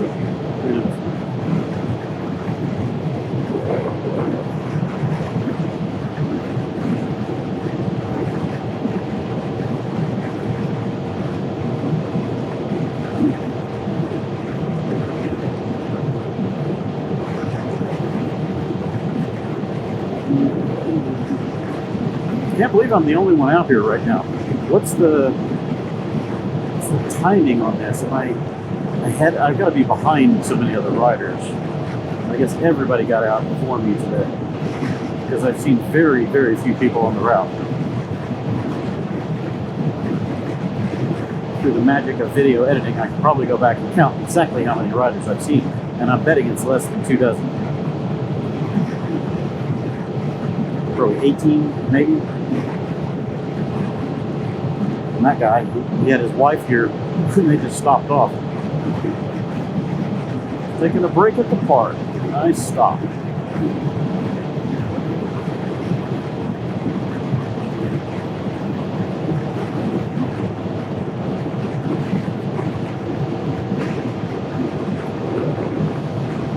It makes me wonder how far ahead or behind I am.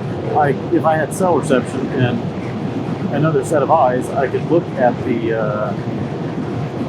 scorecards and see who's posted in and what's been reported. You know, how many riders are showing up on the board, and that would tell me, you know, for like that bonus point back there, how many more people have been through here. I'm on a private tour right now. I'm not seeing anybody out here.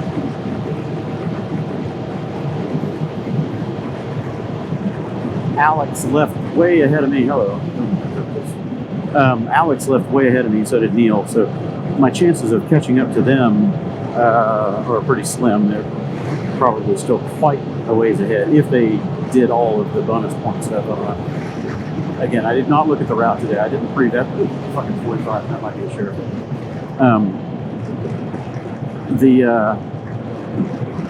The route, I don't know if this was optional stuff or if it's, you know, just on the path. Some of the routes we can pick and choose for bonus points. Yeah, I didn't see that 45 zone until just now. It was unposted before.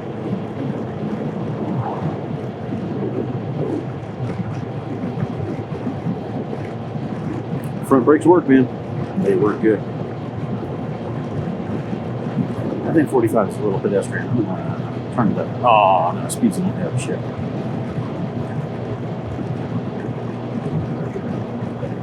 First point launch ramp, 35. They're probably not joking about that. Pedestrians. Sharp corners-ish. Sharp, kinda. Not really, but pedestrian definitely. Here's a boat launch. It's a very shallow boat launch, man. You have to back your truck up all the way in the water to get that boat to float.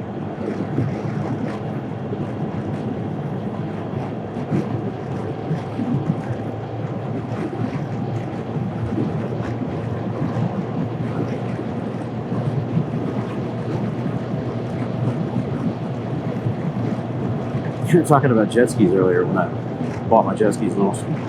I had a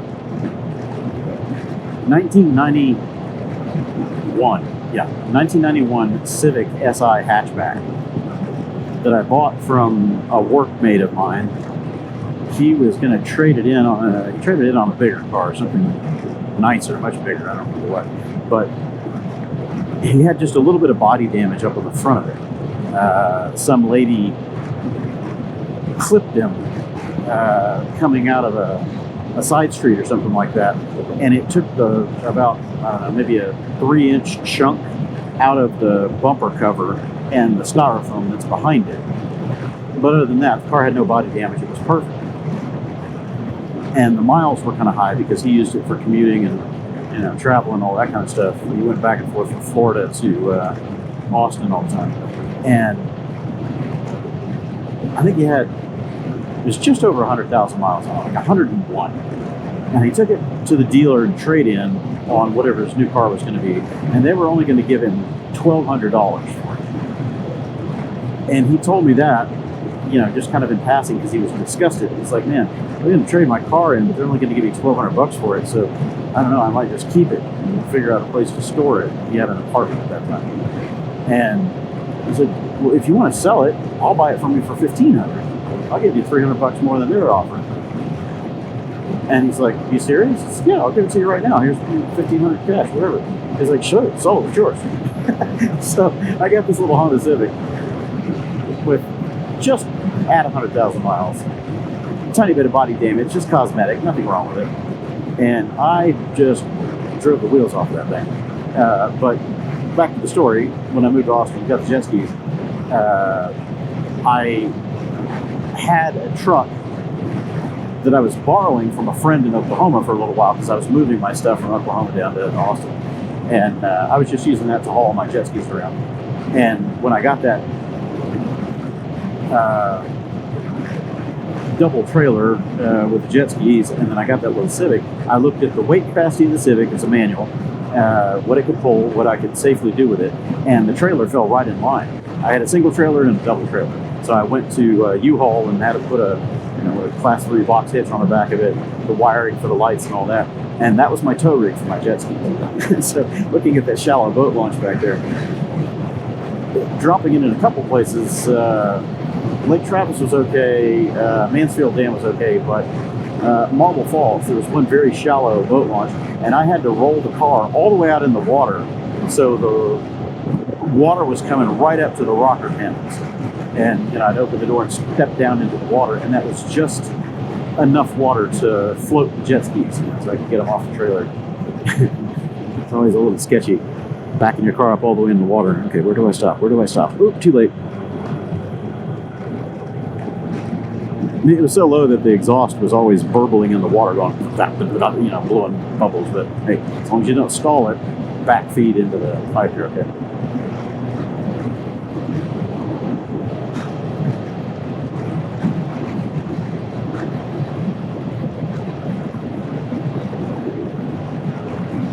Oh, you could have waited. You could have waited. You asshole. Yeah, I'm not waiting on that. That's a little too lethargic. Sorry, dude. You could have waited 3 seconds. Pull out, go 20 miles an hour. I don't think so.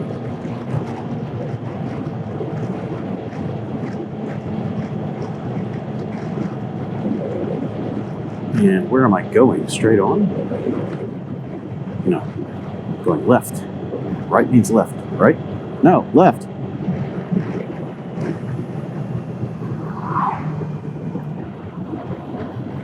There's Scoot. Is he going the correct direction? That's a bike. I need a Scoot. Left. You got yours. I got mine. I'm going. I ain't waiting. Been waiting behind you people all day. Another 20 mile an hour slowpoke.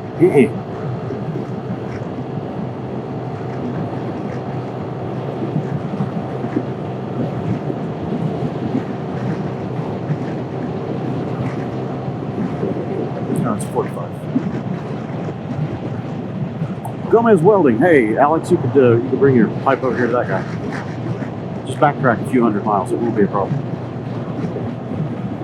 Who needs sleep?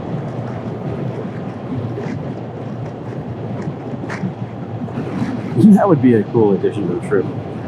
Show him stopping off at just some podunk middle of nowhere machine or welding shop and having this pipe repaired on the road on the Cannonball. Would that be epic or what? It would hurt. I mean, time-wise, mileage-wise, all that. It would hurt. But if we have a short day, 300-something mile day, which I don't think we do, they're all 400 plus. A short enough day that you can pull that off, get it welded, put it back on the bike, and hit the road. That would be epic for the Cannonball series. That would be just great. Ooh, 49 uphill. Hey, I'm not breaking the speed limit. It's just about my pace. Right until I have to slow down to lose momentum, and then I can't accelerate again.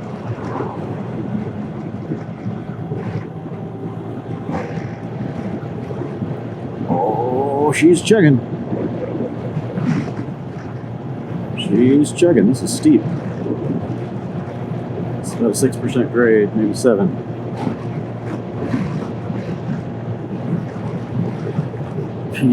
She's checking. I have wide open. 46. That's about a 6% grade.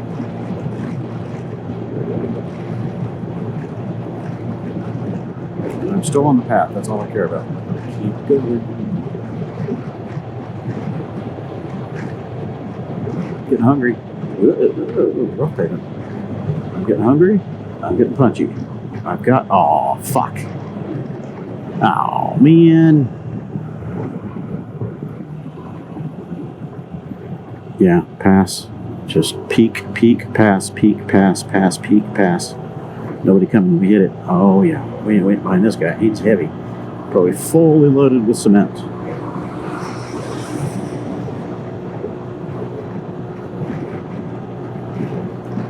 So, as I was saying, I'm hungry. I'm getting punchy. I need more drink.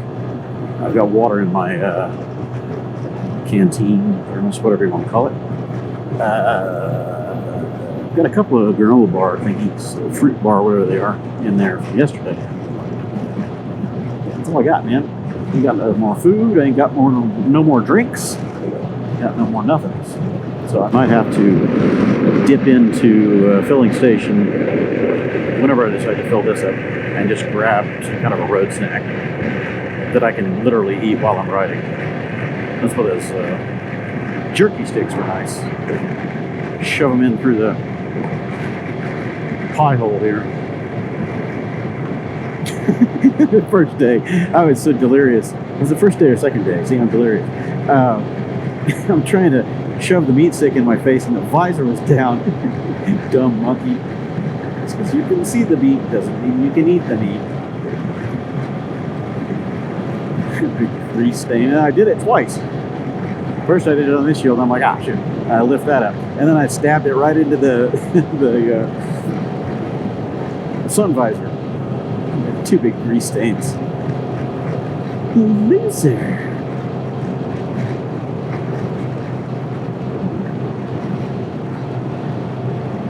Hey, this, oh fuck me, this is loose. Oh yeah, that's loose. Was there a sign back there? Was there anything about caution, graded surface? I didn't see it. I hate this shit on these tires. Usually the city grips don't tram line, but these are so narrow, they really tram line on rain grooves. I mean, this isn't bad, but it's annoying. And I'm eating all the dust from these trucks. Yeah, I didn't see a warning sign about this. Good luck. And this is a two-way. Shit.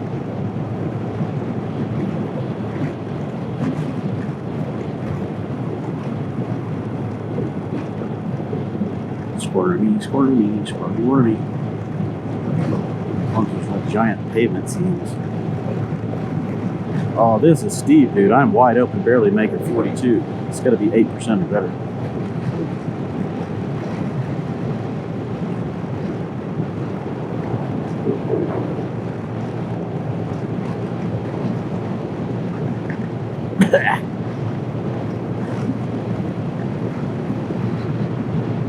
I suppose I can clear the 360's view of the world and that kind of scratch it up this close. Welcome to your public lands. Really? Mine? Cool. I'm going to carve out a section over there that's just barren land. It's quasi land.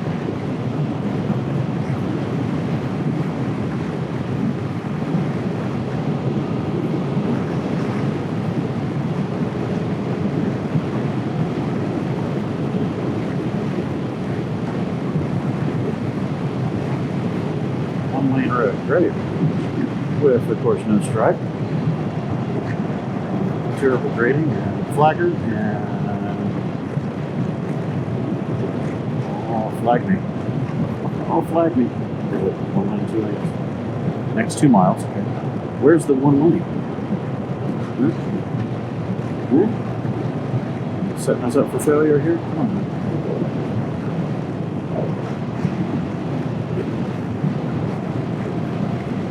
Maybe it was 1 lane while they were grading it out for resurfacing. But it seems to be 2 lanes.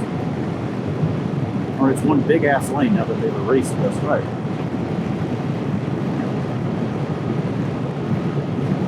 I hope I don't meet a big pile of gravel or a giant pavement step at this speed. What usually happens on these resurfacing jobs, you'll step up to a part that hasn't been surfaced. It hurts a lot.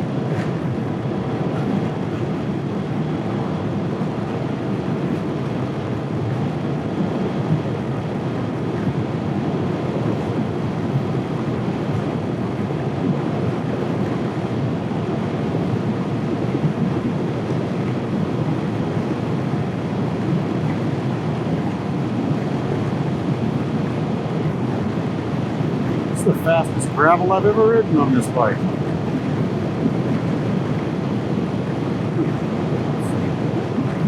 Pavement underneath, but it's gravel on top. That counts, right? It's loose. There's a bunch of gravel in the middle of that shit.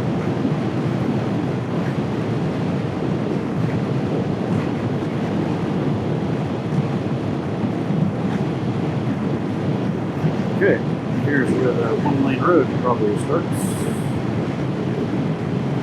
Yep, looks like it. I got a flag. Is it stop or slow? It's stop. Damn. It's making such a good time, too. Oh, man. Oh, man. This is going to be a long day no matter how we slice and dice it. I just gotta watch my mirrors and hope somebody doesn't sandwich me. Oh.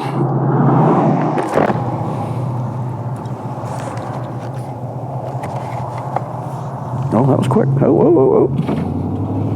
Must be a short section.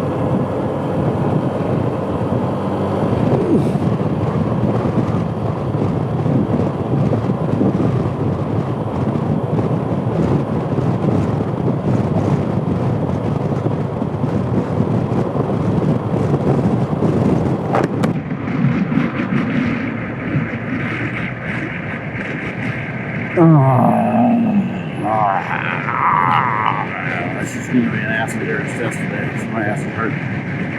Again, not my ass, back of my thighs, hamstrings. I don't know why.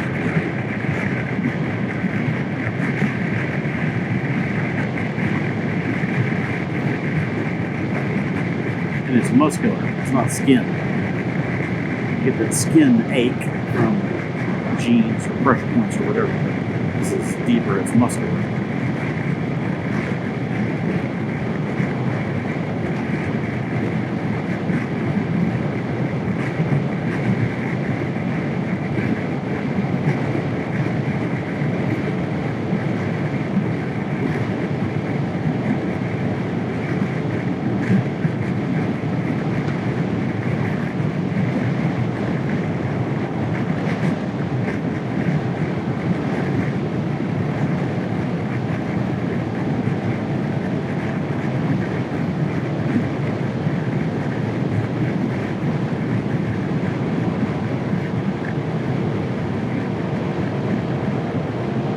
racetrack kind of pavement here, man. This is beautiful.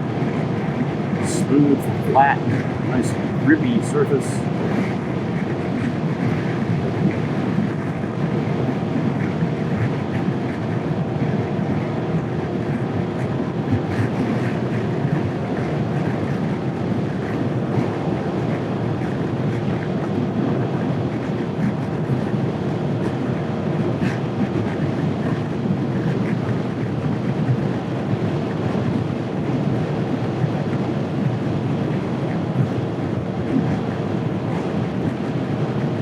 These trucks are moving along. I don't have to worry about passing them and getting stuck behind on an uphill.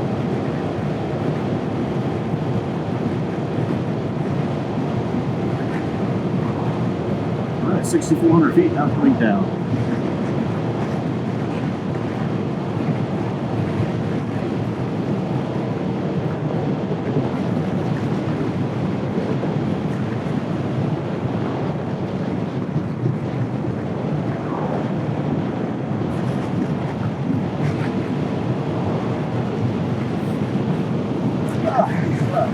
Neck and shoulder are hurting.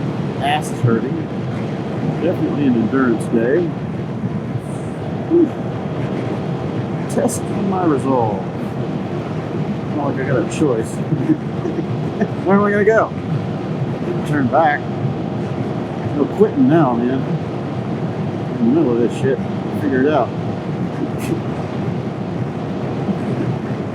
It's funny. On some of my camping videos, when I'm out there in those storms, I posted a few of them. They're like, how stupid, you know, that's just foolish being out there, blah, blah. You should just go to a hotel. Yeah, right, yeah, okay. Let me just conjure one up. I'm out in the middle of nowhere, genius. I'm 100 miles away from civilization. Once you're in it, you're in it. Good fucking luck.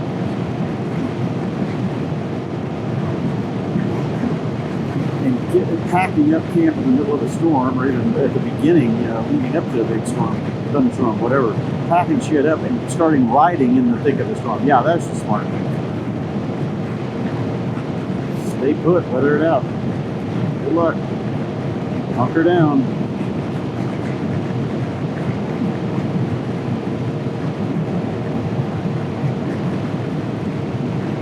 Road work ahead. All I see is a straight line, so it's going straight.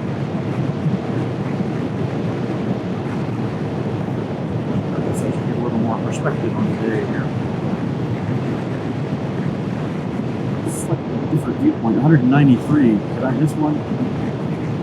No, that was 20 miles ago. That was see, I'm already fucking up. Did I miss it? Oh, I remember 172. So I talked about it. 172. 194. What was 20 miles ago? Damn. Oh yeah. The flagpole. That's what. What's next? Don't lose the cards. Oh, not slipped. American flag, abandoned building. But on this guy, it's 82 miles. So I got a long fucking way to go. It's a 170 plus, so 255 ballpark. 255 is going to put me at that point. Okay. See, if I was a proper rally navigator here, I would have my roll chart and grease pencil. A roll chart you typically got inside of it. For a note map, right on the windscreen if you got a windscreen. Or I used to carry, believe it or not, the old palm-sized Etch-a-Sketch. No, not Etch-a-Sketch. What's the other one? The one that it was the pressure-sensitive writing thing, you know, and then you could open the sheet and it unwrites it because it's not glued to the top layer anymore. I didn't use it for that. I used it for the waxy surface on the top, and I could put it on my bike. And whenever I was navigating by paper map, not necessarily roll chart, I would see something, make a note, whatever, and I had a grease pencil on a tether in my fairing or, you know, somewhere close up, tank bag, whatever, and I could write something real quick in grease pencil on that, and it would stay there, even in the rain, no problem. Then whenever I run out of real estate on that, or I get to a stopping point, refuel, whatever, and I don't need those notes anymore, you just take any rag, you know, paper towel, whatever, and smear the grease pencil off of that poly, whatever, little rip paper thing. Great reusable notepad.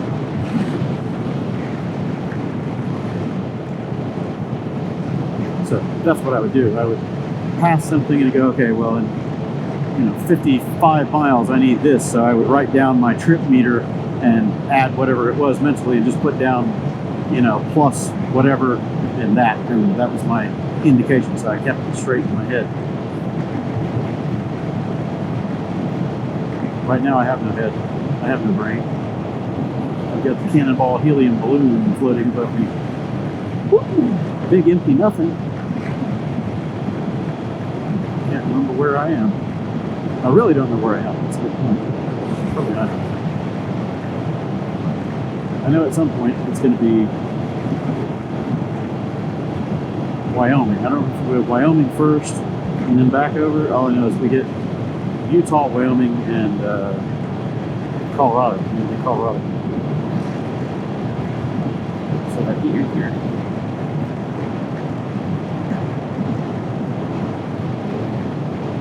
I can zoom out the whole map and look at this place. But it's not going to give me state border or state lines.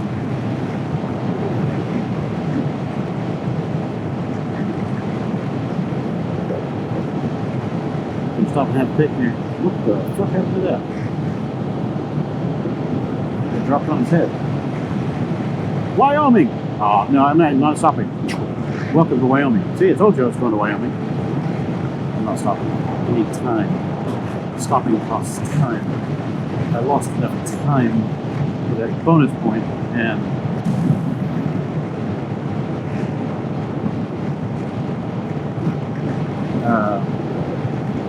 traffic jam back there. Cokeville, Kermer. Is that Kermer? Kermit Frog.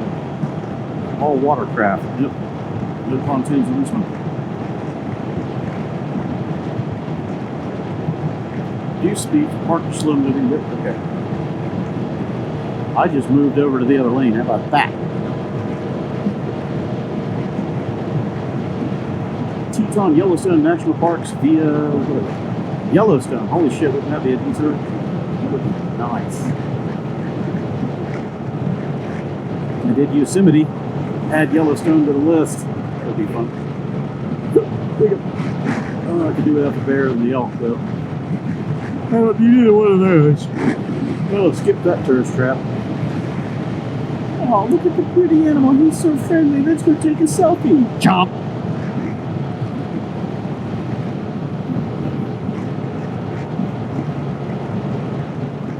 That just happened recently. I heard something. A tourist got mauled by a bear, or whatever it was. Take a look.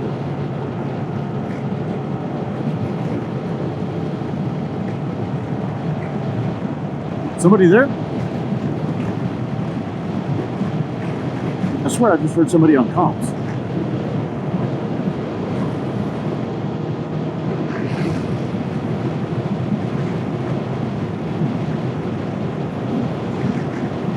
Check, radio check. Flying through Wyoming. Anyone on the air?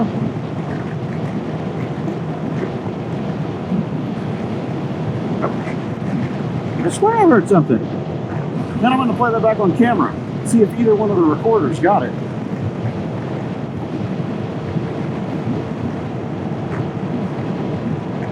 It sounds like a hey or something like that. Weird sound.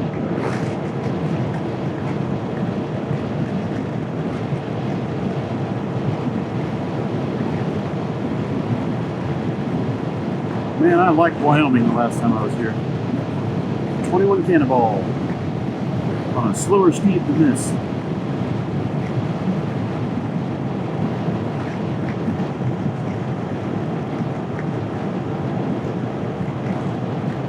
Not a lot slower, really. I'm pinned open. On the little Cubs, we were pulling 52 with those trailers. Not a lot of difference.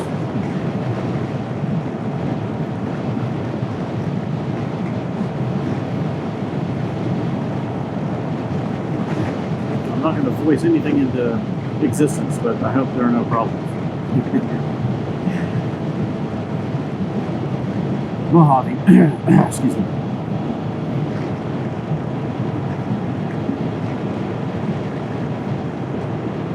Junction. Junction.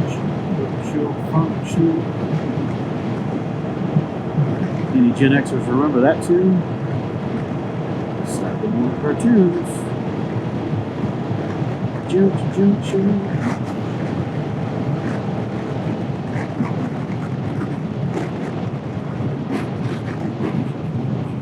Train tracks. Haven't gotten to follow any trains yet this trip. We had a few, but they were not close enough to actually follow them and get them to honk for us. I think we might have gotten one to honk. I can't remember. He was honking for other people. It wasn't us. We weren't special. Adrian and I got to chase a couple of freight trains, and we got them to honk for us. It was cool. I'm going the right way. I'm going the right way. Keep on going. Oh.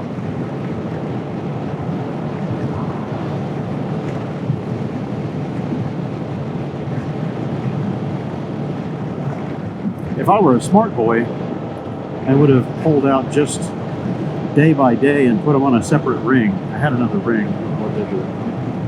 I got 2 rings because I got 2 decks. But I could have put that day's cards on a separate ring and left the book elsewhere in my bag, so it's easier to flip. But at the same time, that would have made it lighter and more of a flight risk. Maybe the extra gravity is a good idea. Hey, roads up here.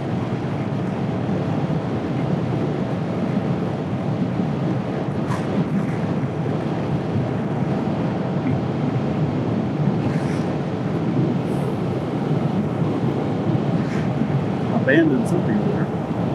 Really going down.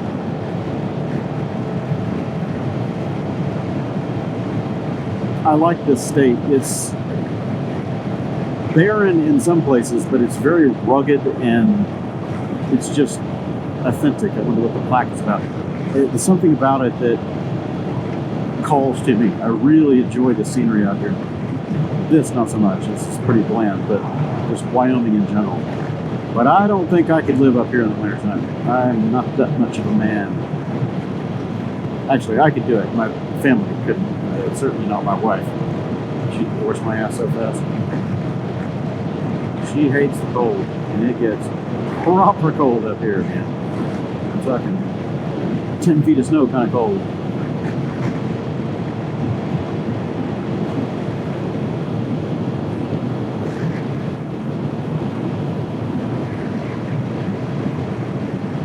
If I lived out here in these northern plain states, I would definitely have a whole fleet of ADV bikes. Big, small, I'd ride them all. Preferably not on tarmac. Let's go exploring.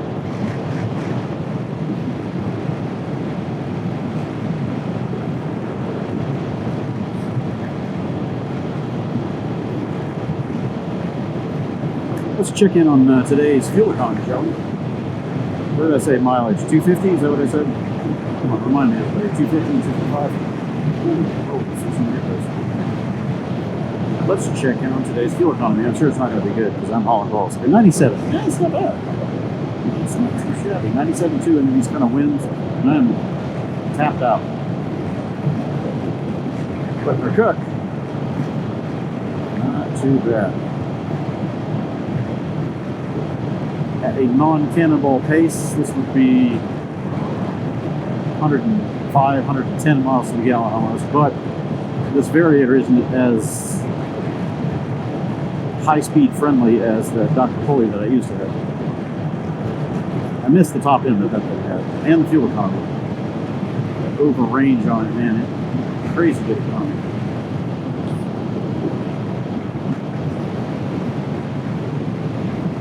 Haven't really figured out if my aerodynamics are worse or if it's just the change in the variator, because I'm not getting as high a speeds out of it as I anticipated that I would based on previous testing and previous results. And I wonder if it's just, these light pods sticking out off the sides, driving lights, or something about the aero of the bike this time is less efficient than previous long road trips. It just feels like it's having a harder time getting up to 67, 68 to the rev limiter, and it just feels heavier. It feels like it's laboring to get up there, more drag, something. I don't know.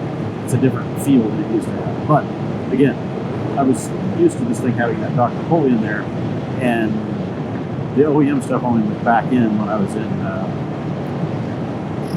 Hilton Head or South Carolina, North Carolina, wherever we were, the Cannonball brand. End of Cannonball 23.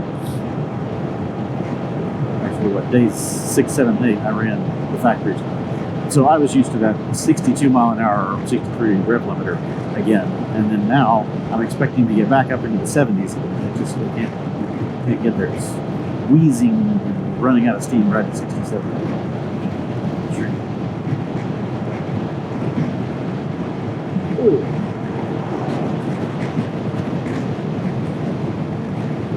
But Darren, running his PCX, he was commenting and musing about how poor his fuel economy was, and he's like, man, with all the extra fuel capacity I've got, he's got a tank under the seat. He's like, man, if I was getting your kind of fuel economy, I could run the whole day and not refuel. But he's only getting like, I don't know, 70 miles to the gallon out of his, I think he said. Low 70s, something like that. I don't know why this thing is a unicorn, because so many people have told me that their PCX is going to get anywhere near this economy. And it's not the computer saying that, it's actual tabulated miles. How many miles have you gone? How many gallons did you put in? Simple division, boom, there you go. And this thing routinely does these numbers, and it's plus or minus a couple from what it's saying there. Pretty close. It's within about a 3% deviation of what the computer says.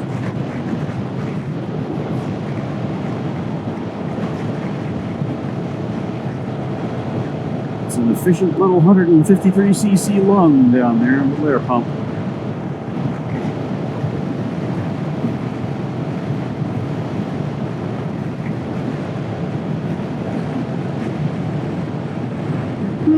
Excuse me. The 2016 that I had, the gray one that I sold to Adrian, that one did similar numbers around town. It was actually more efficient than this because I had the Kropovich exhaust on it, and it was more free flowing. And even on the factory variator, it would get better economy than this one did. Apples to apples. It would do crazy numbers. Where this one would be like 113 at the same road, same speeds. It was doing like 126. So we're talking 15% better economy. But on the highway, cranking it out, it was a little bit lower than this one, probably because it was using more fuel because of the open exhaust, or more free flowing exhaust. Never figured out that little tidbit of info.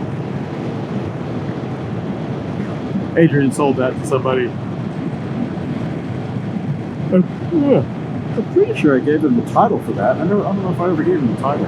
I never got the title for his Cub from him. I need to do that. He said he's got it sitting in the box somewhere. His old Cub and trailer are just sitting in my warehouse. He was saying that he was going to sell it on Facebook as a complete package, and I won't tell you how much he was going to sell it for, but I said, dude, I'll take it. Don't sell it, I'll take it for that. He said, okay, I don't have the offer, so I'll take the ad down. I gave him the money. Here's your money. But he never did give me the spare remote or the title for it. So I need to get all the bits and bobs.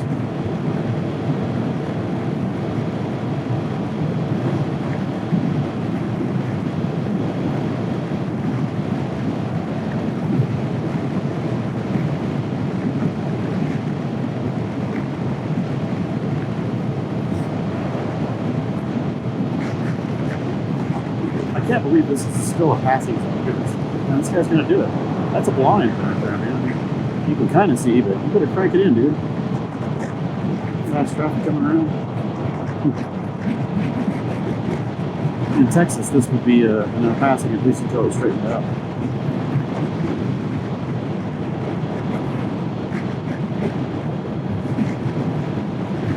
Now watch, it'll go slow in front of me downhill on the corner.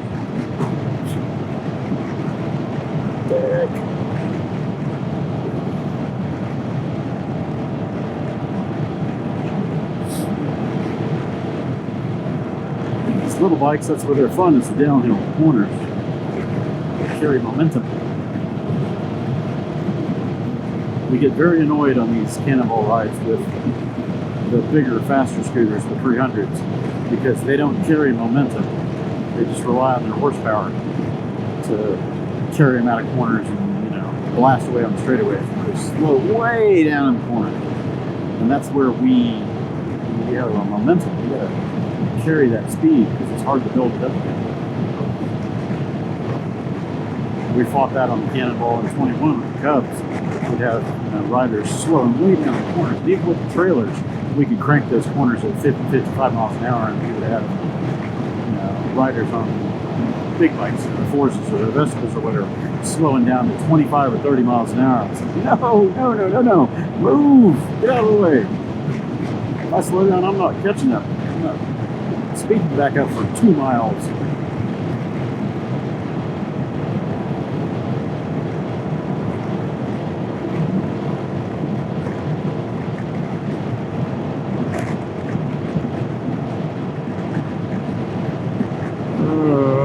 Are we there yet? Flip back over the trip so I know where I'm going. I'm going to cross 20,000 miles today. I'm at 19,812. I doubt that I'll be able to capture my 20,000 mile limit. Let's see. More focused on the road.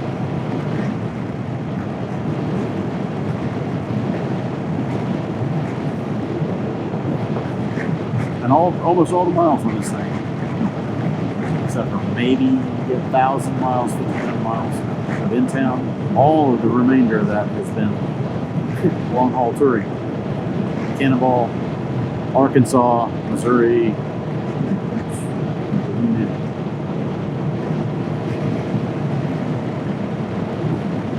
I mentioned it in my ride yesterday or the day before. I got this scoop for Cannonball. I got it from my wife, but my plan was to ride it on Cannonball in 2016. So it was a 2015 overstock, leftover, whatever, at a dealer in, I can't remember if this one was Kansas City, Missouri, or Springfield. But anyway, they were selling it super cheap, $2,600 out the door, 2600. Yeah, way below book market. I don't know why they were giving it away so cheap. But I saw the ad online, called them and said, "Is that a real price? Not a joke? No, hitting $2,000 in tack on bullshit?" And they said, "No, it's just a overstock. We're trying to clear it off the floor." Okay, here's my credit card number. Don't sell it. I'll be up there first thing tomorrow morning. They didn't believe me, I guess, but tossed the hitch carrier on the back of the Pilot, hauled ass up there all night, straight up there. Picked it up, strapped it on the back, and drove back home. And that was February 5th, 16. So my plan was to take this on the 16 Cannonball, and timing didn't work out, so it didn't go. Not a family thing. And in 2018, Youngest daughter's first birthday, could do that. Gotta be there for that. So now, the PCX Cannonball Scoot is getting to live up to its potential, we hope. Dr. Pulley and potentially bad Honda torque drive let it down on its previous attempt, but we'll see if it can hold together this time. I know they'll work because people ran and finished with them in 23, did pretty good. Guys were running them this time and did quite well. So should work. This variator holds up. In Europe, these things are extremely popular, the 125s, and they're known for going 80,000 miles plus without any real problems. Just basic maintenance. Change the belt, sliders, oil, take care of it. Keep running. And yes, they can run it red line like this all the way. Well, not red line, close. They can run this just screaming their little lung out all day long, no problem. Honda builds some amazing little machines for people.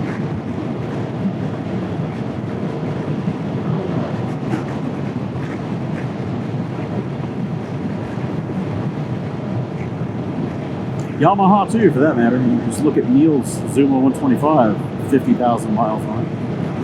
His S-Max has got 35 or 40,000 on it now. Probably going to be close to 50 by the time it's all done. Or this is all done. Yeah. Japanese manufacturers got it down.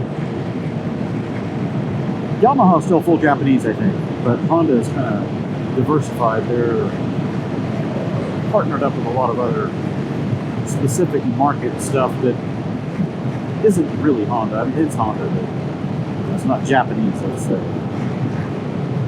This is a Thai-built bike, I think. Actually, this one's out of Vietnam. They've got production factories in Thailand, Vietnam, all over. They got one in Malaysia. So these are not built in Japan. I think that's something in my eye. Ugh.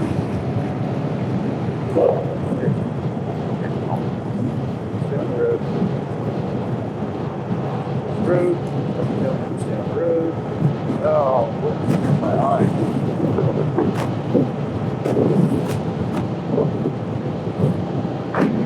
Some dust or something blew in there a minute ago. It's just gravel. Won't go away. It hurts.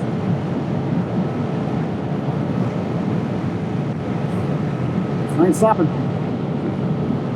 Sorry, Bob.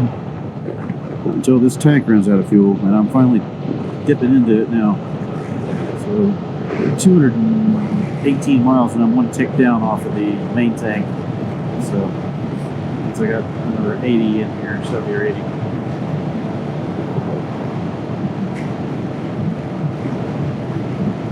I will refuel at this, whatever it is up here, the next checkpoint. I hope. Excuse me. There's the hypermile. I'm looking for somebody that's carrying fuel. Beg, borrow, or steal to get out of the high plains here. I don't have any spare. You're looking at it.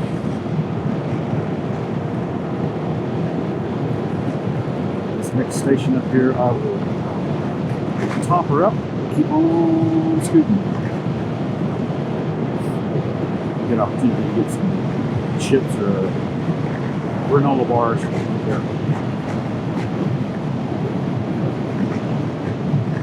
Oh, it's windy. Losing forward momentum.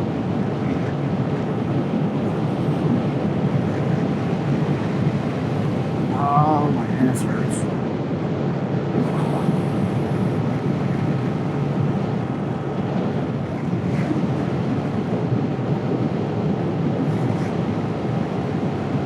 About every one of these touring cruising bikes that passes this. What the hell?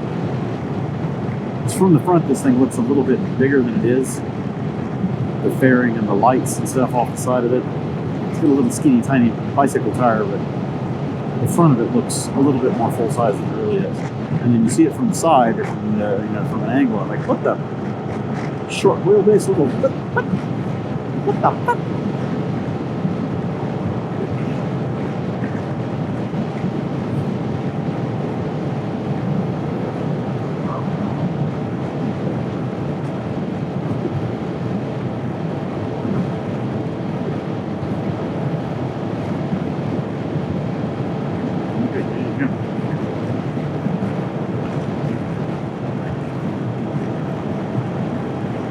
Way over for you, buddy. I know you're carrying the trailer. I would scoot over as far as I can without ruining that shoulder, because I don't trust the shoulder.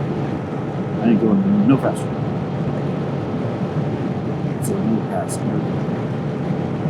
Finally, a no passing on a curve. The ones back there were up. Get out of it if you go, buddy. I don't want to slow down because I can't gain that speed. Look out.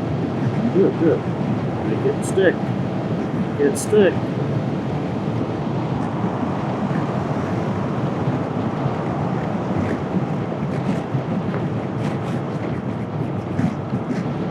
And here's the next one.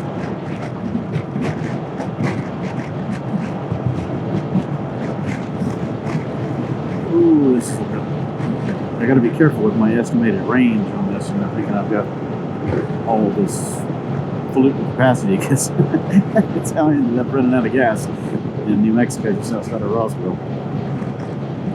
These headwinds and inclines. That was a fairly flat section of road, but it was the headwind that got me. 40 plus miles an hour just straight into my face. 60 miles or whatever it was. Absolutely crushed my fuel economy. I was probably only getting 40 miles to a gallon at that point, and I had half a tank. Yeah, I can make 40 miles, no problem. 8 miles short. And that's a long way to walk or push.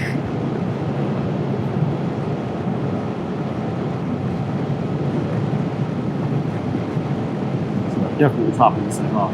I thought about it at that last in-town station back there, but I didn't realize it was going to be 120 fucking miles to the next town.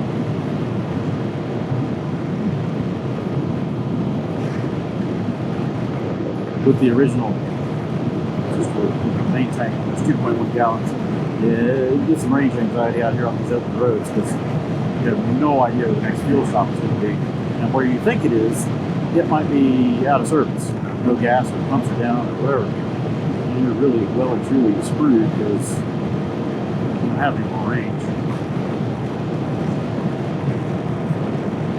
200 miles, that's it. That's on a good day. Portneuf entry, half mile. Junction bypass. Okay, hopefully they got gas up here. We got gas. We've got 25 miles to the next point.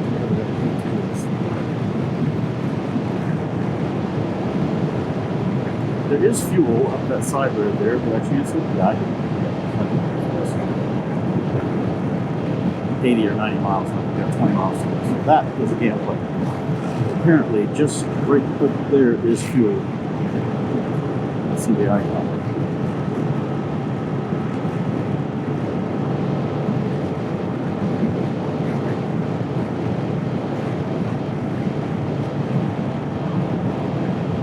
Well, if I get broken down out here or stuck, God forbid, I've got Starlink. I can sit here and do a live stream from the field, but this is on my battery right now. So I didn't bring the solar panel with me this time. Ooh, buddy. Wind. Wow. This is steady.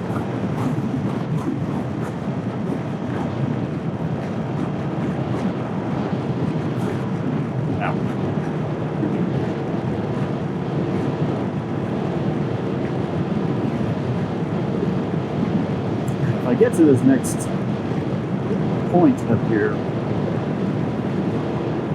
and it doesn't have fuel, that's when I'm going to start sweating a little bit. I'll have to start hypermiling. Oh, well, here's the next one. Do I take it and fuel up and forget about it? Gamble. I still have a lot of range. No, I'm not going to do it yet because then that just makes me have to take another stop later. I'll keep going.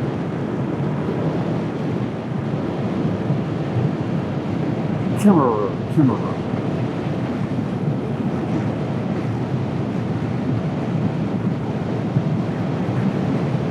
Rock Springs. Hey, we came through here in Cannonball 21. Rock Springs. It's one of our destinations. It's a start-stop point. We might be on a familiar road here, and I just don't know.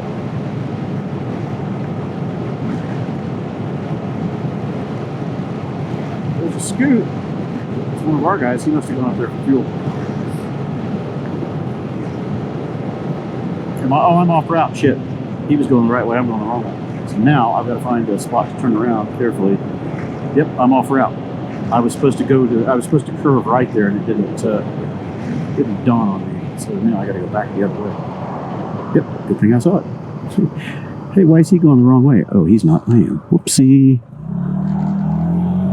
We're going to get up here. Gravel. Let's see what we got. Got to go across, down, around. I could have done that, I guess. But yep. I missed. Just missed by a little bit, though. It looked like it was straight on the map. I was pulling right, but I did not see this at the bottom of that curve there. So, hey, loose gravel. I got to go that way somehow. Am I going the right way?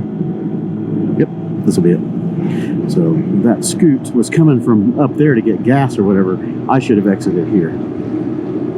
Yep.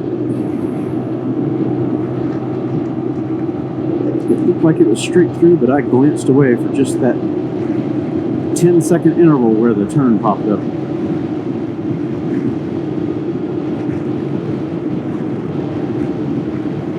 Evanston, Salt Lake. So I didn't make Rock Springs. I was preoccupied with the Rock Springs sign. Thought I was traversing a familiar path. Nope.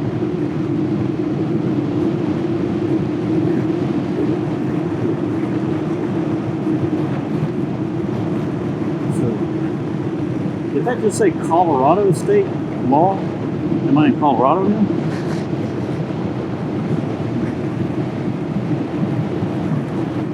I was trying to figure out the shift in the sign, but I wasn't reading the letters. I was reading the words.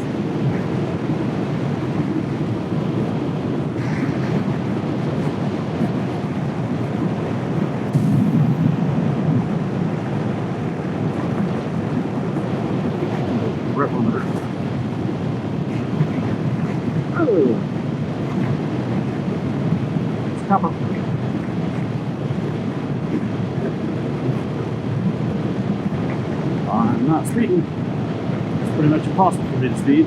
Speed on the 70. I'm doing 65, 68 best case. Pulls me over for speeding. I'll just say, no sir. I believe you got somebody else because this scoot can't do it. It is physically limited, not going to happen. Unless it's falling off the cliff.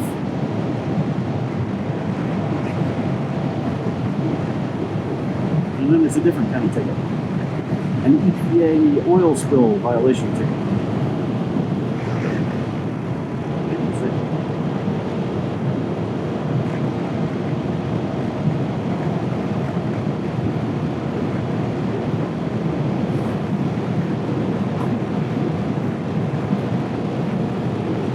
That's a whole lot of locomotives. 2, 3, 4, 5, 6, 10, 14.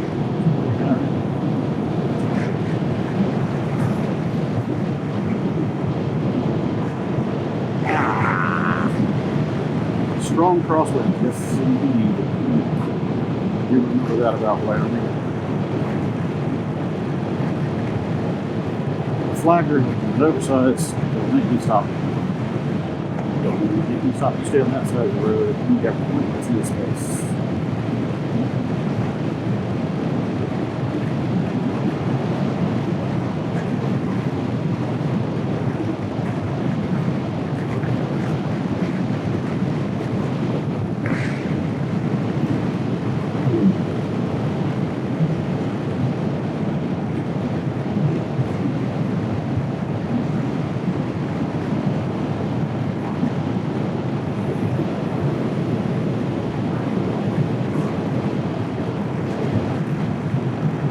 Luckily, my routing mishap only cost me about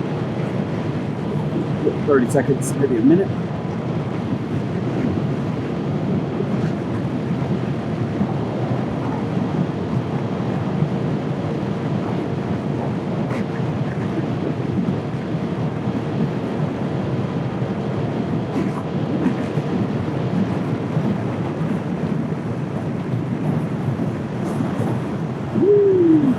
Hello.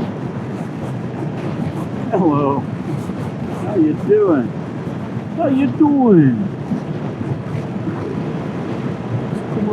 give you a friendly hug. Hey, how you doing?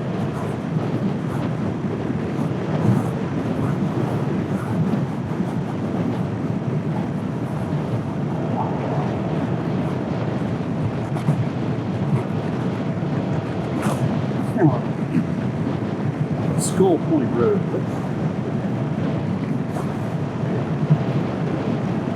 Straight. No more last second merge ups. Just look at a wider view of the world. Just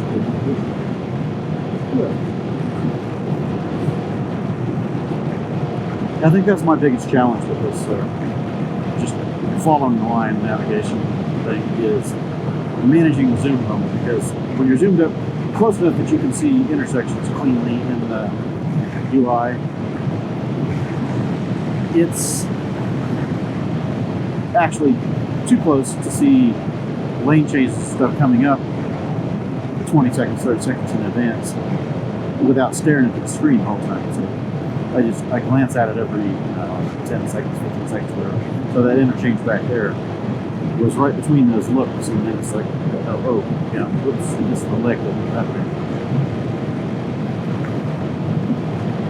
I was looking at the clover leaf, and it was showing, go on through the clover leaf. I did not see that sharp tail at the bottom. Ah, ass hurts.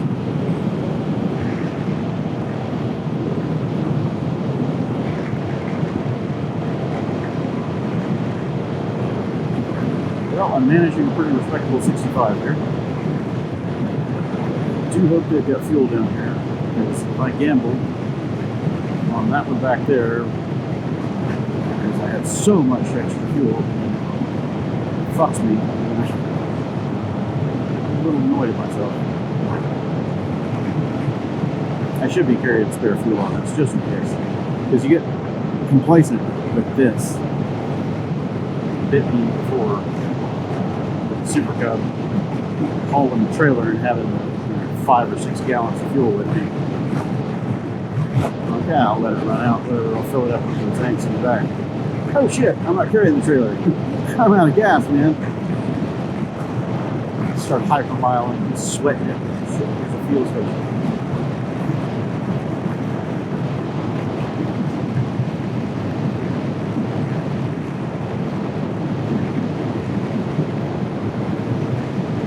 $20 miles.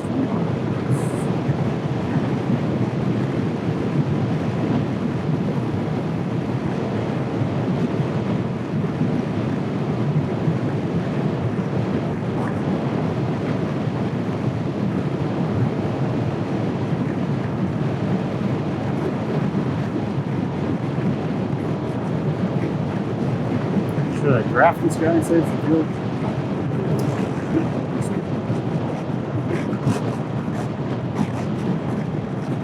I can make that stick. Just enough off if he doesn't speed up.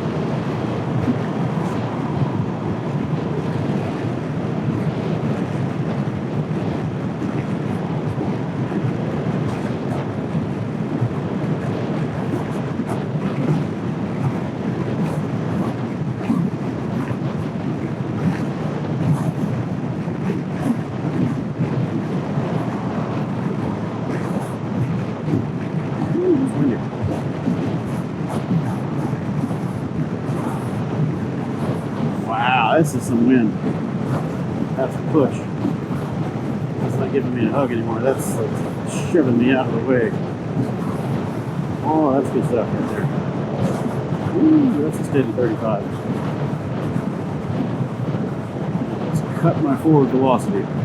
It's coming almost directly from the right side, so ugh.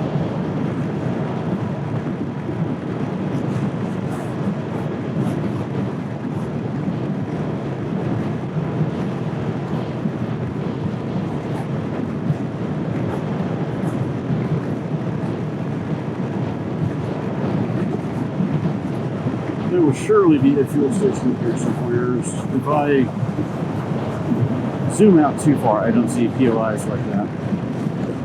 points of interest.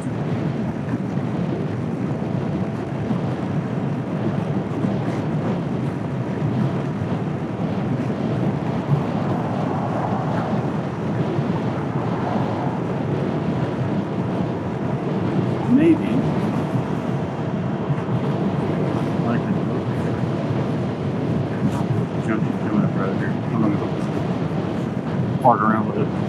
Once I get up here to this turn, I'll check. Hey, look, 66, 69, 68, 67, 70, 33.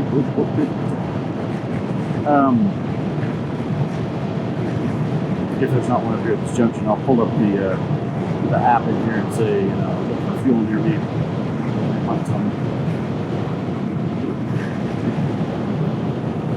I'm sure I can find something in the next 60 miles, 70 miles. It's at least 60 or 70 miles range down there. Even with this one, I should have this 60.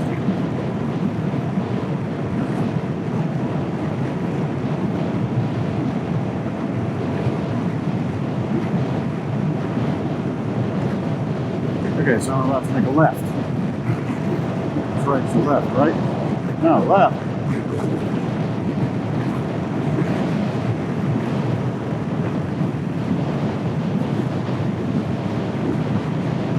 What? The window blew behind me for a second, so I dogleg again.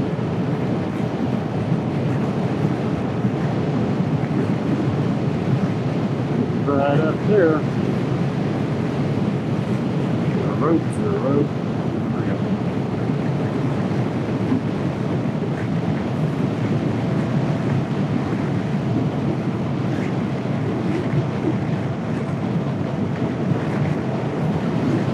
Let's get moving.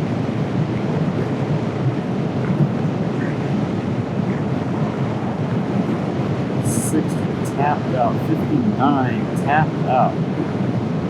Climbing and fighting it. This would suck on the Super Cub right now. It's going to be 40 miles an hour on the Super Cub.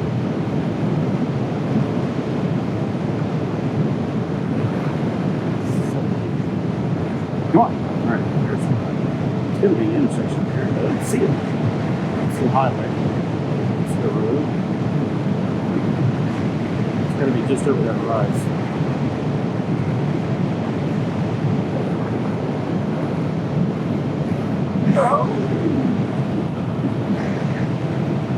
Junction 412, that's it.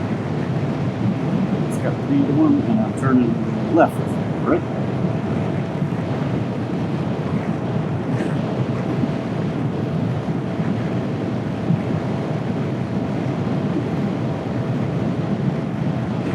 Oh, right there.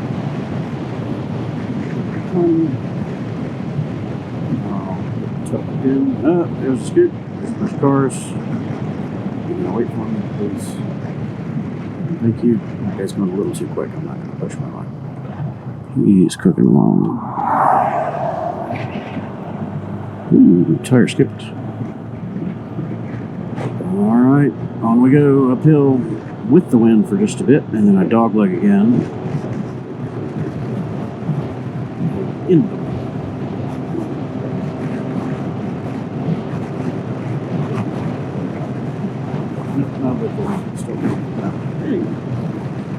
yeah, the wind shifted around a little bit because it was coming from due west. Now it's more from the south. That looks like rain. Shit. That's rain. It's definitely rain.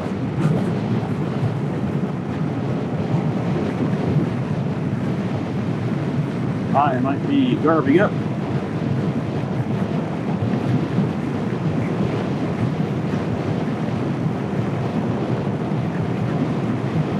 That is rain.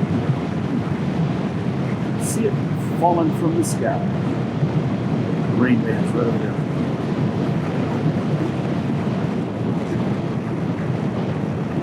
Well, we haven't had rain for a few days, so I guess it's on schedule. But I got the jacket on. Just put the pants on. Go back to the wet gloves, I suppose. Just let my hands get wet. What do you think? Am I going to luck out? doesn't look like it. Oh, yeah, it doesn't look like it. Curving right back over to that. Zoom out on the map and see if I'm headed that way. It looks like I'm headed that way. I don't know, I might skirt just to that side of it.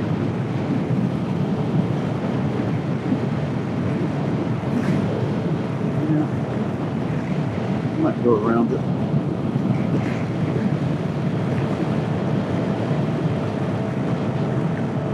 Oh, I knew that we were going to get hammered. Yeah. Wherever we were. I remember, my brain is so cooked. When Neil and Alex and I got caught in that storm, I knew we were going to get hit because I could just see by the way it was moving slowly as we're approaching it from 18 miles away that was going to be right over our path. I looked at it on the map and I could say, yeah, it was very get beat. And then we were getting the high winds and the lightning and all that. So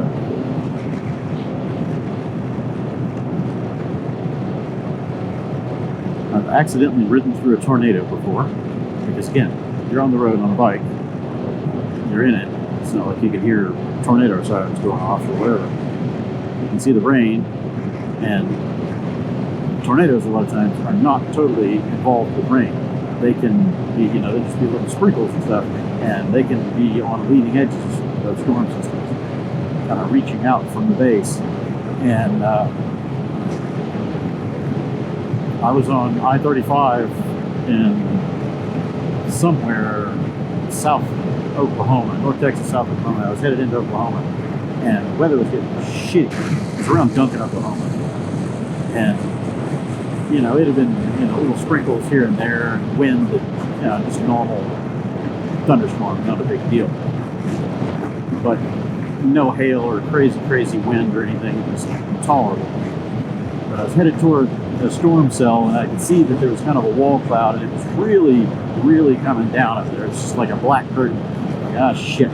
Can I beat this, or do I stop and wait it out? And it looked pretty stationary, based on our relative movement to each other, and I thought, okay, I think I can make this. And I'm just booking on, and all of a sudden the wind just came out of nowhere. Hail. I was like, oh shit. So I started to slow down a little bit, and I looked kind of up, and there was a rotating funnel cloud like right there. Like, oh shit, man, there's no stopping. You don't know which direction to go because you can't track relative motion while you're in motion, especially on a bike. Like, I have no idea which way it's going. All I know is I'm going that way really fast. And I just, what? Some of my Concours 1000. I was running 140 trying to get rid of that storm, man. And apparently it touched down. Like, it went across the highway pretty much right where I was, but behind me a little ways. Smart move. Stopping would have just put me right in the path. But once you're out there, man.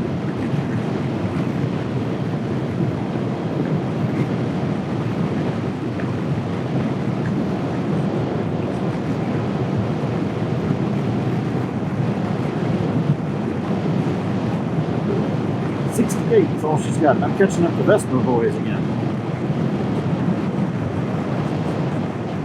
We're running those 300s pretty sedately because I was passing them yesterday like crazy. It was the day before. Cannonball ring. Should be coming up on it in about 5 miles. 5 to 10. I didn't do exact math. I gave myself a 5 buffer. It's about 255, I should say.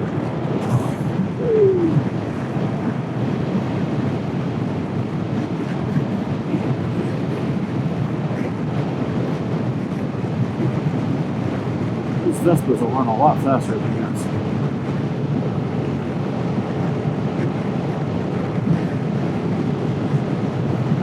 Catching up on them at 60.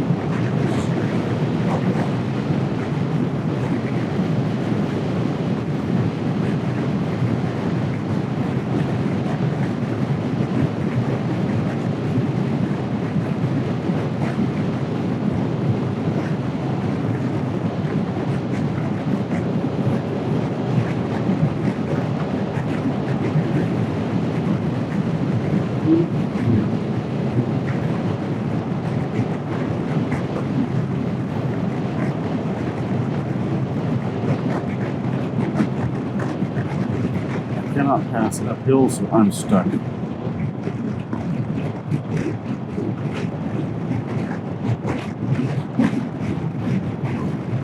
I think these guys are on Vespas. Why are they slowing down so much on the hills if they got 300s? Literally, I can outrun this. I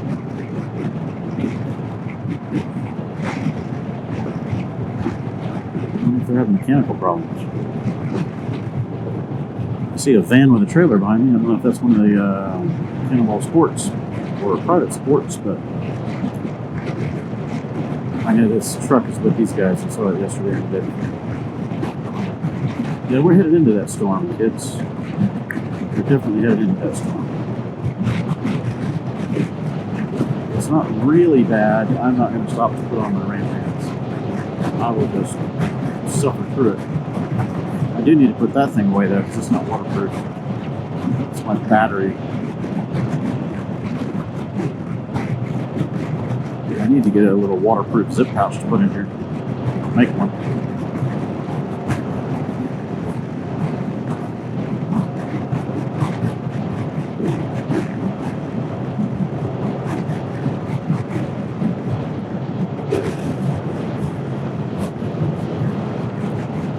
Up here in a few miles. This begs the question, do I wait behind them or just run? Because if I get out in front of them and then I can't maintain, then I'm the asshole. 45 uphill when I can pull 52, 54, these guys are really running sedate. Yeah, I can't maintain. Other than 65, 68.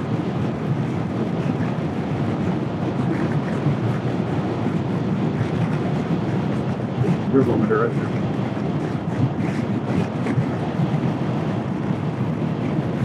It's odd that they're going uphill so slow. That doesn't make sense.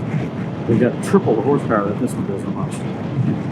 40 horsepower or something like that. It's got 13, 14.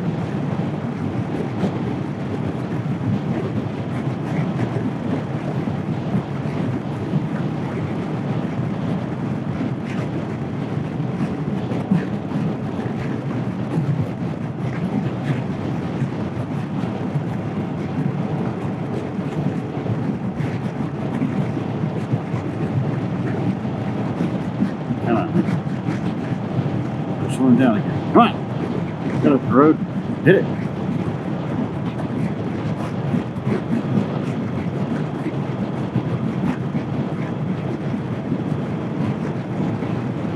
People that don't run these small bikes don't understand that frustration.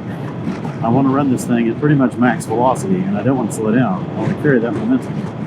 People on bigger bikes that keep varying their speed up and down all over the board, and they've got the horsepower to maintain. It's very annoying.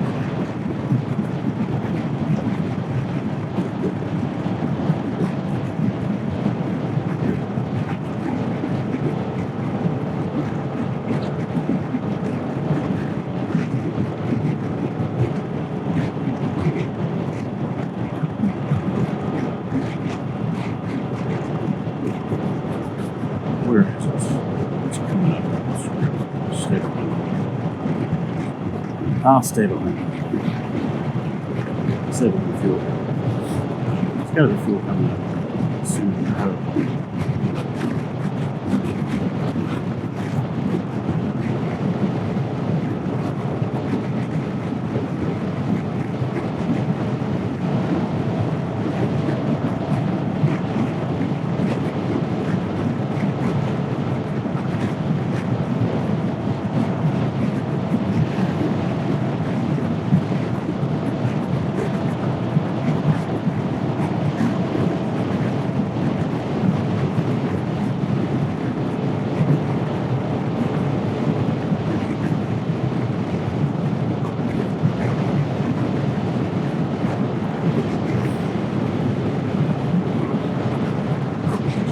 Change my battery on the GoPro because I think my pocket pack is going dry, and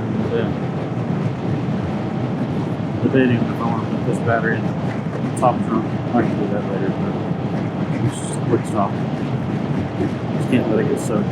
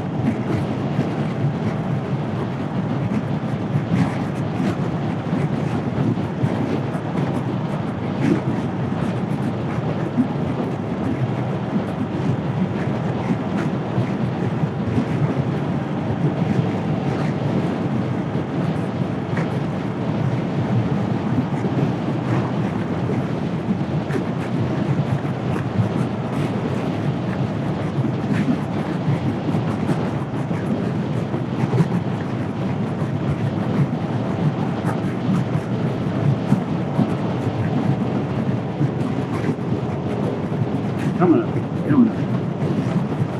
About a mile. I think I passed this earlier. I wonder if he's part of the group.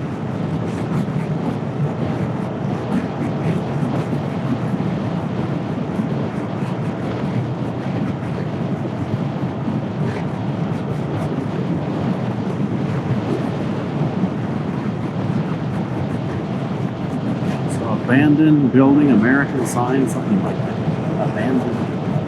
Abandoned flag.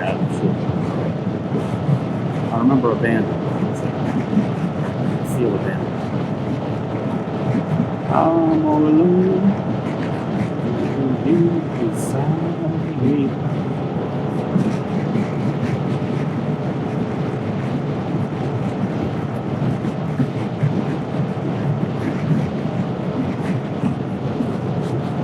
That's rain, and lots of it over there. Okay, curving that way, but there's another cell right over there. I had a weather radar. I looked it up.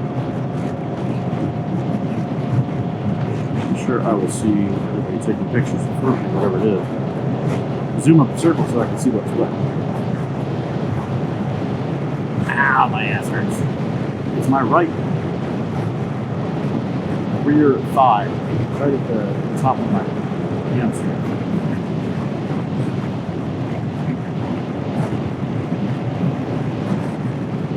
See scoots. Let's do the picture spot.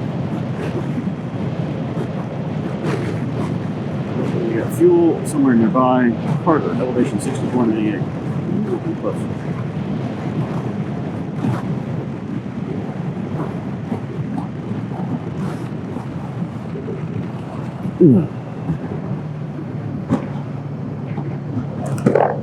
So what is the sign? What is the sign? Everybody's on this side. I will get on this side past these people. Back up on the sign. Show me the sign. I saw the sign.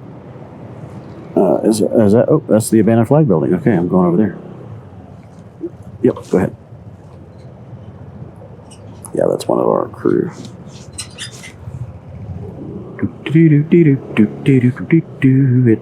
has got to be it. Big rock. Abandoned American flag sign building. Okay, yep. That's a road stop. Stretch my legs. Get a very quick picture. Get out ahead of the slow Vespas. Make sure what I'm supposed to get here.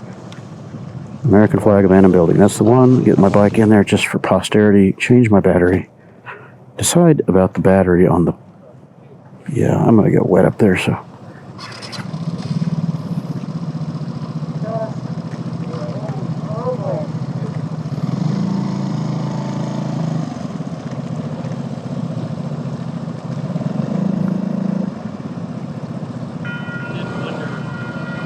Oh shit, a train?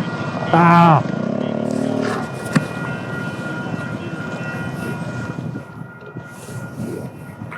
Yeah, am I getting past that? Well, I guess I'm waiting. Shit. He's hauling ass. There's no running past that. Damn. I was literally 30 seconds too late, and I wouldn't have had to wait on this train. And all the slow traffic that's going to ensue. Okay, anyway, battery change time. After the choo-choo. Choo-choo. It's going to be a long one, probably. They run them long out here, miles and miles.